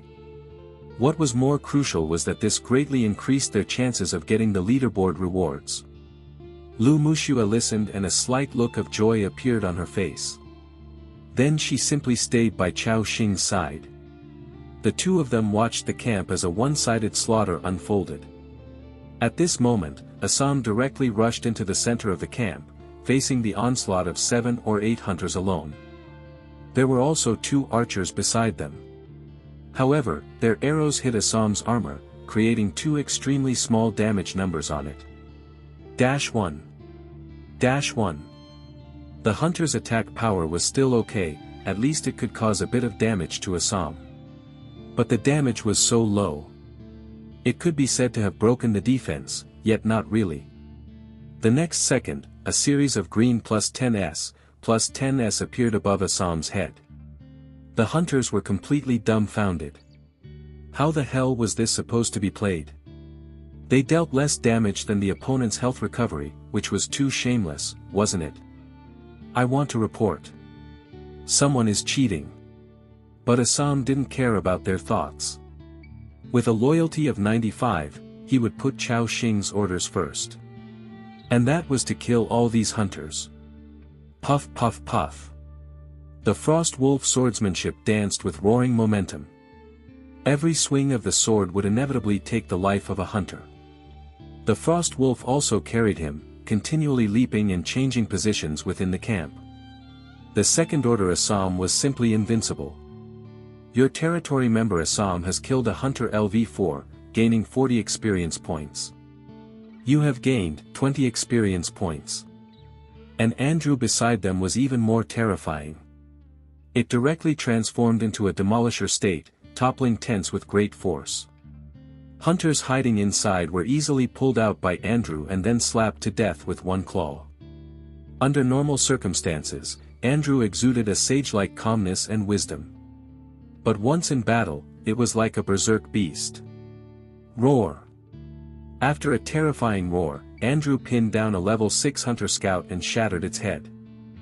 Chao Xing and Lu Muxue kept seeing the gaining experience points prompts. Not long after, a white light appeared on Lu Muxue's body. She had leveled up. Leveling from level 1 to 2 was simple, requiring only 100 experience points.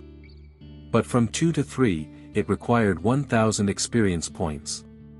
Each level up beyond that required an additional 1000 points. And at that moment, from within the innermost tent of the camp, a dark figure suddenly rushed out. It seemed to know the terror of Andrew and Assam, and as soon as it ran out of the camp, it charged through the snow without any intent to fight.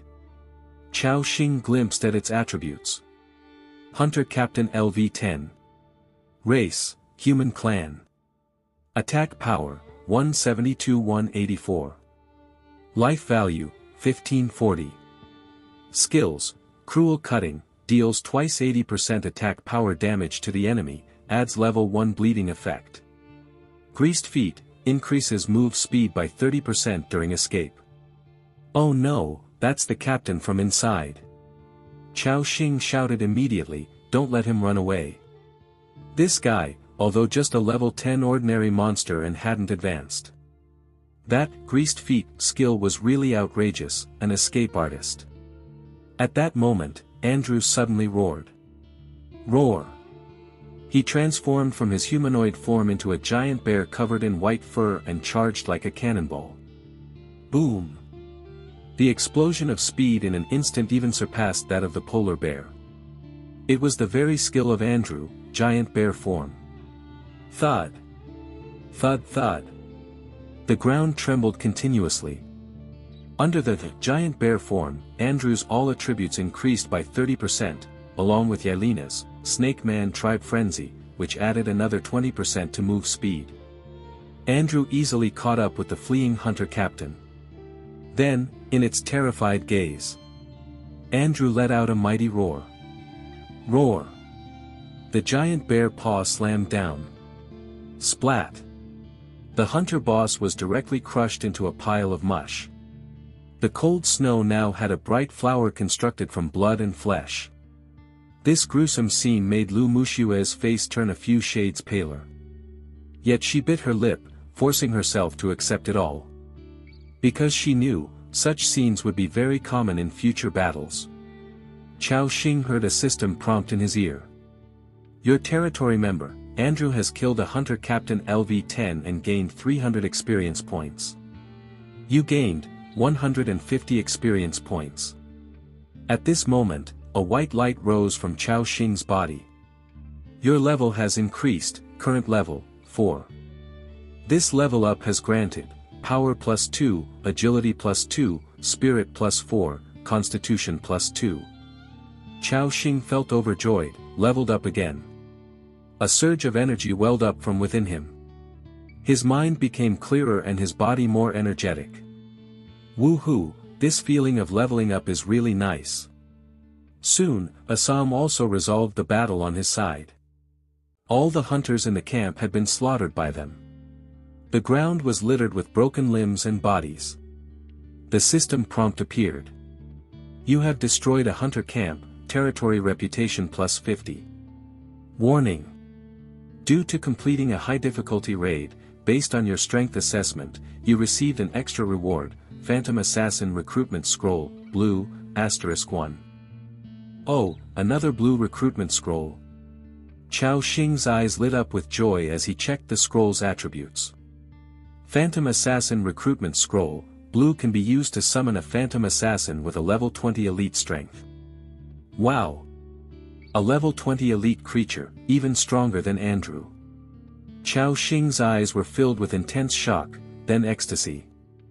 Clearly, this recruitment scroll could boost his strength significantly again. However, he didn't summon it right away but instead led Lu Muxue towards the camp. Let's clean up the battlefield first. The two then entered the camp. The sight before them was one of chaos, with even the bonfires having been extinguished. Chao Xing approached a hunter's body, just about to reach out. The system prompt appeared. Humanoid creature, cannot be decomposed. Chao Xing's mouth twitched. What did the system take him for? He didn't intend to decompose anything. This was slander, slander.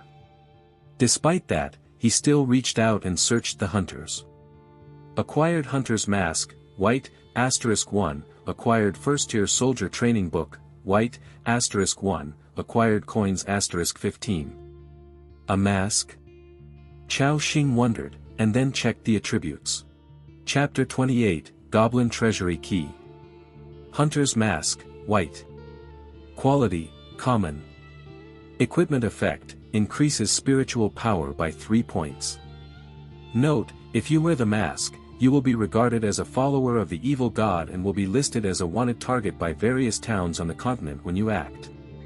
Chao Xing was taken aback for a moment, realizing that the mask was still a faction item. Shaking his head, Chao Xing put it into his backpack, as it wasn't worth it for only 3 points of spiritual power. He continued to check another item. First-tier soldier training book, white. This training book can turn ordinary people in the territory into first-tier soldiers with combat power. Chao Xing's eyes moved slightly, as this was the early-stage training book. It could train Dazhuang and Erzwang into combat units, and they could gain experience through battles later. Coins *15, a universal currency on the continent. Using the coins, you can purchase some supplies or recruit followers in the towns of this world. There wasn't much to say about this. Money could make the world go round. When you had enough coins in hand, you could even purchase some good-looking female slaves in the town. Then, Chao Xing began to rummage through the bodies. Obtained Hunter's Mask, white, *1, obtained coins *13. Obtained First-Tier Soldier Training Book, white, *1. After searching the bodies, Chao Xing searched inside the camp tents. However, in those tents, he saw a scene that made him feel nauseous. In every corner of the tent, there were some frozen corpses, with their limbs and heads cut off separately. The torso of the corpse was placed on a strange pattern, the limbs were arranged in 4 positions, and the head was placed on the chest. It resembled a sinister ritual. Although he knew that the hunters were a group of mad people who believed in the evil god, this inhuman scene still made Chao Xing queasy. As for Lu Muxue nearby, her lips turned pale. Damn, these hunters are really brutal. Chao Xing suppressed his nausea and continued searching inside. He casually collected the supplies he saw. Obtained wood *17, obtained stone *6, obtained iron *3, obtained food *7, obtained inferior wine *3, obtained coins *71. Then, he walked out of the tent and continued to search the next one. Inside was another unlucky person who had been dismembered. Chao Xing continued to search for supplies in every corner. Obtained stone *7, obtained wood *17, obtained iron *6, obtained coins *62.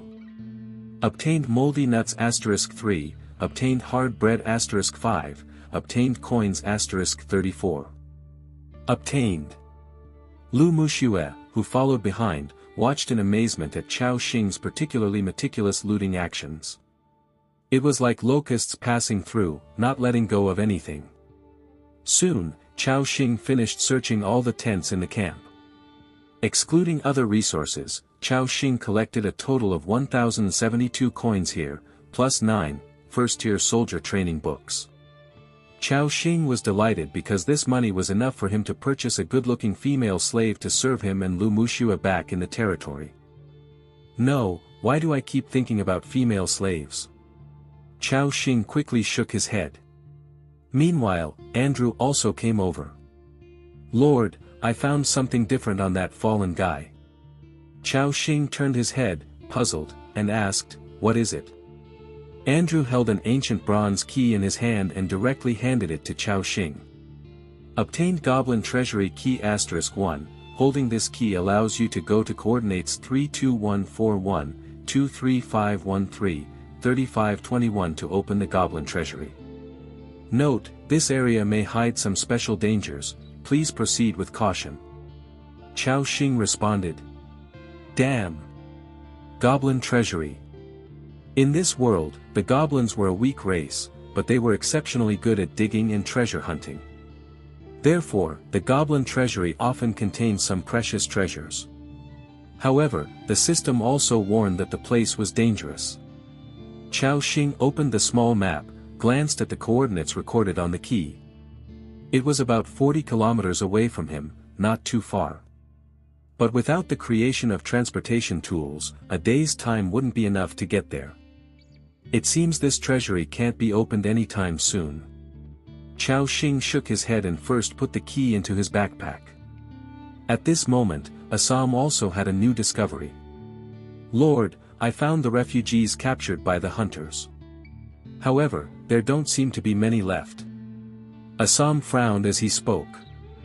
Upon hearing this, Chao Xing immediately took Lu Muxue along to walk over. They arrived at the front of the innermost tent of the camp. Lifting the curtain, Chao Xing saw several humans tied up inside like pretzels. There were both men and women, and among them, Chao Xing spotted a child. Just as Assam had mentioned, there were only a few left inside. In total, there were only 7 people. Upon Chao Xing's entrance, fear flickered in those humans' eyes, and they began begging for mercy. Please, sir, don't kill us. Sir, I beg you to let us go. Evidently, this group of humans had been terrified by the hunters' methods and were frantically begging for mercy. Chao Xing glanced at their names. Colin Hopper LV3. Lu Xiao Lure LV2. Marlon Kuhn LV2. Survivor, Tong Chu Chu LV1. When Chao Xing saw the last name, his eyes widened suddenly. Human. Lu Muxue also saw the name displayed above and then said, Axing, it seems to be that little girl in the corner. She is also a human from our blue star. Upon closer inspection, Chao Xing noticed that the little girl wore a simple grass coat, but the school uniform underneath still indicated her identity. At this moment, the little girl was still in a state of anxiety, looking at Chao Xing with fear in her eyes. Lu Muxue walked over to comfort her softly, little sister, we are not hunters. Like you, we are humans from Blue Star. The little girl lifted her delicate face to tentatively look at Lu Muxue. After confirming that Lu Muxue was truly a human survivor, she burst into tears. Wah! Daddy was taken away by those masked people, and he'll never come back. Wah! The little girl cried for a while, then seemed to realize something and hurriedly stopped crying. She nervously looked at Lu Muxue and apologized, I'm sorry, big sister, Chu Chu shouldn't have made such a loud noise, please forgive me.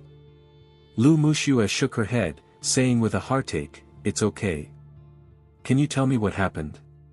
Tong Chu Chu nodded, seeming to organize her words. Then she spoke with her childish voice, yesterday, I was out with Daddy looking for food, but we hadn't gone far when we were suddenly attacked by some arrows. Then we encountered those terrifying masked people. We were captured. They beat Daddy, and at night, they took him away. Wah. Chapter 29, The Wheat Seed and the Letter of the Church. The little girl finished speaking and began to sob uncontrollably again. What she meant by being taken, of course, was being captured by that group of hunters to perform some sinister ceremony.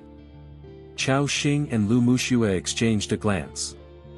It was clear that the girl, having lost her father, had fallen into the hands of these crazed hunters. If Chao Xing hadn't arrived, her fate would have been grim. Lu Muxue looked at Chao Xing and softly said, "Axing, can we take her back to the camp?" Chao Xing pondered for a moment, then nodded. The camp was gradually getting on track, and one more mouth to feed wasn't much of an issue. Besides, this little girl was also a survivor, and she might be helpful in the future. Lu Muxue gently comforted, "Little sister, would you like to come back with us to our camp?" The little girl named Tong Chu Chu gradually stopped crying. She asked in confusion, "Your camp? Does it have food? Chu Chu hasn't eaten in a long time." Hearing this, Lu Muxue stroked her head and said, "Of course, the lord of this territory is the big brother over there, and he's very powerful." Her tone revealed admiration.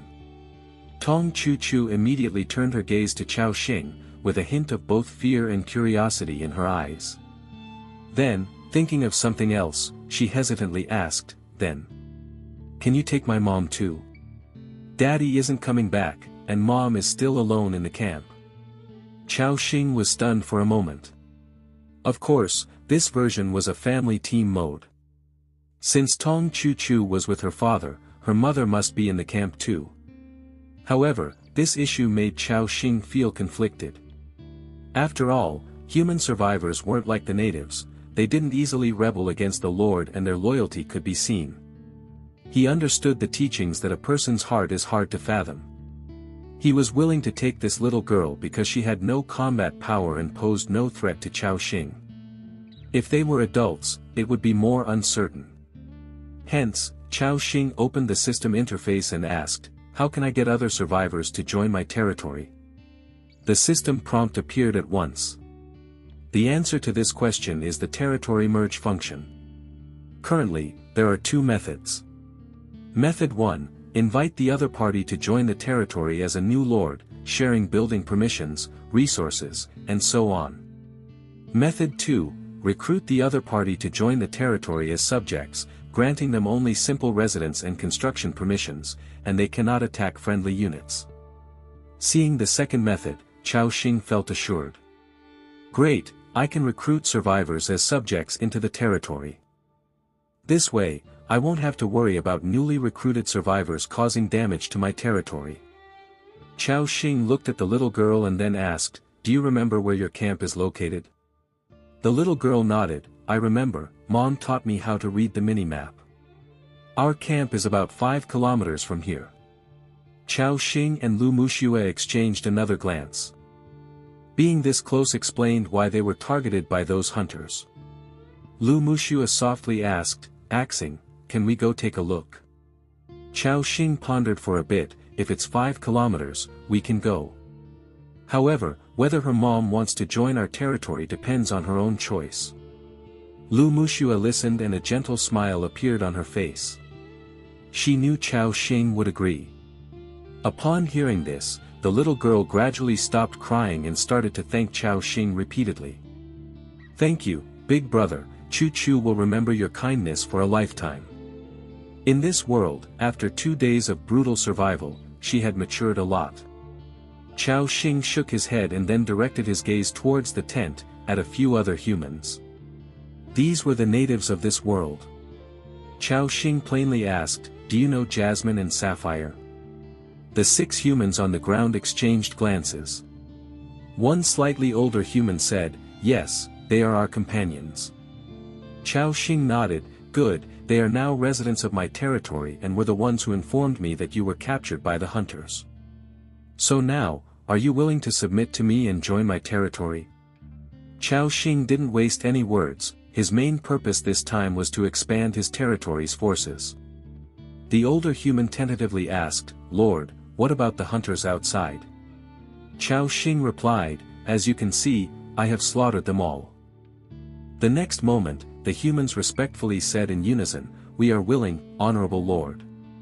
Chao Xing nodded in satisfaction, allowing the tall Assam to go over and cut the ropes from these humans, freeing them. Recruitment successful, Colin Hopper, Lu Chiao Lur, Marlon Kuhn. Joined your territory, territory population +6. Again, a string of Western names, 3 men and 3 women, made Chao Xing twitch his lips. He directly pointed at the slightly older human and said, "From today, you will be called Chao Yi, Yu, Chao Er, Chao San.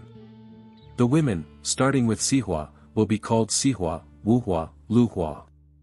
These humans looked at each other, then nodded in unison, "Thank you, Lord, for bestowing names." Then, a series of goodwill increase prompts sounded. Chao Xing glanced at their attributes. Subjects, Chao Yi. Level 3. Talent, basic speaking skills, give a speech to calm the subject's emotions. Loyalty, 70. Hunger level, 44. Subjects, Sihua. Level 2. Talent, basic cooking skills, food cooked increases satiety by an additional 20%. Loyalty, 72. Hunger level, 47. Seeing these subjects' talents, Chao Xing's eyes lit up. Goodness, there were actually 2 individuals with special talents. Although the other subjects didn't have talents, their levels were between 2 to 4. The quality of these subjects was very high. In this way, Chao Xing would have enough manpower to assign for building various territory facilities. And after recruiting these people, his territory population cap became 25/50ths. After subduing all these refugees, Chao Xing noticed a yellowed wooden box in the corner of the camp. Approaching it, a system prompt appeared. The hunter's storage box, white, can be opened. Chao Xing clicked directly to open it. Obtained white bread *17, wheat seeds *72, milk *5, copper *7, church letter, special item. The box contained quite a lot of supplies, and Chao Xing began to check them. White bread, 1 white bread equals 2 food.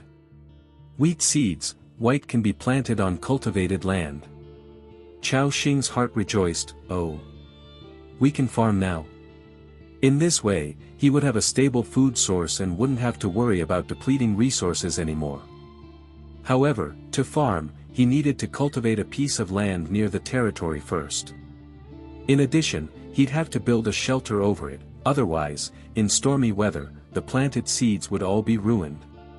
Chao Xing continued to inspect further. Chapter 30, The Hunter's Conspiracy and the Lord's Relic. Milk restores 10 points of satiety and 50 points of life value after consumption. Some spoilage has occurred, but it's still drinkable.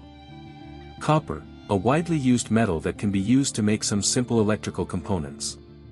Chao Xing pondered, copper is also an important metal in this world. After all, many electrical appliances require copper. With copper, we can create things like wires and electric lamps. Making some snowfield robots or even war robots requires a large amount of copper. At this moment, a yellowed letter appeared in his hand. This was also the last item in the storage box. Light Church's letter, special item. Click to read. Chao Xing clicked on it, and a line of text popped up in front of him. To all followers of the Light God, the Lord has sent a revelation, announcing that the Savior Seed is about to appear. To welcome the coming of the Savior Seed, we will launch a blood sacrifice action in the near future. Please, all Light Church members near the Ice Crystal Kingdom, head to the base near coordinates 71231, 5213, 23719. Once we have enough believers, we will launch an attack on Doran Lake City, offering the whole town's living souls to the Savior Seed. Note, this is a task item. You can send the letter to Doran Lake City to expose the Light Church's conspiracy in advance.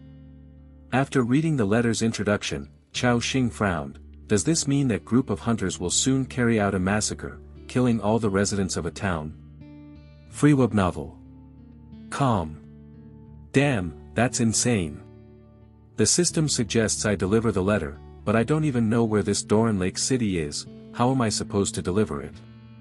Chao Xing rolled his eyes. Then he checked the coordinates recorded on the letter. Chao Xing let out a sigh of relief. Thank goodness, it's over 200 kilometers away from me. With such distance, it shouldn't affect my territory. However, even though the hunter's base was a distance away from Chao Xing, having such a large unstable factor in the region was still concerning. After all, he had already witnessed the madness of those hunters. Shaking his head, Chao Xing had no solution at the moment.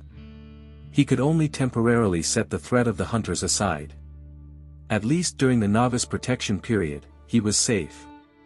Chao Xing, together with Lu Muxue and 6 civilians, as well as the little girl Tong Chu Chu, walked out of the tent. Outside, he saw the ground full of corpses and patches of blood. Assam, Andrew, bring these bodies over and burn them. He instructed. The 2 powerful second-order beings followed Chao Xing's orders and collected the hunters' bodies from the ground. A few minutes later, a great fire blazed, engulfing the entire camp. Seeing the rising smoke, the group of refugees were moved to tears. During their time in captivity, they personally experienced the madness of those hunters. One by one, their companions were taken away, and then heart-wrenching screams echoed from the tents outside. They shivered on the cold ground, fearful that they would be next. But now, they were finally free. The little girl, Tong Chu Chu, beside him, had tears streaming down her face. Chao Xing turned to her and said, "Let's go, take me to your camp." I'll tell you the coordinates, big brother. Tong Chu Chu replied timidly. Chao Xing nodded in response. Then, a group of more than 10 people set off toward the coordinates Tong Chu Chu mentioned. After more than half an hour, from a distance, they saw a bonfire camp in the snow. In this camp, there was only a simple lord's hut, not even a polar people hut. "This is it, big brother, big sister, I'll go get my mom," Tong Chu Chu said and jogged into the bonfire territory. Chao Xing was about to follow when he was stopped by a system prompt. During the novice protection period, entry into other survivors' camps is not allowed. Chao Xing paused, recalling this rule. So they waited quietly outside the territory. After a short while, the Lord's hut door opened. A very tall woman emerged, at least 175 centimeters in height. She was still dressed in jeans brought from the Blue Star, and a tight white t-shirt on her upper body. Her curvaceous figure exuded a mature charm. The woman held on to Tong Chu Chu's hand and cautiously approached. There were tear marks on her somewhat mature face, evidence she had cried recently. Chao Xing saw her name. Survivor, Xia Yani V1. As soon as Xia Yani came out, seeing so many people outside the territory, her shoulders trembled. Especially Assam on the frost wolf and the bear-like Andrew, which brought her a sense of extreme danger. Xia Yani's face turned pale with fear. Tong Chu Chu tried to reassure her by holding her hand. "Mom, don't be afraid, they're the good people who rescued me from that place. That's the big brother and big sister, they're the lords." Xia Yani gradually came to her senses. With teary eyes, she looked at Chao Xing and gratefully said, "Thank you for saving Chu Chu, and thank you, benevolent benefactors." As she spoke, she knelt down with Tong Chu Chu. Chao Xing quickly stopped her. "No need for such courtesy, madam. Chu Chu should have told you, we need manpower in my territory now. If you're willing to join us, you can help build the territory with us and develop together. In return, we will ensure your safety and provide food." Xia Yani had heard about this from Chu Chu. She gripped the hem of her clothes, seemingly making a decision. Chao Xing didn't rush her. He understood that leaving one's camp and joining a stranger's faction required great courage. After a moment, Xia Yani softly said, "I am willing to join you. Thank you, kind brother, for accepting us both, my daughter and me." Chao Xing nodded, sending them a recruitment invitation. A system prompt appeared. The survivor, Tong Chu Chu LV1, Xia Yani LV1, has joined your territory, population +2. All survivors in this territory have joined your faction and are currently ownerless. Would you like to claim it? Chao Xing clicked, claim. Claim successful. You can now enter this territory. Chao Xing stepped into the bonfire territory and his eyes landed on a large box nearby. Open the relic box of Lord Tong Guangrong. Yes. Successfully opened the relic box, obtained wood *54, stones *24, food *3, rat meat *2. These were the last resources of this territory. The remaining supplies weren't enough to support the woman and her child for a day.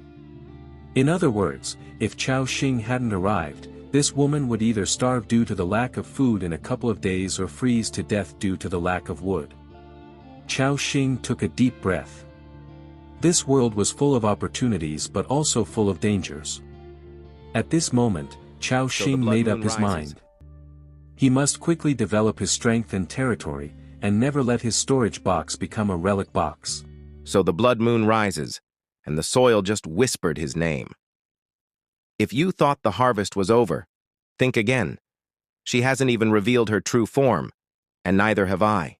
Subscribe to witness the next descent, and remember, in this apocalypse, the farm feeds more than just the body. It feeds war, love, and something far darker.